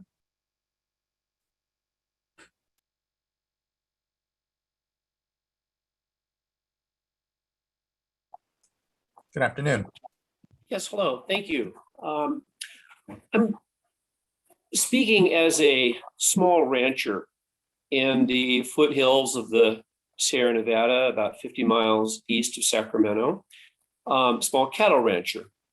And first of all, I'd like to note that depending on whose statistics you read, small cow herds on the order of several dozen to 100 raise about 50% of the beef in the US. So we are doing an important job for feeding the nation. And here in the foothills, many of us are sustaining our herds because over the last many years, or in some cases centuries, our families have developed small springs that otherwise would have been a mud hole and not have really flowed off of our properties. And these small springs are developed usually to supply watering troughs or sometimes to provide an acre or two of green grass for our cattle operation. And something I'm hoping can be incorporated in this process are easy exemptions for us small ranchers that are oftentimes 100% reliant on these small springs to provide water and sometimes a small amount of supplemental food for our herd. And oftentimes, as is in the case of our family ranch, these springs are providing the only domestic water supply for several ranch houses on the ranch. So again, to have to cease diversion of these would really mean that we would be asked to cease our cattle operation, which is something my family has been doing for well over 60 years in cattle and well over 150 years in other livestock. So our operations are, while they use a very small amount of water, our total amount of consumption for this ranch is on the order of 1 cubic foot per minute, which, if I did the math correctly, translates to about an acre foot a month, which in the grand scheme of things does not make a contribution to solving the state's water problem on the types of quantities that I'm hearing discussed here today, but it's our entire livelihood. is counting on that 1 cubic foot a minute or 1 acre foot a month. So I'm hoping to see some exceptions whereby the small rancher can continue to operate without fear of being shut down. And we cannot relocate our herds. We have nowhere to go. Property to graze livestock on in California is in very short supply. And so you can't say, well, if you can't water your cattle on your ranch, move them next door, because the next door ranch has the same problem.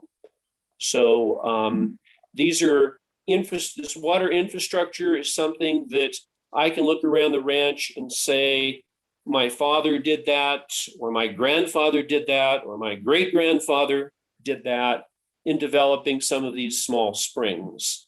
And again, if we cease to divert these small springs, the water would not even make it off our ranch. It would be lost to dehydration before it made it very far at all. So I'm hoping that there can be some consideration done for the very small user without putting us through an undue burden, an undue regulatory burden, because quite frankly, the task of running a small herd in California is quite a difficult job for us small ranchers as it is. So with that, I'd like to thank you for the time you gave me today to speak to you, and hope that, you know, the concern of the small rancher and the ultra small diverter would be considered as these regulations are being developed. So thank you very much. Thank you, Mr. Pirano, for taking time out of your day and engaging us here in the process and making sure that we're having the benefit of understanding your challenges and issues out on the range. And so thank you. Ms. Riddle, to my mind, this speaks to the exemption or process that we've identified when it comes to disconnected streams or sources here. But I'll let you respond more thoroughly. Sure. Yeah, I agree with you. There are provisions for the type of situation Mr. Pirano is speaking of, in which the spring would be disconnected from the water source, and continuing to use water would not deprive another water user of any water. Those exceptions are allowed there. Also, in the case of water being provided for indoor domestic use, there is also a provision, health and safety provision, that is a very simple process to fill out our certification form. That's pretty simple.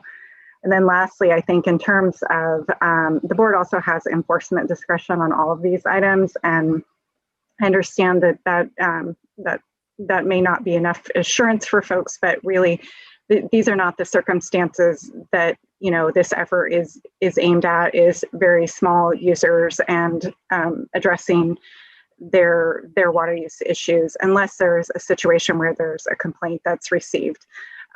So we can certainly take into consideration, as part of the board's enforcement discretion, the specific circumstances that may merit additional considerations. Thank you, Ms. Riddle. And hearing again, the hydrologic disconnectivity is something that a diverter can bring to us as evidence and consideration then for exemption. So yeah, I appreciate that. And hopefully that was helpful, Mr. Pirano. Thank you for taking the time today. Great. That was very helpful. Thank you very much. Definitely. Thank you. Next, we have Chris Schuring.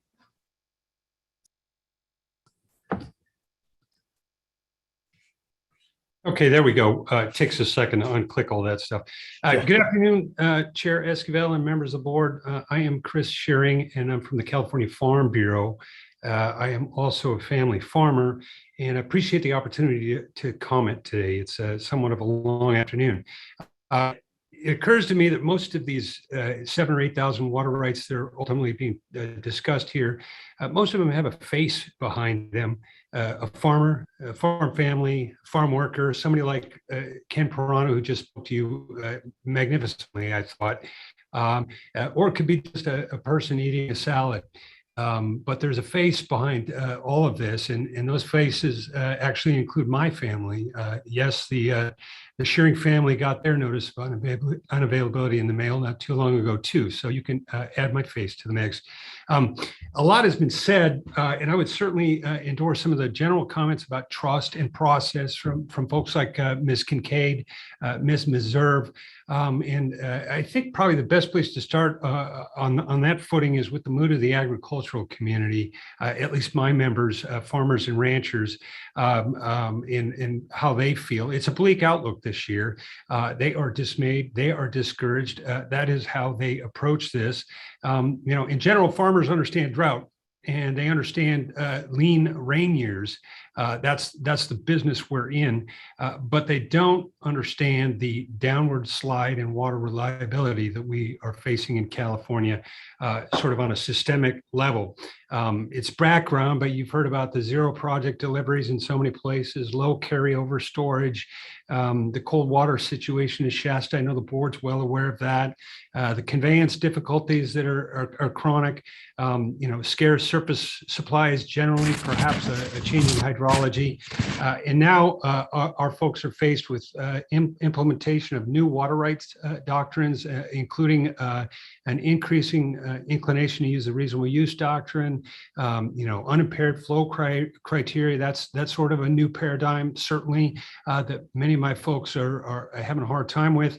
We're watching at the same time on the other end of things, the slow permitting of new storage projects, groundwater, that sort of thing. So it's very frustrating. And on top of it all, you've got SGMA, which is, attacking sort of at the other end, what was thought to be a fallback supply, at least for some folks. Sustainable groundwater management is the law of the land, but it's not going to be easy for folks. So given all of that, I think what's most difficult for farmers is that in the face of an agricultural landscape that we're all so proud of in so many contexts, we find ourselves in this position again, shortage, curtailment, that sort of thing.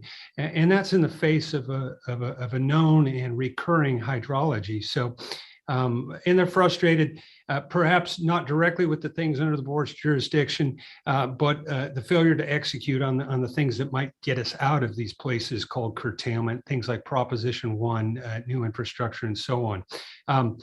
A lot of that's outside of the board's jurisdiction, and that's just preamble, really. I just give that to you to explain a little bit how our folks are feeling about these things, about particularly curtailment, because it just seems like we don't have to be here. With respect to the regulation before the board today, we have submitted written comments. I certainly stand on those. I just hit a few quick points for the board. We respectfully urge the following in implementation and in enforcement discretion, if not directly in the text of the regulations themselves. The first is to focus on known jurisdiction. Under the Water Code, it still remains true that the board has jurisdiction over post-1914 appropriative rights. The reasonable use doctrine, of course, we know about that. We've read the court decisions, those sorts of things, but they do not confer a generalized jurisdiction or authority over riparian and pre-14 users. So treading lightly there is probably a good idea on a prudential basis. Narrow application of the reasonable use doctrine, keep it to minimum human health and safety needs, and otherwise respect the rule of seniority. And then the last couple of things, seek those voluntary alternative compliance options wherever we can find them, cooperative water sharing agreements or whatever is going to get us through. Facilitate administration and implementation with discretion. In my letter, I referred to the kitchen table test. That is for the small folks that could run afoul of an order or something in a very inadvertent way. We don't want draconian penalties there. And then finally, give due process. We support, understand and support the protection of stored water. At the same time, an unauthorized diversion proceeding is a serious thing for somebody on the other end of things. So we would want due process for all parties involved. With that, Mr. Chair, I will thank you. Thank you. I appreciate your comments and would note we have to remember that it's the hydrology that's driving a need for curtailment here. And we're trying to preserve the priority system by enacting curtailments, and that to not act, especially seeing the depletions throughout the watershed.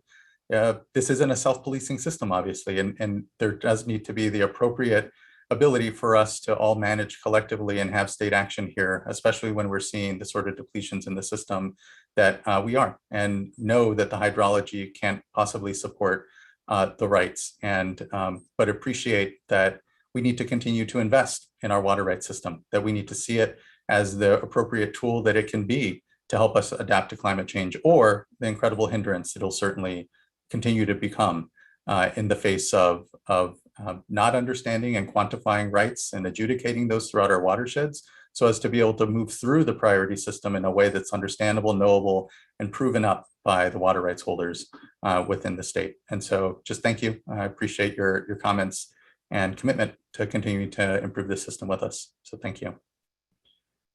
Next, I'd like to call up Jennifer Spalletta.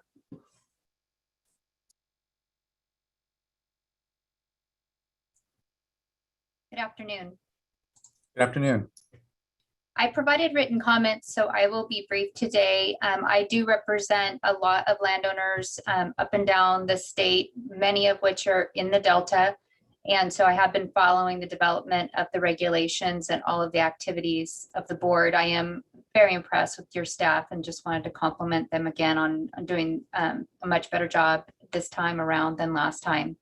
The one issue I wanted to emphasize in my oral comments is the issue of how to deal with the unresolved issues in the Delta. The issue of residence time, the issue of storage, the interplay of the different legal requirements that the projects have for protection of beneficial uses in the Delta and area of origin rights. These are frankly, in my mind, all unresolved issues. There are some very smart, very good people who have different views of the issues.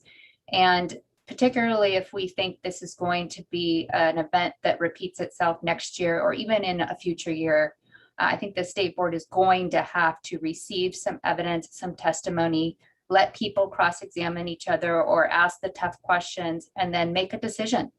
And that decision will probably be challenged and the chips are going to fall where they may.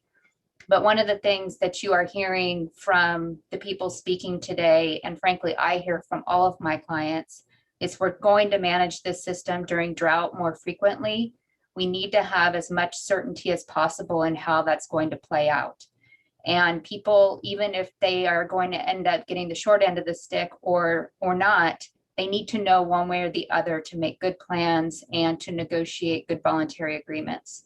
So while I'm working with all my clients to push on voluntary agreements and get us the water that we need to have to get through tough months, I would just urge the board not to shy away from the controversial issues and to really dig in and understand that there's not black and white and there's not easy decisions, but decisions are better than no decision when it comes to managing the system. So I'll just leave you with just some food for thought that dealing with this residence time and storage issue in the Delta, the only thing, frankly, that has really frustrated me at this point about your staff report is that we still are working on an assumption and a staff level discussion of why they believe residence time is 1 month. I certainly have not seen any information, scientific information, any kind of detailed presentation to support that assumption or that conclusion, but apparently staff are discussing it behind closed doors, not in this forum. And I do have an expert report that is available to the public that has been provided in comments and submitted to the board from Dr. Paulson that says otherwise. And so that really gives me pause that we have a great expert who has said it's one thing, and we have a staff internal discussion that says it's another. And I think it would be not wise to base any form of a curtailment order on that staff assumption when it hasn't been fully vetted. Again, you may end up reaching a decision that concludes that that assumption is correct, but I do not believe you have the information in front of you to make a decision right now that that assumption is correct, nor has the public had the ability to view the basis for that assumption. So with that, I'll just say that's my biggest frustration so far this year. I do think it's something that can be resolved, and we certainly appreciate all the effort that staff and the board are putting in. Thank you. Thank you, Ms. Spalletta. Really appreciate, and I will acknowledge that there are thorny issues still yet to be resolved, and I commit to not punting on them. That we, I think, in the water rights space, have grown accustomed to kind of sidestepping the wicked challenges that we are presented with, and they can mount. And it's in times of distress in the system now that they all are kind of here before us. This issue of residence time, and to my mind as well, the points made around tidal influences and how to best account for the drops as they enter a very complex space, is still, we need to focus on. And I'll just in just open recommendation think maybe the Delta Stewardship Council is an appropriate entity to maybe start to suss some of these things out in a more structured way. But would leave to folks, and here look to Diane if you have any other thoughts, and then just how we might be able to work through what are these obvious differences still, and needing to just get our best understanding, if not here soon, certainly in the months ahead as we prepare for next year. Yeah, thanks. This is something that is definitely on our radar. We've been addressing a lot of different issues. We do intend to provide more documentation, more explanation. There's also a process as part of the resolution that if any significant changes are made to the methodology, that we would have a workshop on those. I think this is probably an issue that's ripe for that issue. There are probably, like was referred to, the need for a longer term resolution of this issue. But I think in the short term, we can commit to better documentation and a public discussion on those issues, and then figure out the right path forward for those issues. Thank you so much, Ms. Riddle. Thank you. And thank you again, Ms. Spalletta. Next, we have Tom Berliner. You're now representing another client.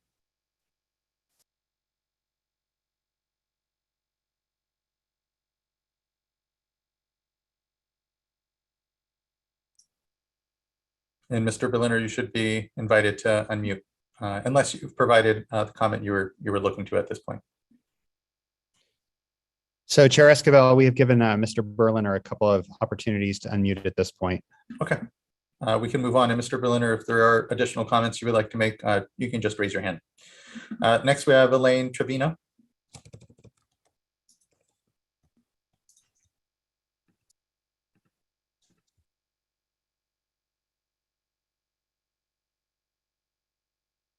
Okay, can you hear me?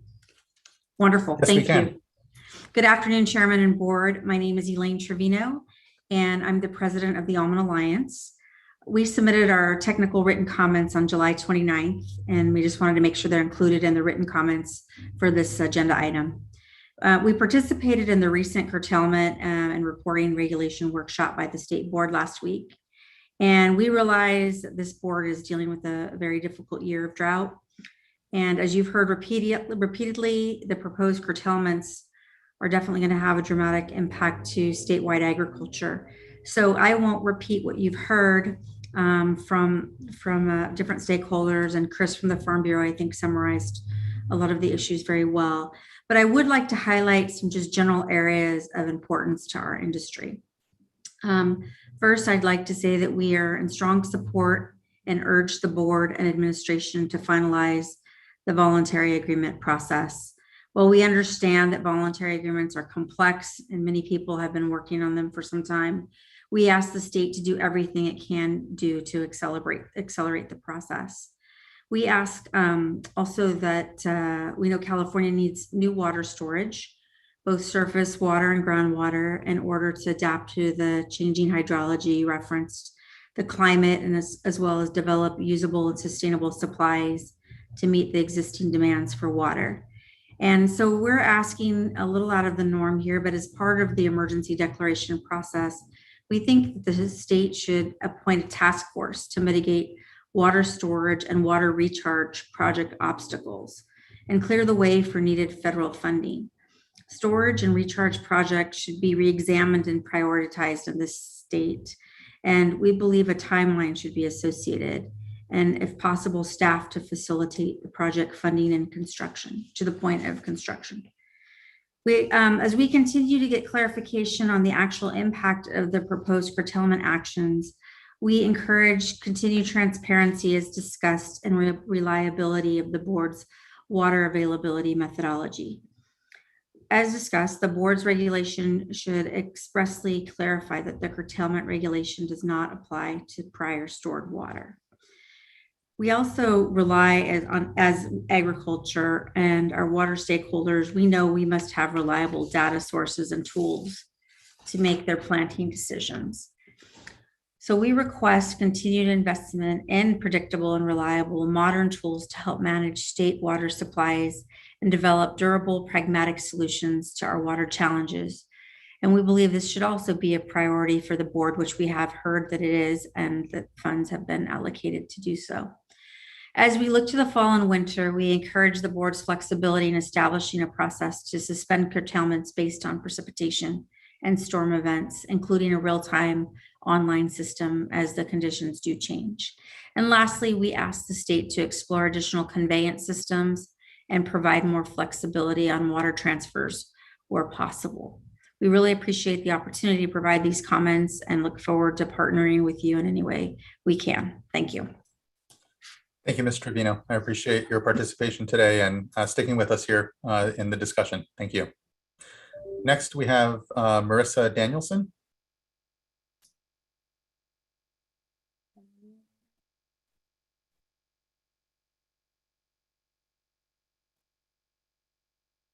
Hi, I'm Marissa. Can you guys hear me? We can. Good afternoon. Oh, hi. Hi. I am just a citizen. I've heard a lot. I've learned a lot of.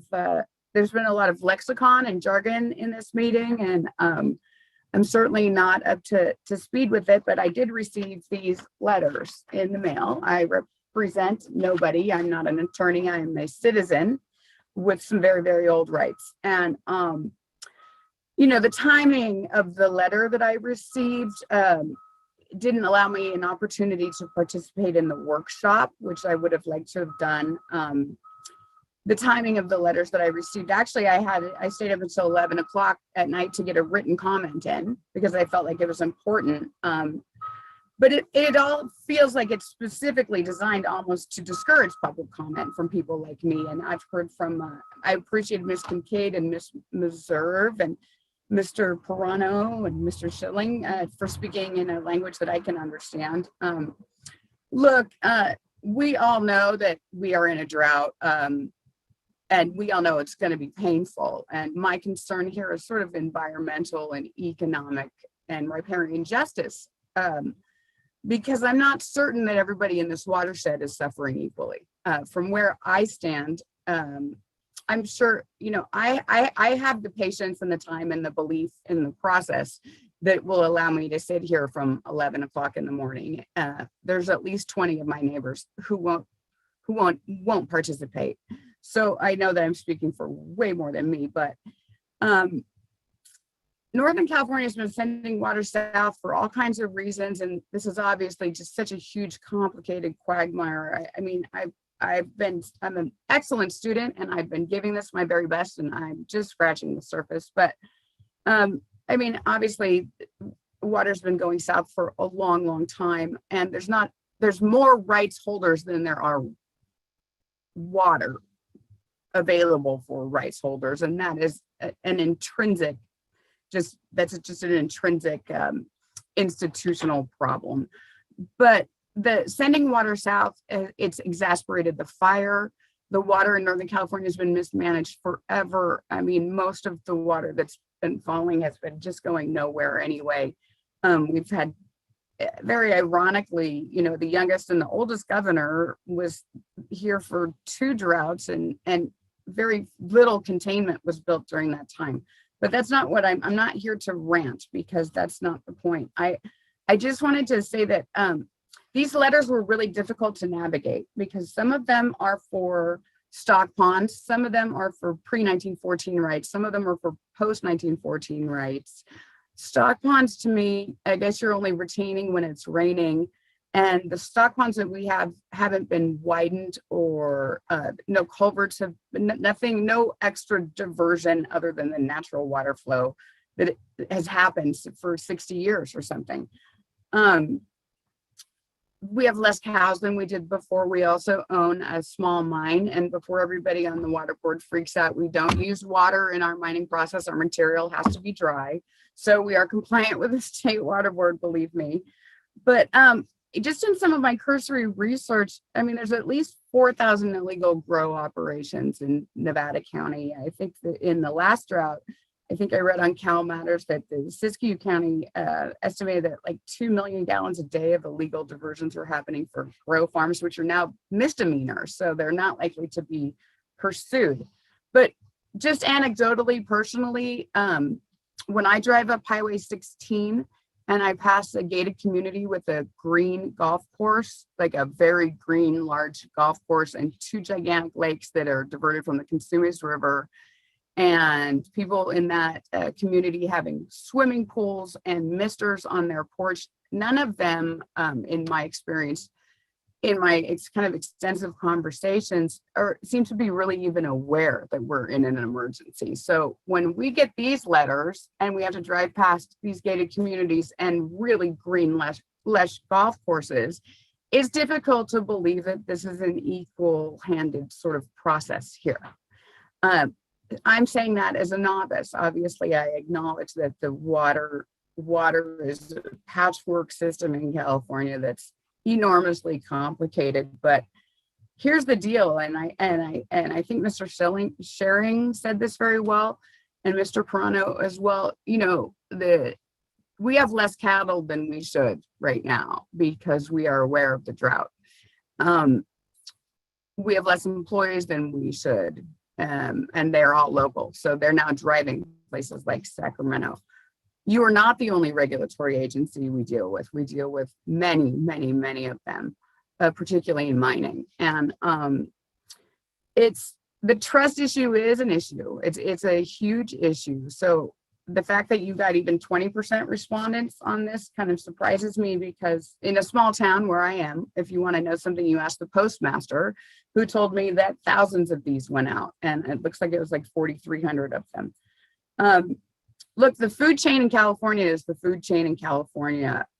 Tesla, HP, Oracle, all the 17,000 other businesses that have left California in the last couple of years, they can pack up and leave.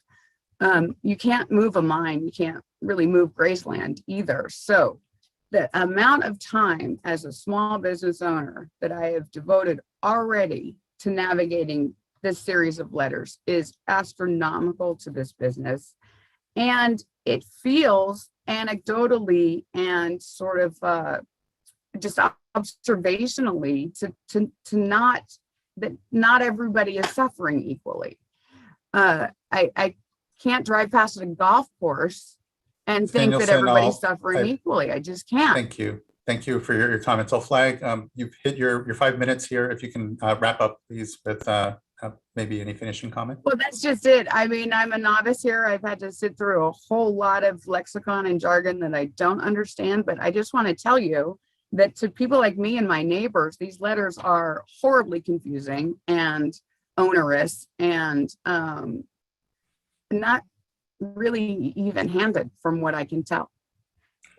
I hear you. Thank you. You know, when it comes to the work that we do, you know, I'll just note that I inhabit the public seat here. So us communicating clearly to all of our stakeholders here, but particularly those that may not be well versed in and steeped in within water law, to be able to understand how to use, in this case, it sounds like your water right in a way that is understanding of the conditions that we have and is easy to comply with, is very front of mind for me. So know that your comments are well taken. And ultimately look forward to ways that we can continue to make sure, and would recommend signing up for email notifications as well. So you're not just left waiting for paper notification, can be notified in more real time. But point taken and noted when it comes to our need to continue to communicate clearly what is being proposed and how best to comply, given the criticality of water rights holders doing so in the middle of this incredible drought. So thank you. Next, I'd like to call up. Thank you. Thank you. Next, I believe we have Nicholas Whips.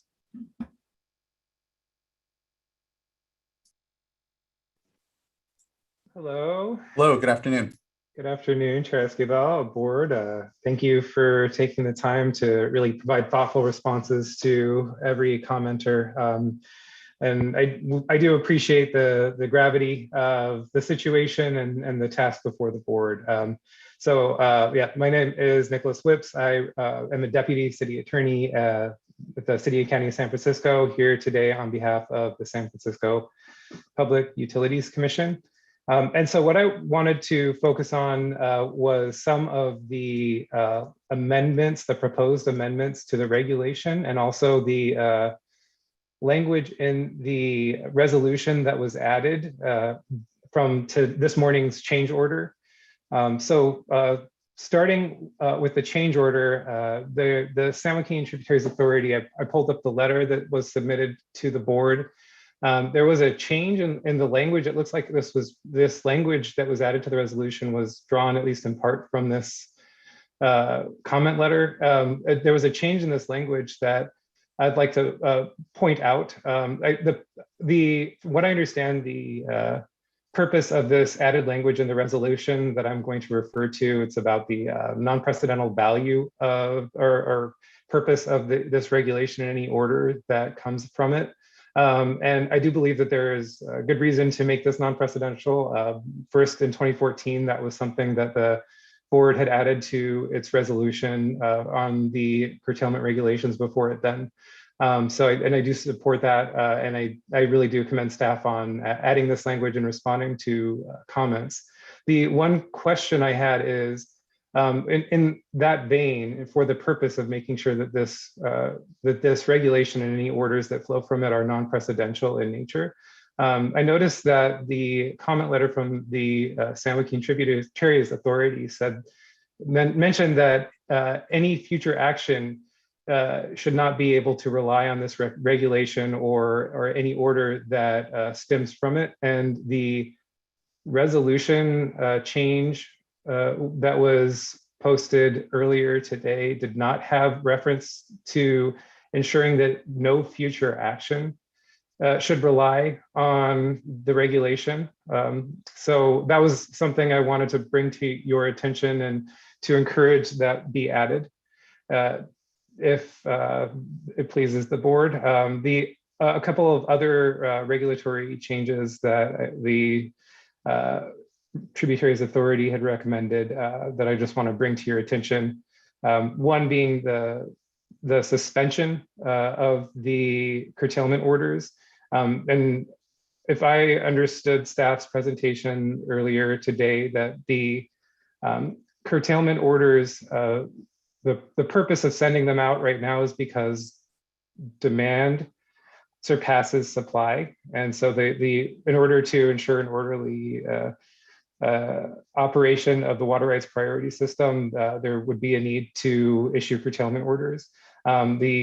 What I understand the rationale behind the recommendation in the Tributaries Authority's comment letter to be is that at a certain point in the year, that may not be the case anymore, that demand may no longer surpass supply, and that might happen sometime in late October or early November.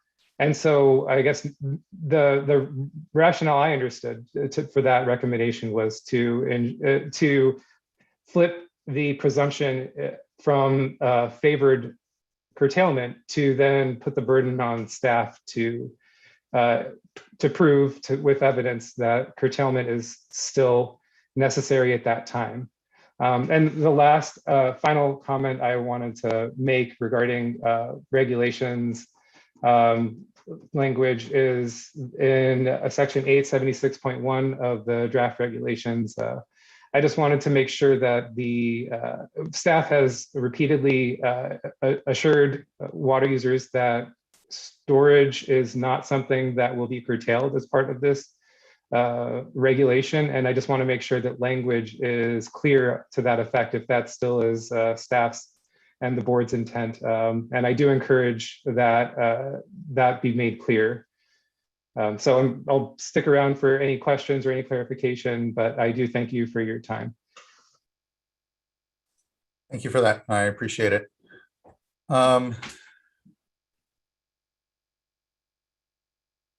Just one second, looking back through. Ms. Riddle, do you have anything off the top you want to respond to? It looks like I think that Michael will respond to the first comment. Yeah, I just wanted to address the issue of the precedential nature. And as Mr. Whips indicated, we, in proposing the change in the resolution this go around, actually have a little bit of a hybrid between what the board had adopted back in the prior curtailment regulations with some of the added language that had been proffered by the SJTA. We did not, however, accept all of the language. And part of the issue was last go around, we made it very clear that obviously these regs have effect and have precedent for purposes of their enforcement. That is the introductory clause in the change sheet that Ms. Heinrich read into you.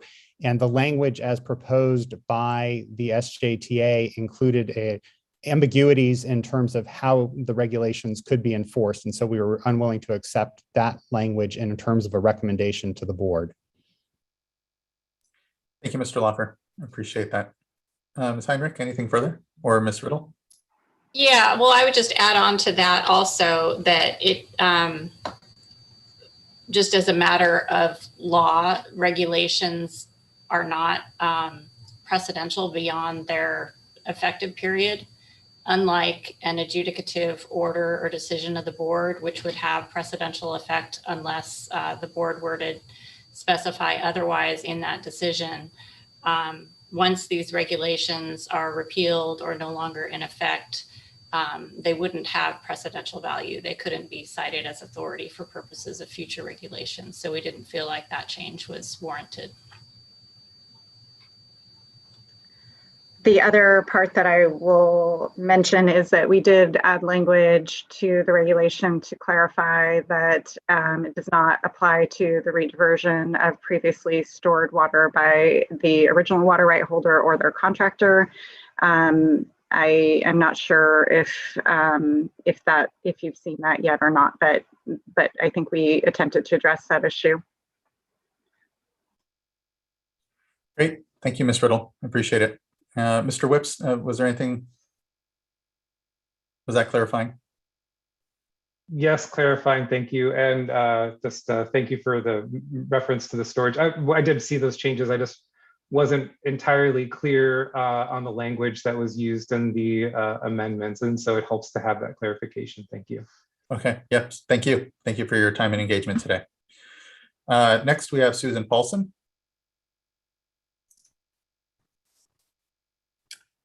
All right, am I here? You are. Good afternoon. Thank you for your patience and for joining us here. No, thank you for the opportunity and thank you for making the remote options work well. That's very helpful. I submitted 2 cards and it looks like you have the Antioch card before the BBID card. Is it okay if I reverse the order of those 2? Yeah, no issue there in the least. All right, thank you. First, Chair Esquivel, members of the board, thank you again for the opportunity to comment. My name is Susan Paulson, and I'd like to just share some comments on behalf of BBID, and in particular to address the portions of the water unavailability methodology that address delta hydrodynamics and residence time. Residence time is critical because it's only when we get residence time right do we understand where the water in the delta came from and whether native water is available for use. And if the residence time that's assumed by the methodology is too short, then effectively it cuts off delta water users prematurely, users like BBID and others in the delta, and favors storage users. The revised methodology says, and I'll read you a quote, given the extreme dry conditions that exist and have existed for a prolonged period, there is no basis to assume that any remaining storage of freshwater flows would exist in the delta longer than the methodology's 1-month time step. The delta channels, the bottoms of those channels are below sea level. And because of that, water will always be present in the delta channels. And the volume of water really doesn't change much between dry and average conditions. In wet years, it's wet conditions when the water elevations are higher, it's a little bit more.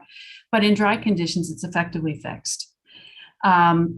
You can estimate residence time as the volume of water in a system divided by the inflows, and inflows in drier conditions are lower, which means that the residence time in dry conditions is higher than it would be in average or wet conditions. Residence times of water in the Delta during critically dry conditions are on the order of 2 to 3 months.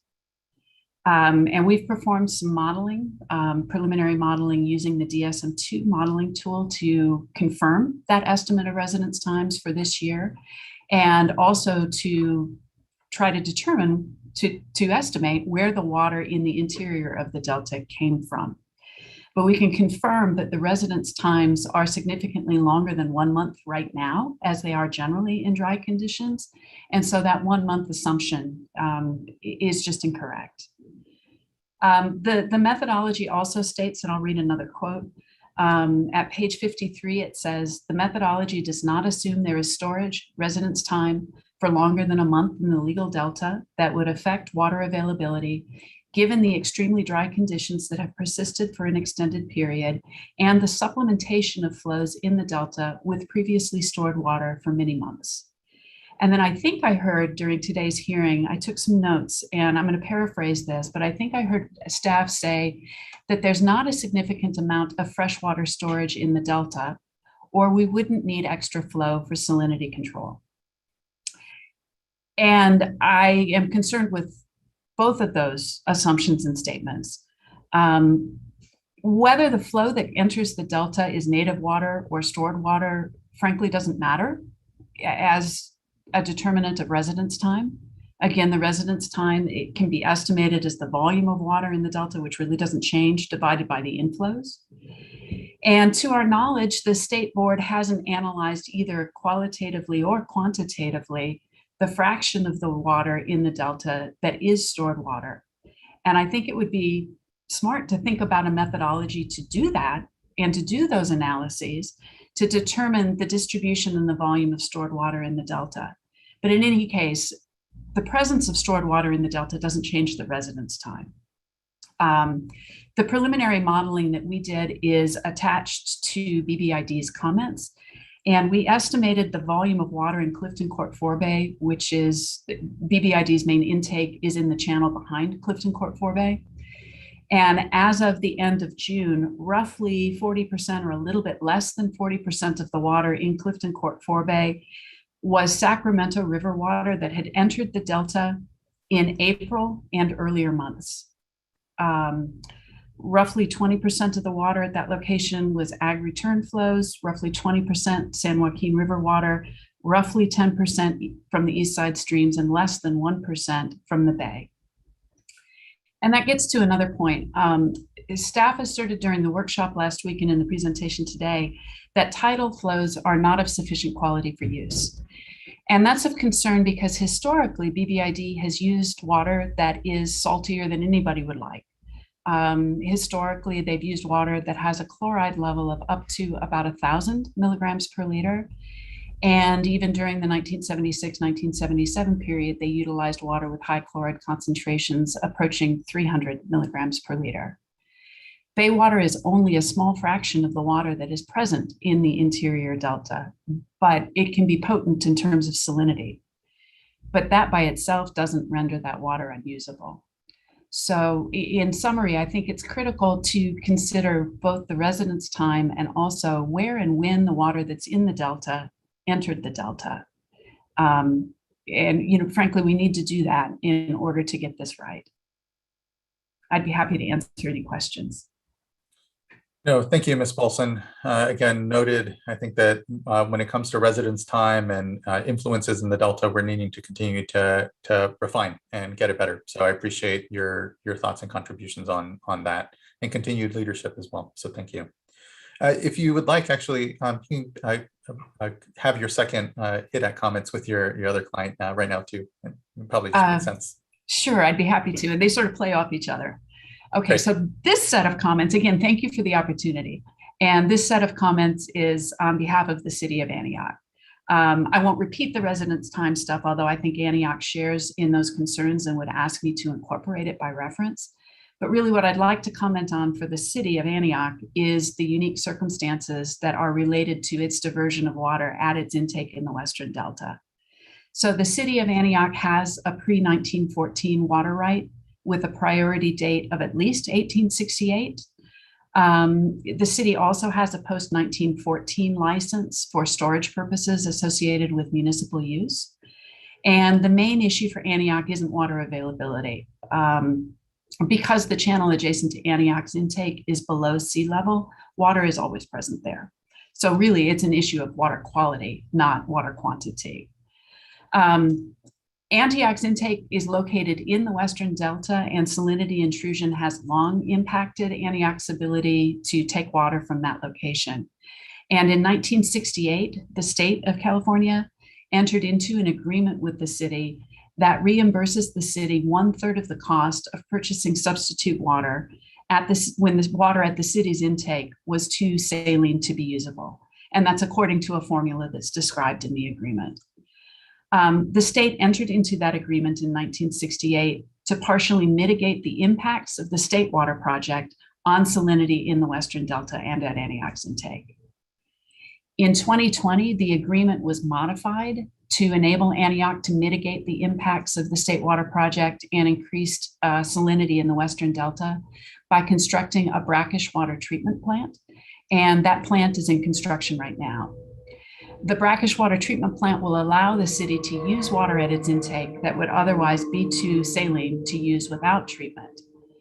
As noted in the staff presentation, and as I mentioned just a couple of minutes ago, the methodology has assumed that tidal inflows are not of sufficient quality for use. But given its agreement with the state and the city's investment in brackish water treatment, tidal inflows should be available for the city's use. The city is in effect using water that would be unavailable to other users because of its salinity. And so the city would request that it be exempted from curtailments because it will not be consumptively using water that would otherwise be available to other users. And that's it. Thank you. Thank you, Ms. Paulson. Ms. Riddle, on the issues around Antioch, any further discussion? Yeah, I won't repeat the comments related to the Delta Pool issue and salinity issues. With respect to the specific issue about the brackish water treatment plant, those are issues that we can consider. I guess one of the key considerations there will be our diversions of water outside of priority, potentially. Do they have the possibility of impacting other legal users of water? And that's an issue where I think, again, we would be looking at possible impacts to DWR and reclamation. We don't have a lot of information about this brackish water treatment plant. If Antioch would like to submit that information, we can consider it, including when it is expected to be online, the volume being diverted, what salinity level, what location the diversion is expected to be constructed at, that kind of information. We can assess it further. Fantastic. Thank you, Ms. Riddle. And thank you, Ms. Paulson. Again, really appreciate your contributions and time today. Thank you. Thank you. Next, we have Nicholas Bonsignor.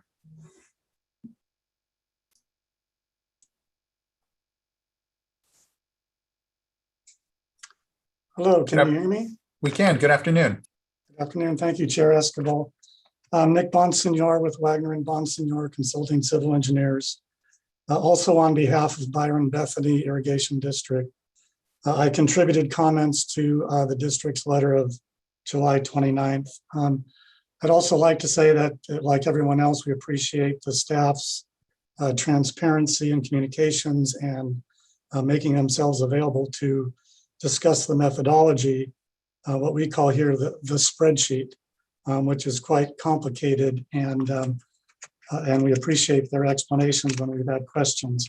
We're still digging through the spreadsheet and the explanatory report, but I just want to touch on one or two technical issues. One of them is that the staff mentioned in the staff presentation, return flows are considered a contribution to supply, which offsets demand.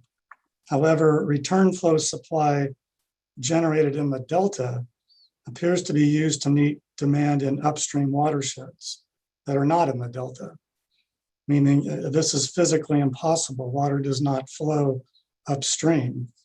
We're still trying to evaluate the significance of this assumption, but it seems to us that the methodology ought to be adjusted so that the supply generated in the delta is available only to delta diverters and not to those in upper watersheds that don't have access to the supply. We have discussed this with staff, and as mentioned in the earlier presentation, they indicated that the analysis methodology is not yet granular enough to make this disaggregation. And I understand that. Having done water availability analyses myself, you never have enough data. And we understand that there are assumptions and estimates that need to be made, but it just seems to me that concepts and elements that are known to be untrue or physically impossible should not be included in the modeling. I had one other comment, if I may, about the non-consumptive use for below sea level diverters in the delta.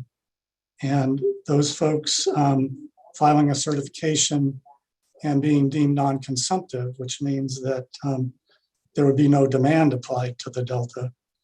And I think there's a timing issue because those folks will file a certification. But if I recall the regs correctly, they're only advised if they're not approved. So the presumption is they're approved. And at some point there will be a reckoning of how did that non-consumptive demand be removed from the demand supply calculation. But that's going to happen long after the fact that curtailments are issued.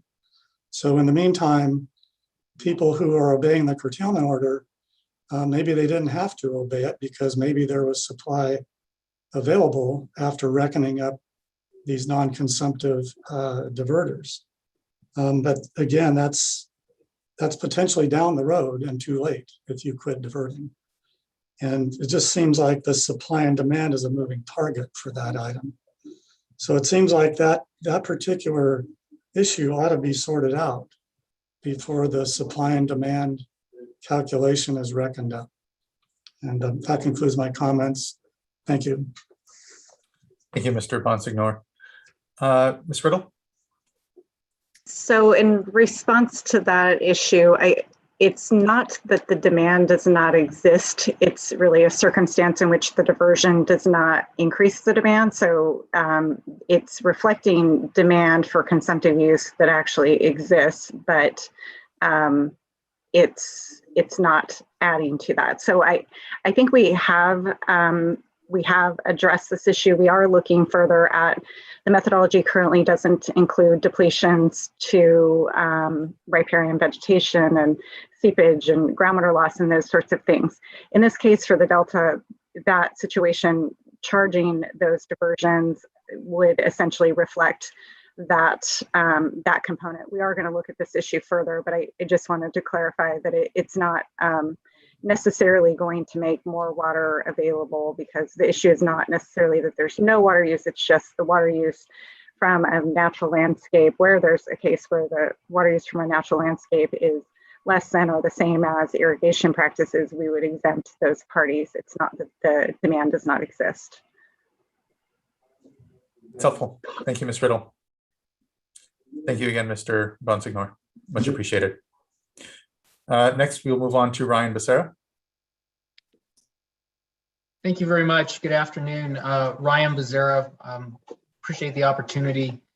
Chair Esquivel and board members. I represent the cities of Folsom and Roseville, as well as Sacramento Suburban Water District, the Woodland Davis Clean Water Agency, Yolo County Flood Control and Water Conservation District, as well as Yuba County Water Agency.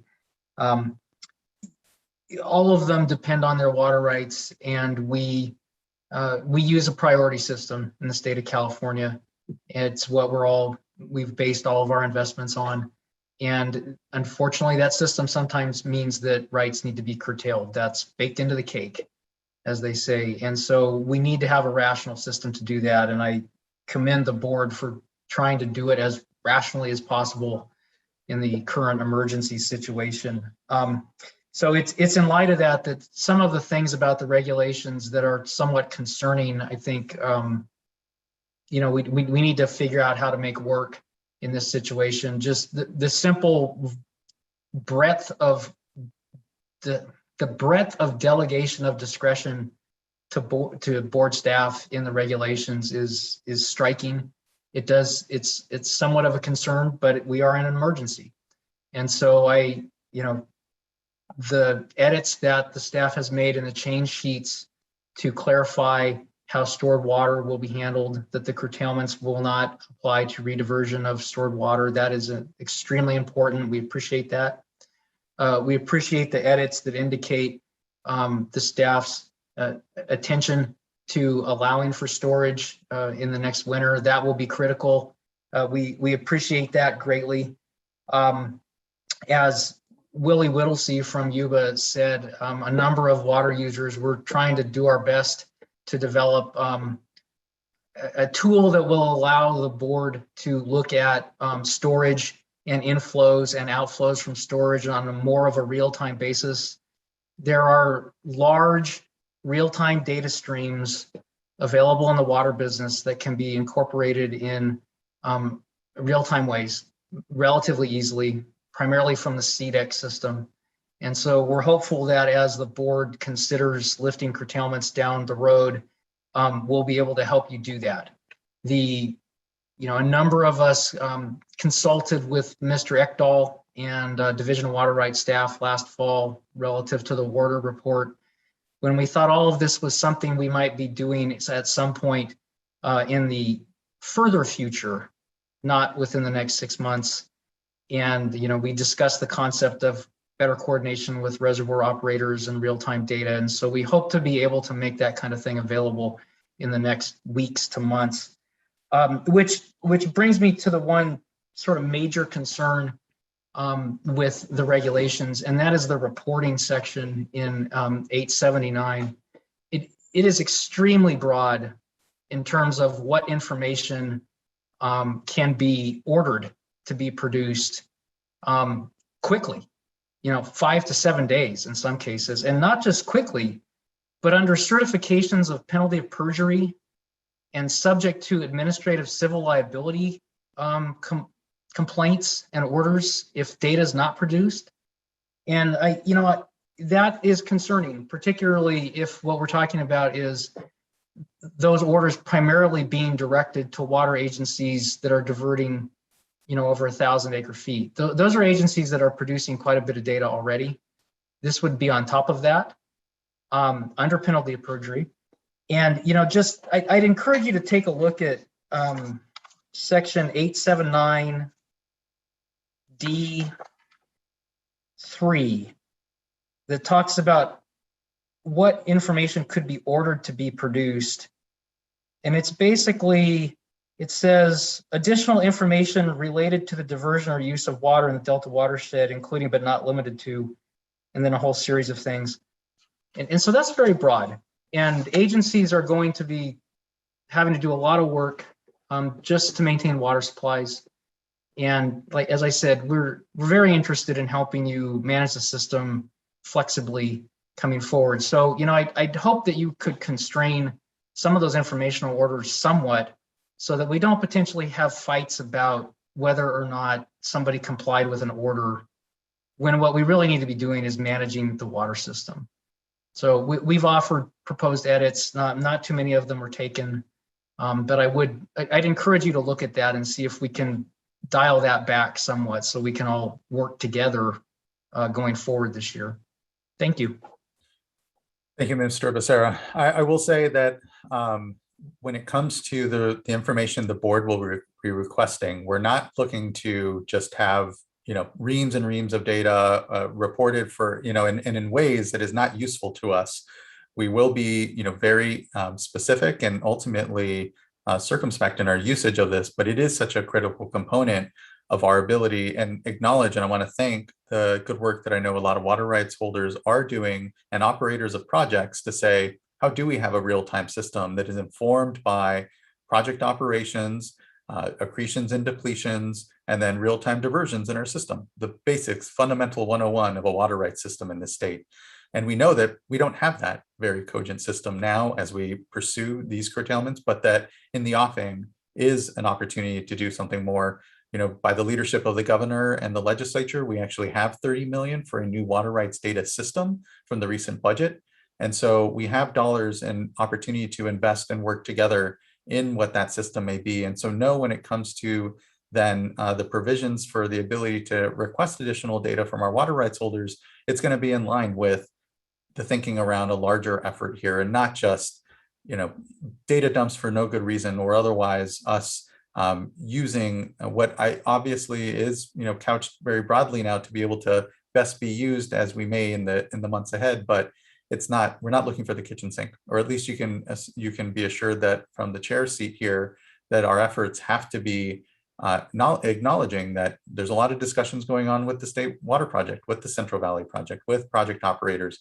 We're all needing to have a better system here amongst us of information sharing and ultimately of management of a wide-ranging system that builds some faith and confidence, and know that that's what's in the offing here. So I appreciate your comments and acknowledge that we need to be ultimately getting the balance just right. As in all things the board approaches here, it's a matter of balance, that balance of the time it would take, knowing it takes time for diverters and water rights holders to respond back to these requests. We want to do it in a way and have the systems in place to capture that data most easily for those more sophisticated and those that aren't, that, you know, rely on paper or don't have easy internet access, to also be able to participate mindfully in all of this. So just thank you. And Vice Chair, I think you have additional thought here too.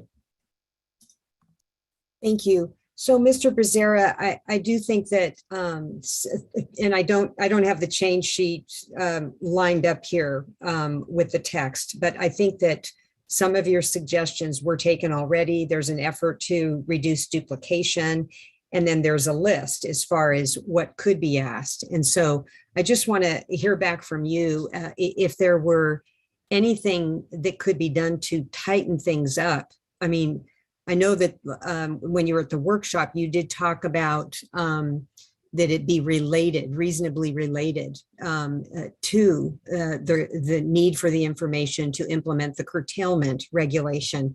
But the list of what's included does seem related already. So just want to hear from you on if there were, you know, any one thing that could be done to tighten things up. What would you suggest?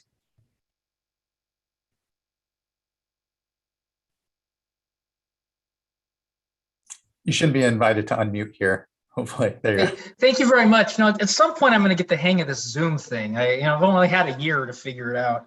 I guess I'd say if the most significant thing to me about these, and I've tried to keep track all the change sheets as they come forward, but the biggest one, the biggest uncertainty, I think, is in 879 D2 A and B. So these are potential orders to diverters over 1,000 acre feet. And so A says the order can apply to any prior diversions specified in a daily, weekly, or monthly format. So that appears to go into the indefinite past as to what diversions might be ordered, and potentially in a format we may not really have. And then the demand projections, again, there's no particular time limit on them. So it could be the whole next year in a daily, weekly, or monthly format. Again, we may not have those. So, when I look at that and I think of like an ag district, making a demand projection, I mean, I suppose you could go from past year's data and take a guess at what it would look like. You might be able to get that a little better with M&I data. But, under these conditions, people are probably going to be triggering their water shortage contingency plans. So, trying to do a whole bunch of data going backwards to get better demand data and diversion data, and then potentially several months forwards when you don't know, you're really taking a wild guess at your demand projections. And to my mind, those might not be overly useful, and it might be better focused to sort of focus on reservoirs and how do we get real time data and make that system work a little better. Thank you. Ms. Riddle, did you want to respond? Well, I just wanted to respond, and so the language is a little broader, just given that we don't know what we're going to encounter and what we might need to investigate. Really, the intent of the reporting requirements is to have better demand data, particularly during the winter time period when parties may be storing water. We recognize that historic demand data is less reliable during this time period because users essentially diverted when there was a precipitation event. That data does not necessarily reflect the demand that actually exists. So that's the primary goal behind the information. Otherwise, the more broad reporting provisions are really to just address what we know will be a series of different issues that require more investigation and evaluation, and to make sure we have that information. Again, the only intent behind any of the reporting requirements is to efficiently and effectively implement the curtailment system. So we don't intend to be asking for a lot of information that we can't process and is burdensome on our staff, quite honestly, as well as the water users. So that is the intent. It is a little broader because of these possible needs for additional information that may crop up through the process. A follow-up question on that then. It doesn't seem to be time-bound in your mind.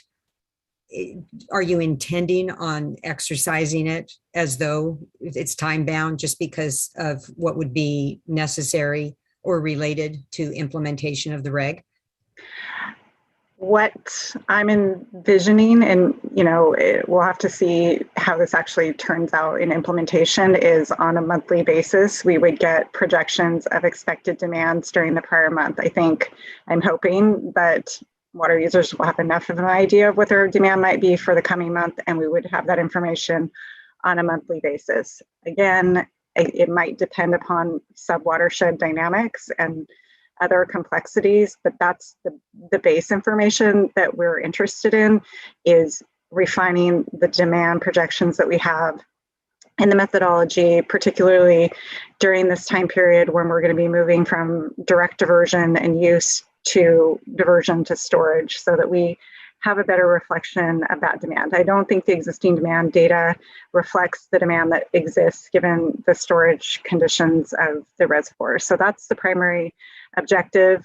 We wanted to have some flexibility to address unknown conditions or issues we haven't yet fully thought through.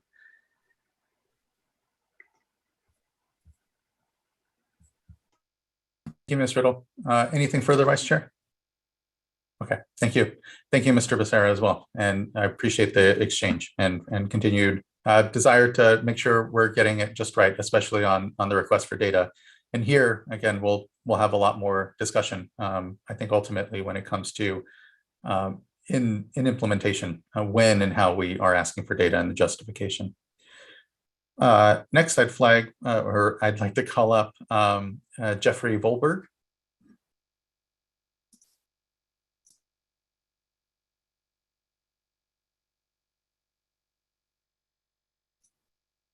Good afternoon. Hi, thank you, Chairman Esquivel and members of the board. My name is Jeffrey Volberg. I'm Director of Water Law and Policy for the California Waterfowl Association. And I don't have any real specific comments on the regulations themselves, but I want to remind the board of the millions of waterfowl and other wetland-dependent birds that migrate into California every year. They're already starting to show up because the Klamath Basin is extremely dry and they're overflying it, and they're already coming into the Sacramento Valley. The regulations, obviously, the curtailment of water, particularly the rice industry in the Sacramento Valley, will have a significant effect on the birds. I will say that in 2014 and 2015, the water managers in the Sacramento Valley did an incredible job of balancing the needs of birds and salmon and rice and trees. And for that reason, I would highly recommend, as Ms. Kincaid did, you emphasize working with, facilitating, and collaborating with local water managers in providing the proper balance of the remaining water that's available.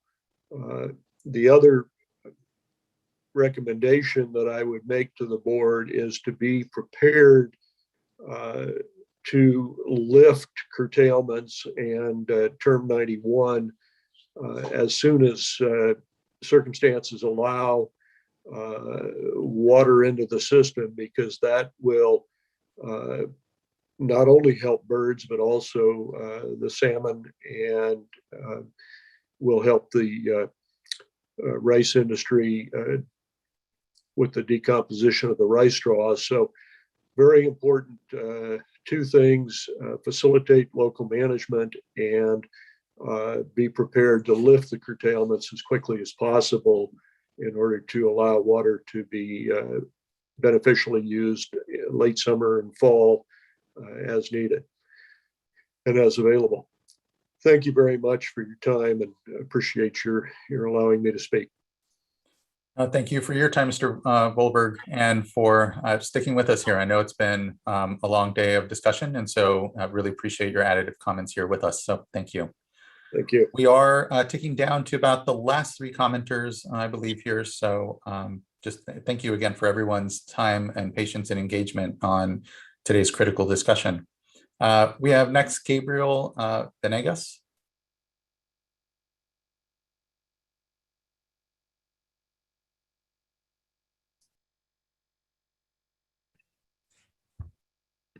And Gabriel has been invited to unmute. There we go, Gabriel. Okay, I'm here. Can you hear me? Yes, we can. Good afternoon. Okay, great. Good afternoon, Honorable Chairman Esquivel and board members. My name is Gabriel Venegas. I'm the regional hydrologist for the U.S. Forest Service in the Pacific Southwest region, located in Vallejo. I want to thank you for the opportunity to provide comments, and I want to thank the board and the staff in your response and important work during this severe drought. I did provide comments last week and want to take the opportunity again to provide, if not just a concern, at least a status of current resources we have within the Forest Service and our ability to respond to the proposed reporting requirements. I think many know, of course, that much of the Western U.S. and especially here in California have been impacted by the severity of the recurring drought and, of course, our larger fires and longer fire seasons. In recent years, fires have taken a toll on national forests, and our resources have been stretched thin. Right now, there are 7 fires on Forest Service lands, including the Dixie, which have all scorched about a total of 250,000 acres, and it's growing. The U.S. Forest Service Pacific Southwest region has dedicated resources to assist with fire suppression efforts on national forests, not only in the state of California, but as well as other national forests across the Western U.S. Because of this effort, the Forest Service Pacific Southwest region resources may not be available to respond to the reporting timeframe proposed in the draft curtailment regulations. Many of our water rights are small and less than 10 acre-feet per year and are located across millions of acres of national forest lands, and it takes a significant amount of time and resources to verify and monitor flow. Within the Delta watershed alone, there are about 9 national forests that have about 1,000 water rights in total, and we have over 6,000 total in the 18 national forests located in California. National forest hydrologists are responsible for the reporting on water rights and their uses, but most of our forest hydrologists also participate in fire suppression support and burned area emergency response. The U.S. Forest Service provided comments last week, and we again want to request that the Water Board consider at least exempting the U.S. Forest Service from reporting water rights less than 10 acre-feet per year, and report when our forest resources are available to report. That is when they return from fires. Another alternative may be to allow the Forest Service to send a letter certifying water rights that we propose to use, such as those water rights we need for health and human safety, and including for fire, and those we agree to curtail pursuant to the proposed curtailment regulations. The purpose here in responding with a letter is that we lack the resources to file the online forms and report, in some cases, hundreds of water rights per forest. The U.S. Forest Service is supportive of all efforts being made by the Water Board and other state agencies and our federal partners during this time of severe drought, and the Forest Service will do its part during these difficult times as best as possible in the resources that we have available at the time. Thank you. Thank you, Mr. Venegas. And I did make note of your comments during the workshop, and in reaching out to our folks to see how we can ultimately help our federal partners here, and knowing that like many of us, having to prioritize resources here as we combat multiple challenges for our agencies. So we're here to be partners, and appreciate the complexity certainly of the water rights holding that the federal government has. Ms. Riddle, I don't know if you have anything specific further. Yeah, I just wanted to identify that we do have flexibility again in the timeline. We can exercise that. I think we can also, come to some agreement on what is needed. I think here again, this is not the goal. We do want water right holders to fill out the certification form. That's our way of knowing you understand your obligations under your water right. But I think there is flexibility there with timing related issues that we can work through with the Forest Service. Thank you, Ms. Riddle. Yeah, some consolidated reporting perhaps, or whatever we may be able to afford. I can appreciate, again, the competing demands, and thank you. I appreciate it. Okay. Thank you very much. I appreciate that. Thank you. Thank you. Next, we have Mr. Phil Williams. Mr. Williams, good to see you. Good afternoon, sir. Good to see you again as well. Can y'all hear me okay? We can. Mr. Chair, Madam Vice Chair, and members of the board, good afternoon. Thank you for the opportunity to provide comment. My name is Philip Williams. I serve as Special Water Counsel to the City of Ukiah. The City of Ukiah is located in Mendocino County, far from the Delta, and has rights to divert water from the Russian River, including a pre-1914 appropriative water right that goes back to at least the 1870s. Ukiah has been heavily involved in the emergency regulations on the Russian River and the issues associated with those efforts. Importantly, we have consistently and repeatedly been asking for the State Water Board to relook the methodology used to determine what water was available to diverters and to find ways to reach an agreement that will help Ukiah take care of its neighbors through this drought.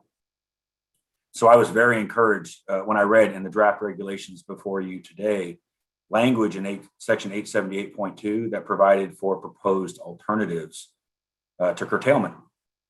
This is exactly what Ukiah has been asking for now for months. In fact, we have such a proposal ready now, based on urgent pleas for help from our neighbors on the coast and the potential for others within the Ukiah Valley to need similar help. Ukiah is in a position to help, and we believe we have an imperative to do so. Of course, this puts us in a difficult position unless the State Water Board and Ukiah can come to an agreement, realizing that, as I believe, we actually have the same ends in mind. Avoid the unauthorized diversion of water and provide for minimum health and safety needs. As I spoke to you earlier, I do not believe these two are mutually exclusive. Simply expanding the reach of proposed section 878.2 to apply to all water users and actions under the entire article, instead of just the Sacramento and San Joaquin Delta watershed, would go a very long way in improving the trust that you, Mr. Chair, spoke to earlier, and would also begin to develop an institution to address the difficult questions that Ms. Spalletta so eloquently spoke to as well. Such an approach would very likely help us avoid conflict and would also provide similar for the Russian River and other watersheds that you are providing, and rightfully so, for the Delta. As I indicated, we have an approach ready to present. We believe this proposal is directly in line with Resolve number 5 that was read into the Water Board's resolution on June 15th.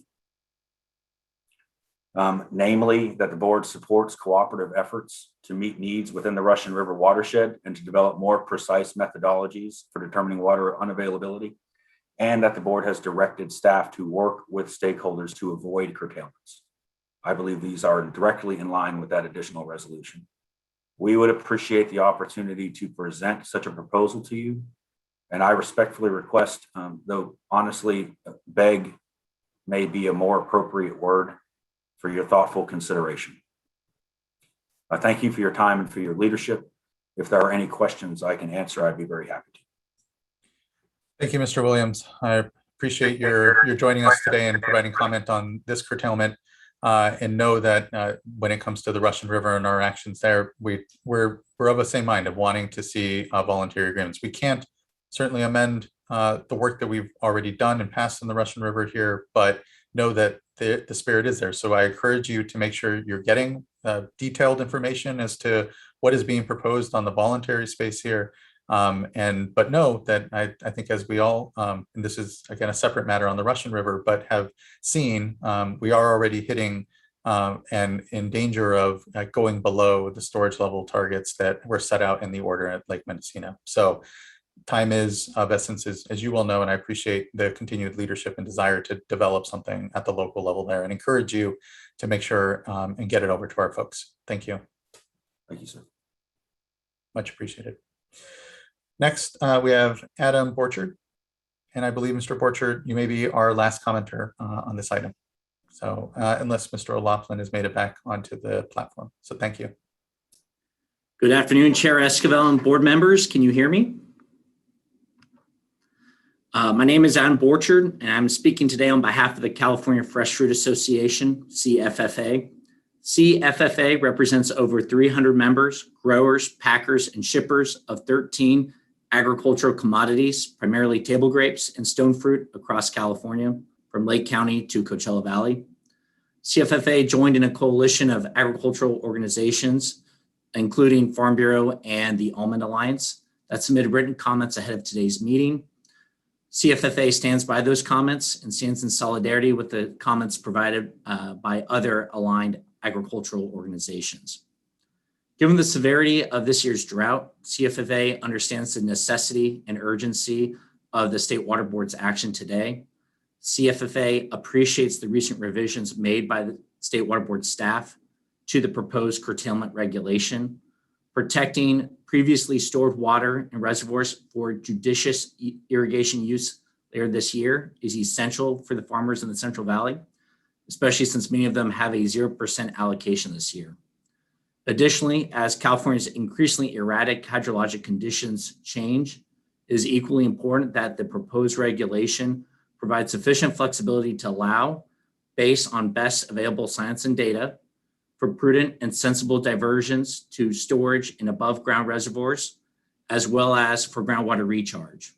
The changes to the proposed regulation allow for such discretion by the State Water Board. Irrigated agriculture is a bedrock economic engine in many rural regions across California and provides food and fiber to our urban communities. With increasingly more efficient irrigation methods and water smart horticultural practices, irrigation for California's breadbasket is more than reasonable. It's a necessity. Thank you for the time to comment today. Thank you, Mr. Borchard. I appreciate your comments and for sticking with us here. I know it's been a long day and afternoon, but thank you. It's been much appreciated. Thank you. So that wraps up public comment at this point. So where does that leave us here, fellow board colleagues? I did my best to make sure that we were actually responsive in real time here to a lot of the comments. So hopefully we've kind of winnowed down what may be the issues that we feel are still outstanding before folks feel comfortable to pull a vote here.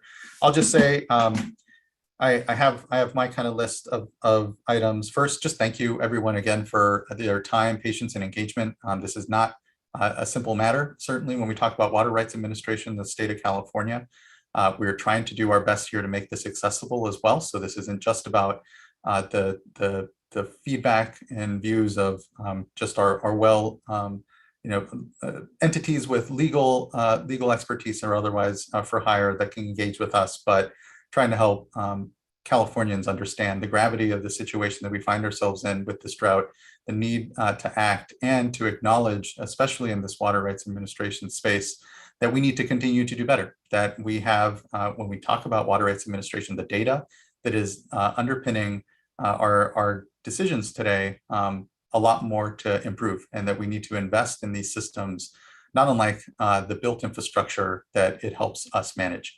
And so just want to thank everyone's patience and understanding that we have the system we have, and the option to not act, to continue to allow diversions to happen on the system that are depleting our storage supplies that we need to be keeping in mind of for a potential dry winter is simply there, and it's imperative. And so, but that doesn't mean that we are not open to continued discussion around voluntary arrangements to affect the same outcomes, but and to focus on next year. And so a lot of my thought does go to how do we continue to keep the momentum in discussion with the water user community, keep folks informed and bring them along as we try to address issues around data and our understanding of the system, which call to mind the issue of delta pool or residency time of water within the delta itself, and or tidal influences, as an example of a space that we need to continue to refine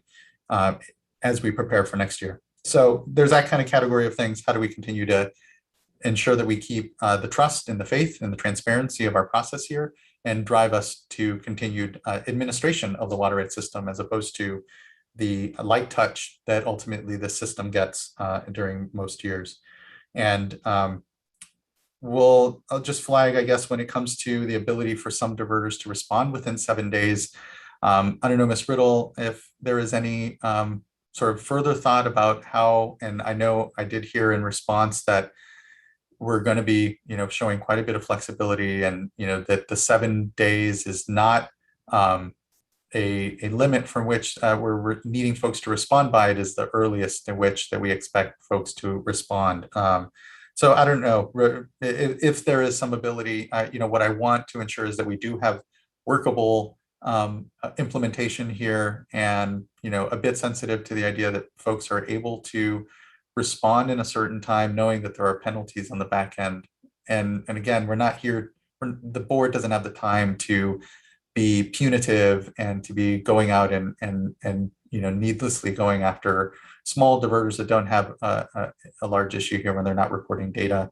But I know that doesn't always give the greatest comfort. And so I guess on that question, I would just ask if there's any other way that we can look at it, or if we add a few days, if it makes much of a difference one way or the other. I think it does. And I will say that I hope that the water user communities feels a sense of urgency when it comes to us being able to ask for information, get that information back, and importantly, help it reflect real-time and better conditions in the water, or understanding of a better understanding of conditions in the watershed from our water users.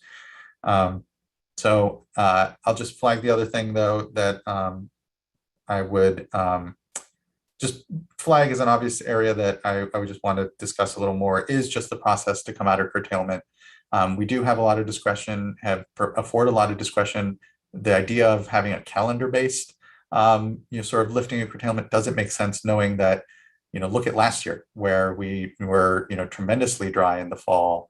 And so a calendar-based lifting of curtailment isn't necessarily something I'd be open to. But if there is any thought about how we can sort of just give comfort to the fact that the board will be tracking and certainly not looking to hinder our ability to move water into storage should we start to receive some precipitation this fall.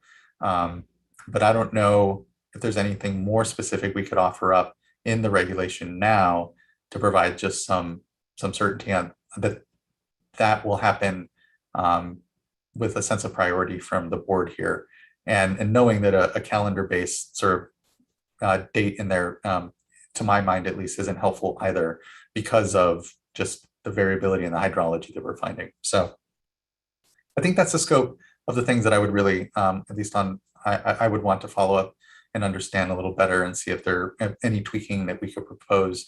But maybe before necessarily respond on those, kind of look to my fellow board colleagues to see if there are any additional spaces that we could have some potential discussion here, and just leave it to that. Yeah, fellow board colleagues.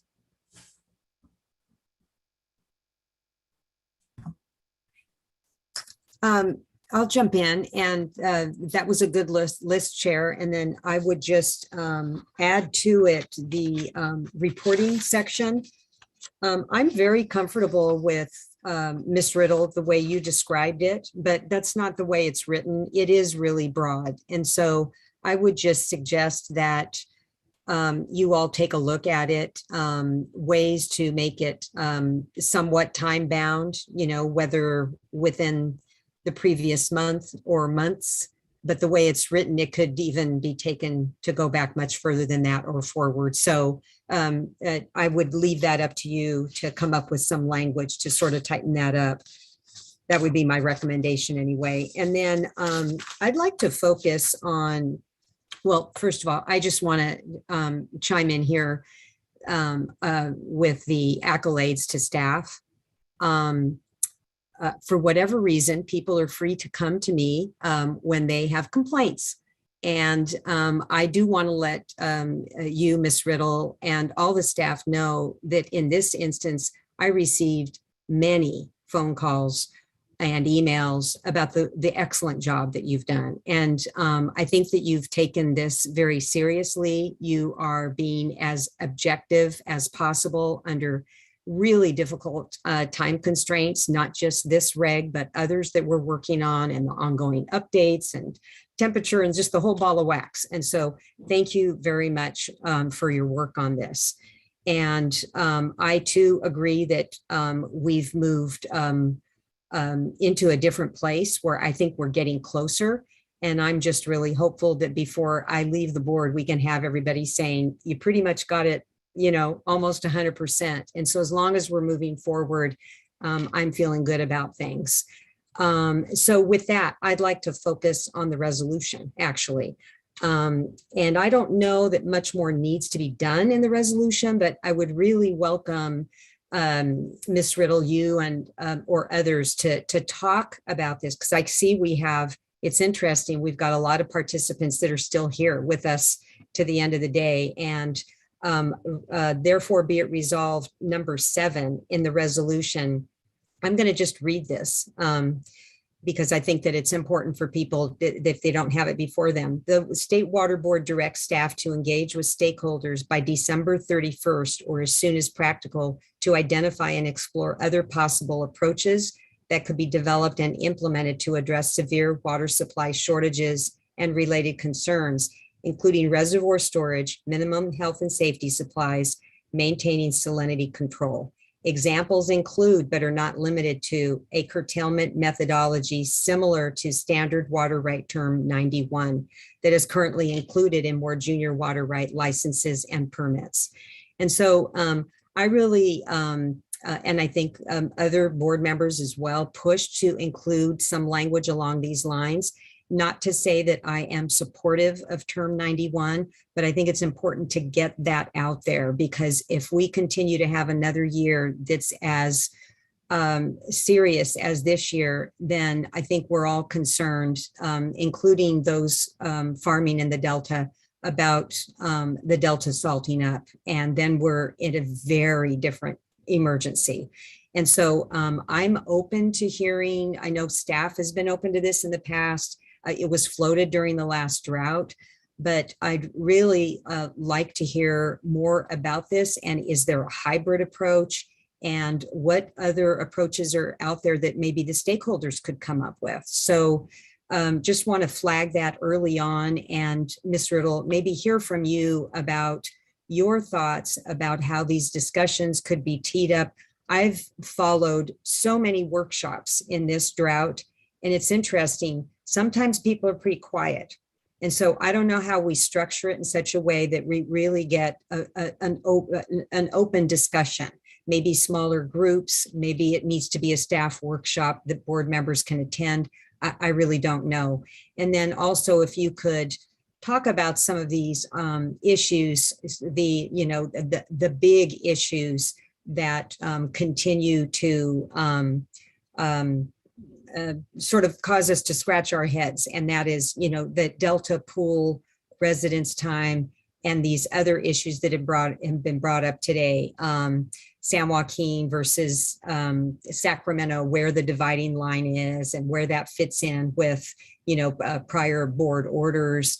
And another one that I would just put out there would be the overlap memo. So this is the Water Masters overlap memo. I think it's been pretty well vetted in the Delta, but I don't know that it's been vetted beyond the Delta, and where other stakeholders might see that, it would, maybe they have questions about that. And so those are just three areas that I think that I could benefit from hearing more about, if we had time to have more targeted discussions, but also want to get your thoughts also as to timing. And the reason I think timing is so important is that hopefully once you all and the stakeholder community can kind of come up for air after this tight schedule that we've had, really wanting to have these discussions early, which is why the time, of December 31st or sooner, so that a lot of these discussions can occur before the compressed time schedule that we'd be looking at with an emergency reg. Great, thank you, Vice Chair. Ms. Riddle, is it helpful for us to maybe just as board members kind of continue to tick through and be additive here to some of the things that we'd like to discuss or address, and then we can kind of go through? Or do you want to go ahead and take this chunk off of the items that the Vice Chair and I have identified? Perhaps we could do that. I'm afraid that I'm going to lose track. Yeah. And Thank you. to the extent that we're talking about additional edits to the resolution or regulation, I would suggest that we take a short break and let us huddle. I definitely don't want to suggest edits without running those by our attorneys. That's appropriate. Thank you. Okay. So I guess I can respond on the reporting related issue that you raised. It is we have considered these comments about reporting. And it's a balance between, like you said, expressing the urgency of this matter, ensuring that water users know that this is something they need to comply with very soon, and being reasonable and understanding that this is a whole new set of issues to people. They may not have the resources to understand these issues. And so it is a really tricky balance. We can think about more edits. We have thought about more edits. That is one of the reasons why we included the clause in the beginning of the reporting provision, that the reporting is really for purposes of curtailments. Dee Dee also had comments along this line too, so I'll just address those. We will definitely talk about whether there is any narrowing that we should make in response to the specific provisions about reporting prior use and anticipated use in the future. We can talk about narrowing that. But again, it is again this balance between we might need that information at some time in the future. The process to come out of curtailments, I guess we can talk about edits as well, but I think we do have this process before the board. We do have the opportunity every, twice a month, and that may not be frequently enough for parties to identify if they think we've interpreted the data incorrectly. I think we want to be as accessible as we possibly can be on that front too. We are open to suggestions. I didn't see a lot of suggestions other than a date specific. So that again, I think you understand, given the critically low storage levels that we're facing, seems concerning. Also, there may be a dynamic in which all of the reservoirs are storing at the same time. And I think we need to look at that issue more carefully. That may be an unavoidable issue. And I think we want to err on the side of under curtailing versus over curtailing. That's tried to be very clear about that. Because of the stakes, but the stakes are also very high for the project storage levels. So I think those things need to be balanced. And as the year progresses, I think the dynamics are going to change, and we'll probably inform how we want to handle conditions. And I don't think we want to necessarily limit our flexibility right now, because going through this process is obviously arduous and we may not have the time to do all of that. Thank you, Ms. Ritter. I'll say, I don't have, as well, any language suggestions for at least the two things that I, three that I really highlighted there, and didn't see any either. So it's more just kind of a, check under the rocks to make sure that there wasn't something floating around further. And just so you know, on my request, and not necessarily a hard request on language. So I appreciate it. We will do that when we have our huddle. The term 91 issue that Dee Dee raised, we have investigated hybrid approaches. I agree with you. I think that's something we'd want to start soon to get input on. We might, we'll have to huddle on that, but we can bring back ideas and report to you at, the next board meeting, what our thoughts are on that. I think that's probably a good way to handle that. And again, open to suggestions from stakeholders as well. We talked a good amount about the Delta Pool residence time issue. I think we really caught a lot more attention and engagement when we moved to the regulation setting, and so we're working through some of these issues. We have had some discussions. We do have some staff analyses from previous proceedings, from the BBID proceeding that are available. I think we need to dust those off, make them public, reevaluate them, and have a public dialogue on that topic. We agree. Whether those issues are going to come into play, I think with respect to Dee Dee's comments about the overlap memo, that memo essentially identifies that water users in the Delta cannot be claiming both a riparian and a pre-14 right at the same time. And I am not an authority on that, of course, but for that purpose, we have made the generous assumption that all of the users that are claiming overlapping rights in the Delta are riparians. And I think that that's the similar conclusion of the overlap memo, in which case those users are treated as the most senior users in the basin. Currently, we don't have a methodology. So for riparians, when they're shorted, those shortages would occur correlatively. That means they'd be shared amongst all users.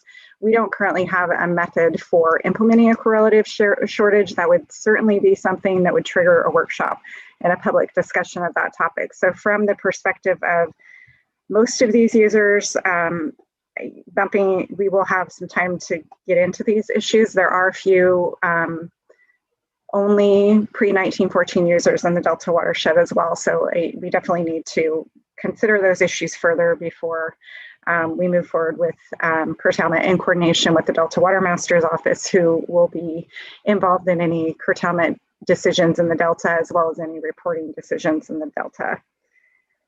I think that covers most of it, other than the things we're going to huddle on and related to the reg and the resolution. Perfect. Thank you, Ms. Riddle. Really appreciate the good tracking and response here. Other board colleagues, issues that they'd like to flag for consideration of perhaps additional amendment, and then otherwise comments as well.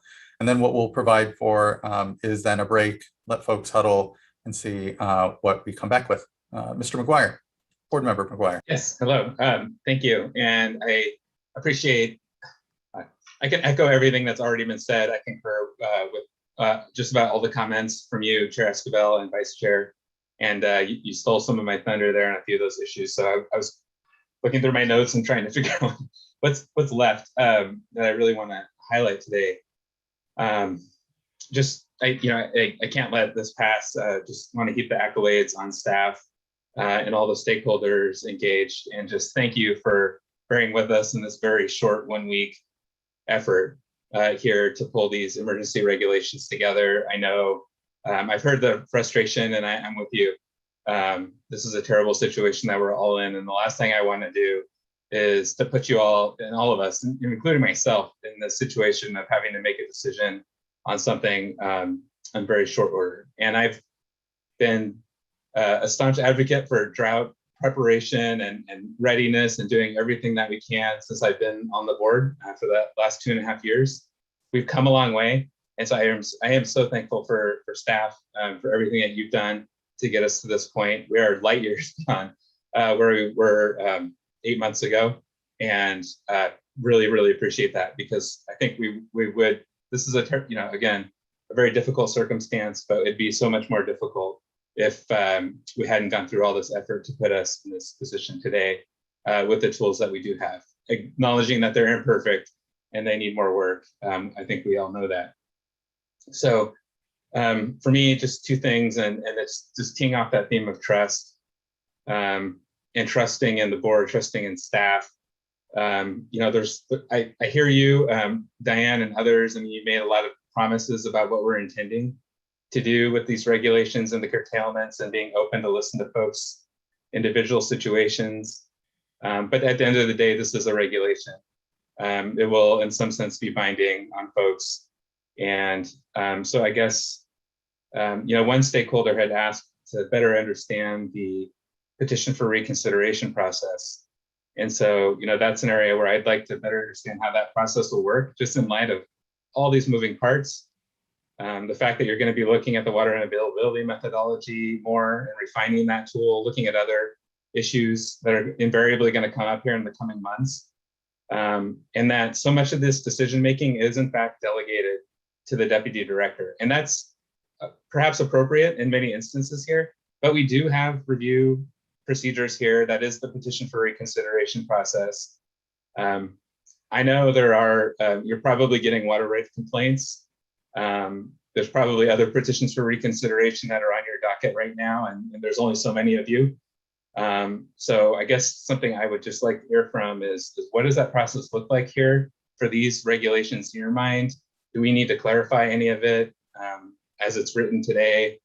Is it clear enough somewhere else? I don't have a specific ask, but just want to, I think, discuss that a little bit more with you. And then the other piece I'll just flag is on this notion of workload and wanting to be better and more transparent. I think other board members have already picked up on this, looking at, will we use a different, should we consider using a different approach, like a Term 91 type approach next year, resolving the Delta pool issues, and some of those questions. But there are probably other issues that you're going to be working through from a water rights management perspective. SB 88, how are we doing with that? What's our compliance and enforcement strategy generally going to be here? Today, if we vote affirmatively today, you will have then this regulation once OAL approves it, and it needs to be enforced ultimately at the end of the day. And how will that look, given your limited resources, given the fact that we're dealing with these water shortage situations in many other watersheds also, and you have limited folks. So I guess, in the essence of, in the interest of better transparency and signaling, what are the priority issues that you think you'll be working on over the coming months, and the timing of those different issues? And how do we best communicate that to the public so they know what's coming up? So we have more than a week, for example, to reflect on those types of situations. I just think we should, it would be good to put together a kind of a group or priority list of those items, high priority items that need to be addressed here before 2022 or early in 2022 versus perhaps some of the longer term items. I think the water report and all the work that you've already done can reflect on all that, but these are moving circumstances. And so I just would like to get a sense of the current lay of the land. And I think I'll stop there because I could keep going, but thank you. Thank you for that, board member. I know on top of that as well are new positions that the Water Rights Office will be hiring up. So there's a lot of moving components, and ability to prioritize and signal and communicate to the public and the water rights holders what our plan of action is a bit, I think will be helpful. But Mr. Ekdahl, by all means. Yeah, I did want to jump in and talk a little bit about the enforcement question, because it has come up in both the board meeting here today and then a couple of other settings as well.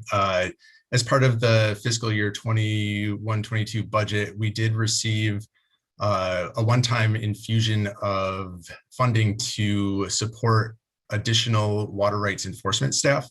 And so we are actually in the process of hiring 15 limited term positions The offers have actually gone out to the first batch of them, or will shortly go out, and we expect to have them in place by September. And basically, we'll plan on using those additional staff plus the staff that we have within the enforcement section, and kind of the general redirection of staff that we've been doing across the division to address drought concerns as they come up, to focus primarily on complaints as they come in. Typically we receive about 50 water right complaints per year. During the pace of the drought, we've been receiving 5 a day, potentially more. And we anticipate that that number will actually increase over the next few weeks or months. So those complaints do come in. They come in through our Cal EPA complaint portal, a number of other mechanisms as well that we can receive them. And they do get prioritized and reviewed by division enforcement staff, every single complaint that does come in. And those complaints are then addressed over time. Now, admittedly, because we do prioritize them, it may take several months or even years to get through all of the complaints that we have. During the last drought, I think we got into several hundreds that we had, and we did eventually get through all of them, or are currently working our way through all of them. Because of the curtailments in the Russian River and now potentially in the Bay Delta watershed as well, we are looking at how that prioritization and how those complaints are addressed within that broader context. We're also looking at potentially executing an interagency agreement with the Department of Water Resources for some of their staff to potentially participate in specifically Bay Delta watershed enforcement actions as well. And through a combination of the enforcement actions and prioritization and response, we believe that we'll have an effective but focused kind of enforcement response for these curtailment efforts going forward. Thank you, Mr. Ekdahl. Anything further, Board Member McGuire? Okay, thank you. Other board colleagues? Hello. So I would just say that, I also agree with the comments already made by the chair, vice chair, and also board member McGuire. In particular, I agree with just how being as clear as possible, how we're going to implement and enforce the order, so that we're as transparent as we can be. Then I also just wanted to just take the moment to also thank staff for the countless hours that they have spent this year. Also the Bureau, DWR, Department of Food and Ag, for their continued support and collaboration on this and other efforts to identify and form inclusive solutions. I also want to thank and acknowledge the stakeholders and water right holders that have also been at the table working with staff to inform today's item, and the work towards voluntary agreements and the commitment to further collaboration. In the months and year ahead, we will need to continue to work collaboratively to develop the voluntary agreements, whether they are short or long term. Continue to build trust, communicate clearly, educate all water users, and make steps towards being able to provide real-time data. So that's basically it. You all have already gone down my list, so thank you. Thank you, board member. Much appreciated. Board member Firestone. Yeah, thanks. And agreed. I will not cover all of the things that you all covered, much of which was on my list, and I just appreciate the all the information that and sort of discussion that's already happened. The only thing I have been trying to figure out how to discuss is maybe just stepping back. And I'll just say, I don't know that this is something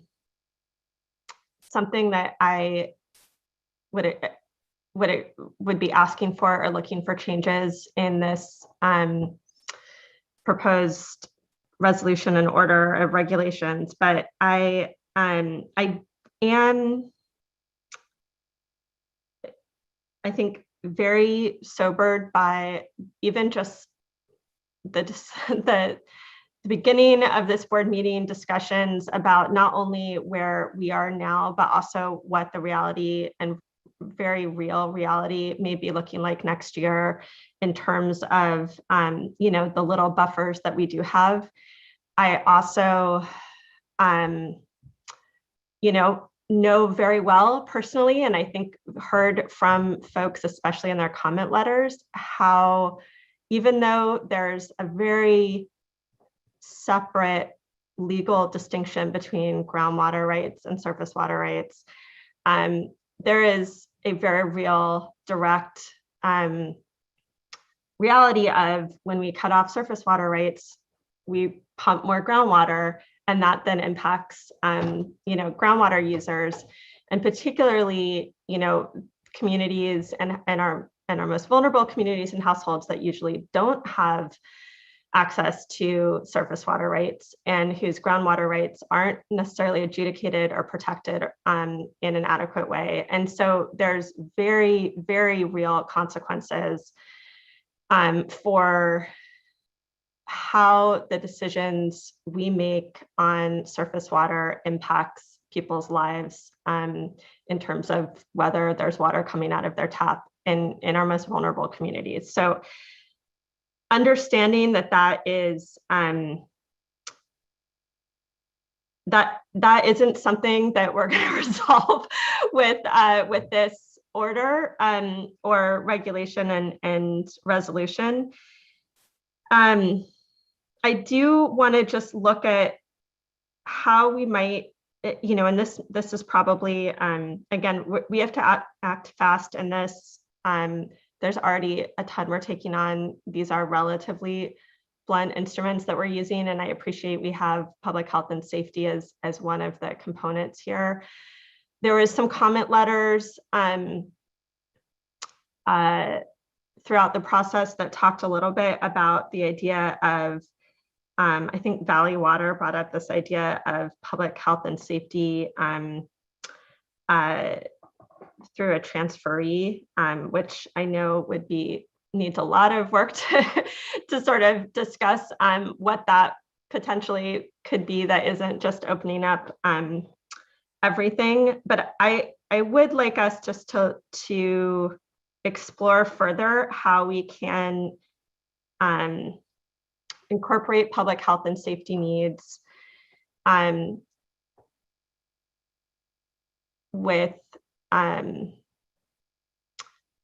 the reality that our state and legal frameworks allow. I think there's maybe some room to do a little bit more to incentivize you know, provision of water or conservation, storage of water for really vulnerable communities. And I just would like us to be able to find the time to explore how we might be able to incentivize and facilitate and protect those needs within this process. I don't have any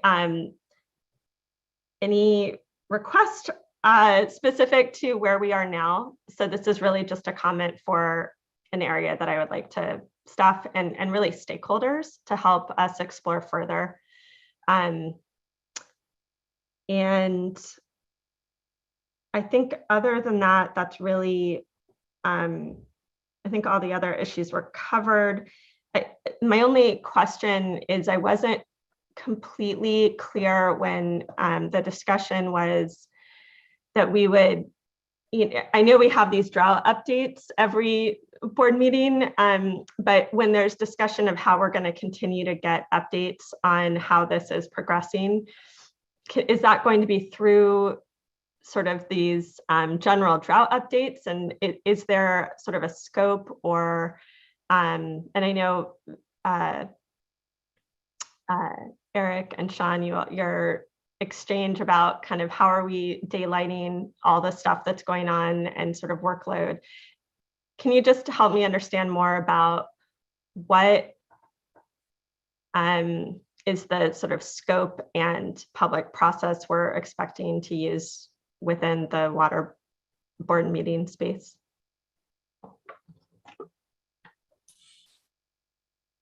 I can respond to that question now. I think we can adjust it based on needs. In all honesty, I think we have to get to. I think Sean's right. Getting together a list of prioritized issues makes sense, and we can do that. And I think we want to provide the space that is needed to address these issues. There's also the provision of the resolution that calls for workshops when we are making substantive changes to the methodology. So I think between those two processes, we can also develop additional processes and of course receive additional input from the board members in board meetings, briefings. I think we have the opportunity to be to shape the process based on our needs and in what we're hearing from the public. If I could just interject, I think that we can think that through, and we can have a section in the executive director's report that provides some updates on what's going on. And there is a drought webpage, and I think if we have updates that we will make sure that they're not just kind of ephemeral oral reports that happen at board meetings, but we can make sure that they are someplace where people have access to it. So why don't we think that through, and we can get back to you guys with a more concrete description of where you and members of the public and stakeholders can find that information once we kind of get into the execution of the curtailments. Thank you, Director Sobek and Ms. Riddle. Appreciate it. At this point, is there anything further, Ms. Riddle, that's helpful to clarify insofar as some of the items that maybe you folks can noodle on a bit, and then we'll circle back to? Yeah, I think a break now would be good, and we can circle back to some of Sean's questions after that, and the possible changes to the resolution and regulation as well. Great. How much time would be best?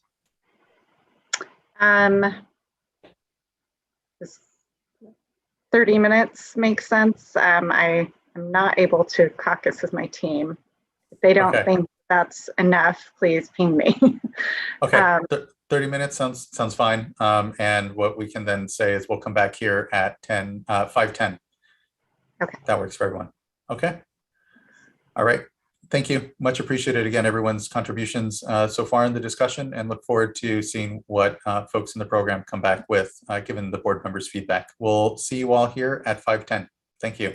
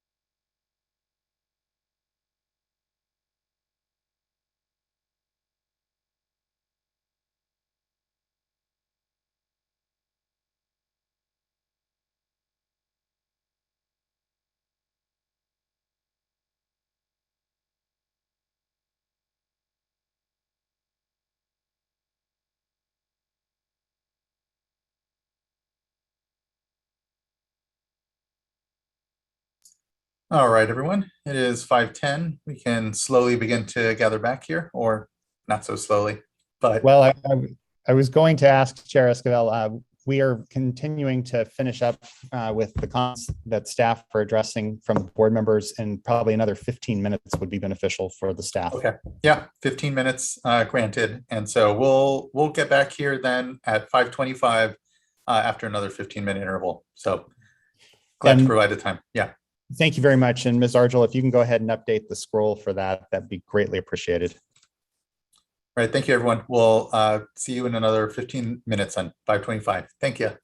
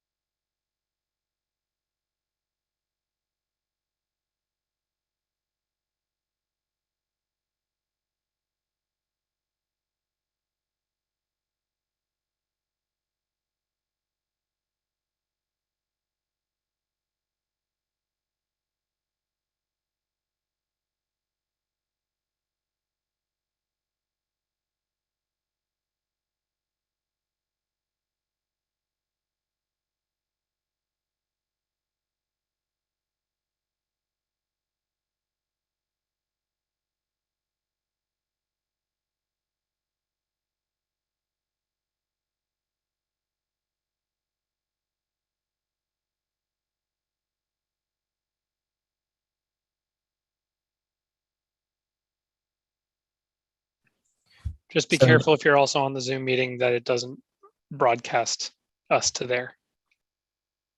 Which it's doing. Yep, somebody picked up. Janine, you should be receiving two different documents, one from Connie Mitterhofer, and then one from Nicole Williamson. And we're going to be putting the document, Dana and the rest of the team are going to be prepared to walk through the staff proposed changes based on the board member feedback. But the first document that will go up will be the regulation document that Nicole Williamson sent.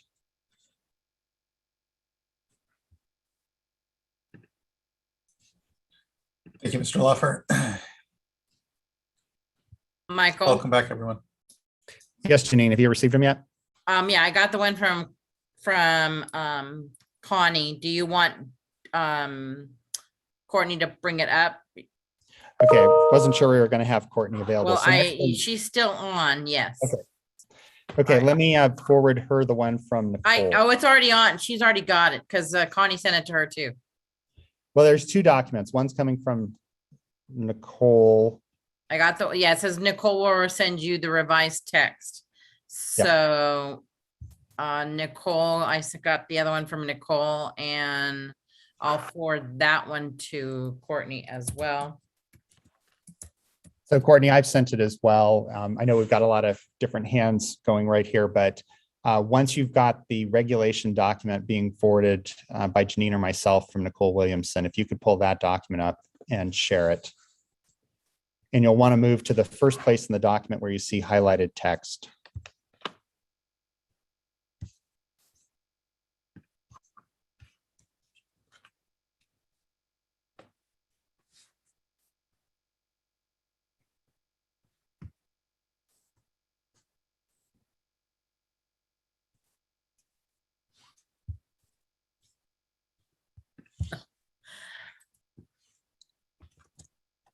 Okay, let's see.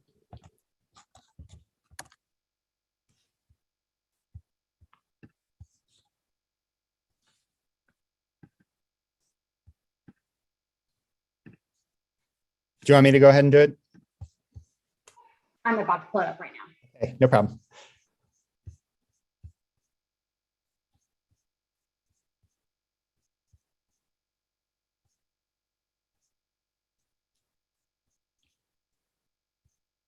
And I believe the first place you'll see that will be on page 15.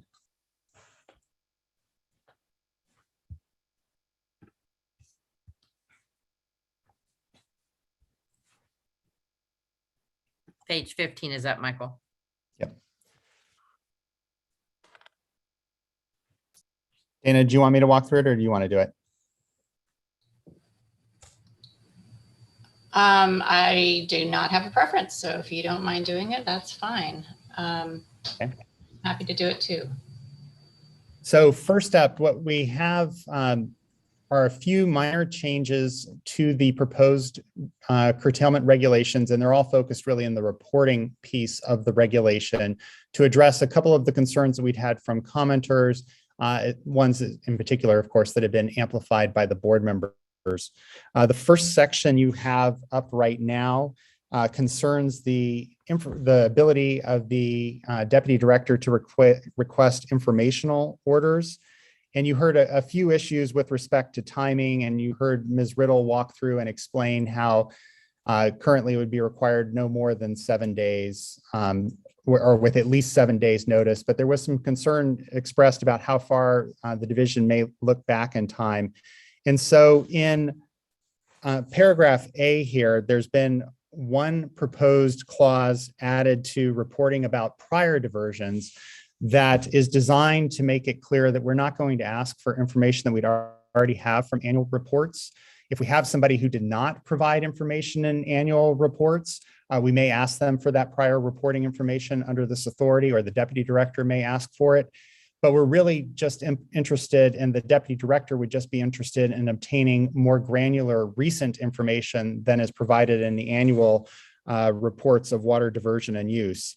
So in subparagraph A, we would add a new clause after prior diversions that reads, comma, unless otherwise reported in annual reports of water diversion and use, comma, and then it would pick up with the existing language.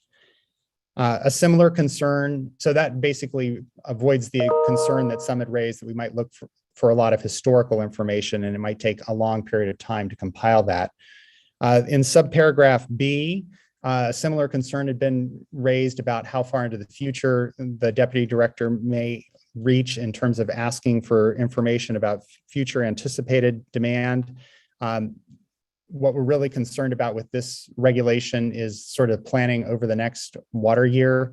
And so what has been proposed is a modification to add a clause that limits it to through October 1st, 2022.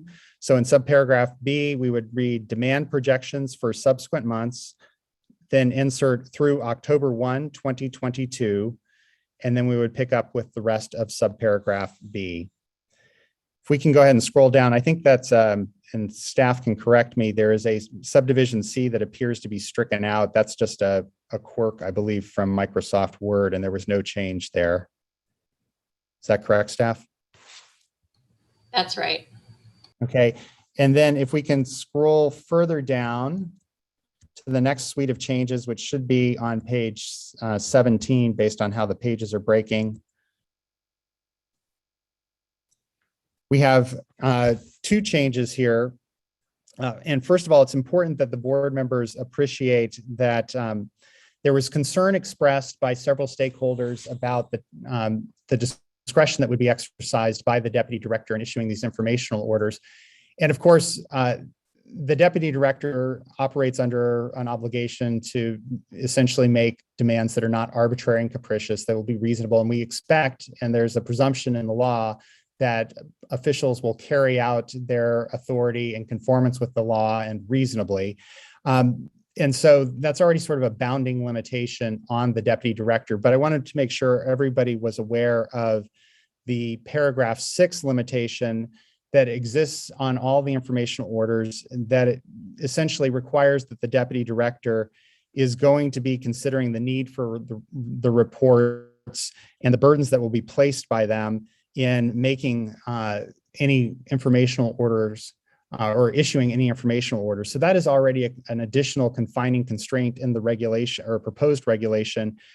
However, we've suggested adding an additional clause to make it clear that these informational orders are for the purposes of informing the curtailment decisions. They're not designed to make broader requests. This is really to allow us to adapt to the ongoing drought emergency.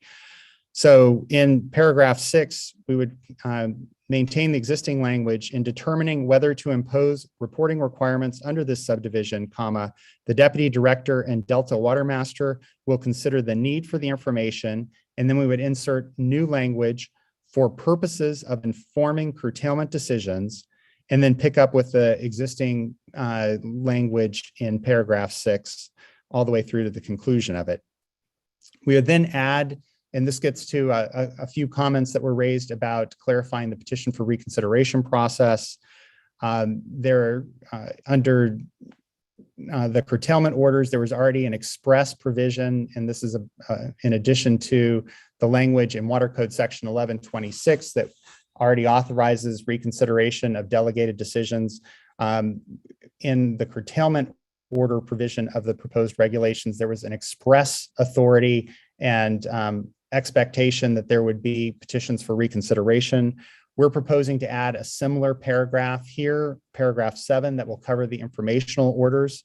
And so we would add new 7, all orders issued under subdivisions D2 and D3 shall be subject to reconsideration under Article 2, open parentheses, commencing with section 1122, close parentheses, of Chapter 4 of Part 1 of Division 2 of the California Water Code. And so that's designed to make that express. And so all the expectations for the water users as well as for the division will be that reconsideration will be available. Ms. Riddle may want to add an additional point here, but our expectation, there are going to be a lot of moving parts with respect to the informational orders and the curtailments. And depending on the number, it could put extraordinary demands on the division, but the expectation is that there will be regular reporting to the board both in the board meetings as necessary, as well as through other appropriate communications of the issues that are being raised in reconsideration. And of course, the board members will already be apprised of informational orders as they're going out, so that there's awareness as to how the emergency regulations are being implemented. But with that, I believe, and I'm just going to double check, that concludes all of the changes that staff are proposing to the regulations. This is, of course, on top of the prior two change sheets that modified language in the proposed regulations. Are there questions about this before we flip over to the resolution, where we have one additional minor change? And then I think Ms. Riddle wanted to make a couple of additional points just about how we see all the pieces ultimately fitting together. So unless board members have questions, I'm going to ask Ms. Tyler to pull up the second document, which was the draft resolution that had been forwarded along by Ms. Mitterhofer. None from me, Mr. Loffer, and not seeing any desire to speak from my fellow board colleagues. So thank you. And as we're waiting for that document to come up, it's a fairly surgical change, and it's solely the addition of a new resolution that is designed to address some of the concerns that were expressed by stakeholders about curtailments and the lifting of curtailments. So Ms. Tyler, if you can scroll all the way to the bottom of the resolution.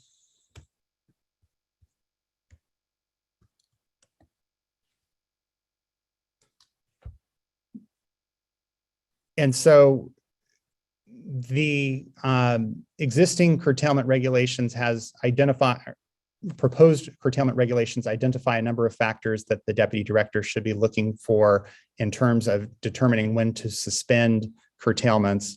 And one of the things that we heard consistently today was that stakeholders are concerned about the need to take advantage of any storms, any opportunity to store water so that we can better position the state moving into the next year.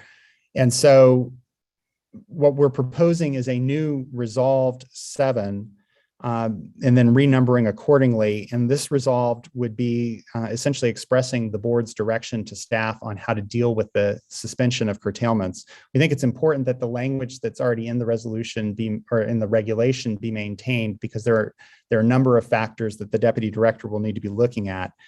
But this new resolve clause would provide number 7. The State Water Board directs staff to closely monitor evolving hydrology and weather conditions and suspend curtailments as circumstances warrant, as quickly as possible. In suspending curtailments, staff shall consider opportunities and needs to replenish stored water supplies, period. And so again, the authority is within the regulations, and this is designed to put a pencil to the point from the board to staff that we really need to move quickly on decisions with respect to suspending curtailments. And we really need to be thinking about capturing water so that we can improve stored water supplies and better position ourselves for next year.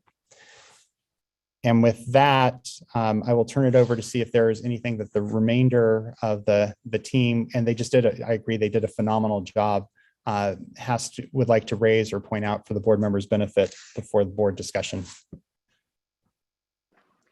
I don't think there's anything specifically, unless the members have something they would like us to circle back to. Thank you both.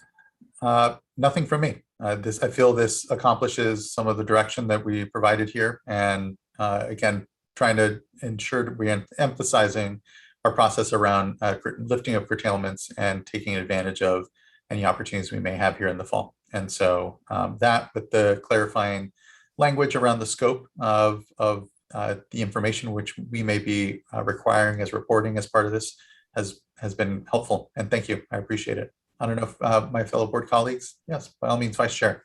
Thanks. I have a question regarding lifting of curtailments, and in particular on that, the language that you just had up there in the resolution.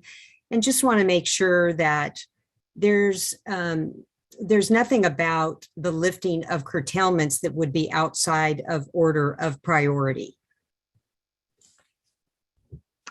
That is correct. So there's, yeah.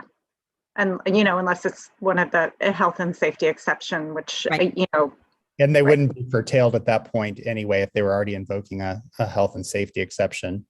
Yeah, I knew the answer to that, but I just wanted to hear it on the record that there's not, we're not picking our favorite diverters, including with a big focus here on project stored water. We're not choosing a junior over anybody else. And that the regular water rights priority system would be part of that consideration in terms of when to lift. Correct. Just add to that the regulation itself actually specifies that curtailments would be suspended in order of water right priority. Good. Thank you. Thank you as well. Board members.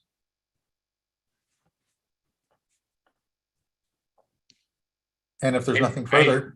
I certainly appreciate the late changes here. I think those are helpful clarifications, especially the resolution direction on lifting curtailments like we just discussed. I think for me, that goes a long way to just put into words what we've been discussing today. And it's comforting to see that in the resolution. So thank you for adding that. And if there is another discussion, I'd be happy to make a motion, Chair, when you're ready. Yeah, looking to other board members, but I think we may be prepared. All right. So with that, I have no idea if I'll get this right or not, but I'll move to adopt the resolution with change sheets number 1, number 2, and number 3, and also the changes that Michael Loffer just read into the record. Did I get that right? Perfect. Excellent. Member McGuire. And I'll second. Thank you both. And thank you again, everyone, for the incredible work here, and still a lot more work to go. Ms. Townsend, can you please call the roll call vote? Most definitely. Board Member McGuire. Aye. Vice Chair Diadamo. Aye. Board Member Morgan. Aye. Board Member Firestone. Aye. And Chair Esquivel. Aye. Thank you all. Thank you as well. The vote is unanimous, and the resolution and emergency curtailment regulations are adopted. Thank you, everyone. I really appreciate what has been a long day, I know, and a lot of good back and forth. And I hope the refinements we were able to add here, even here at the last moment, help provide some comfort for water users, and knowing that the board is here to continue to certainly implement in a collaborative way, but already begin discussing how we're going to manage through next year under certain assumptions. So just thank you, everyone. We'll have continued work. This doesn't end our actual board meeting. We're just in recess until tomorrow, where we have 2 important items and workshops to get to. So until tomorrow morning at 9 o'clock, have a good evening, everyone. Rest up. And thank you again for the incredible work, both here to folks at the board, and importantly, all of our stakeholders who have engaged with us in this process and are going to be key to continuing to be successful here collectively together as we manage through drought. So thank you. Have a good evening. Rest up, and we'll see you tomorrow. Thanks again.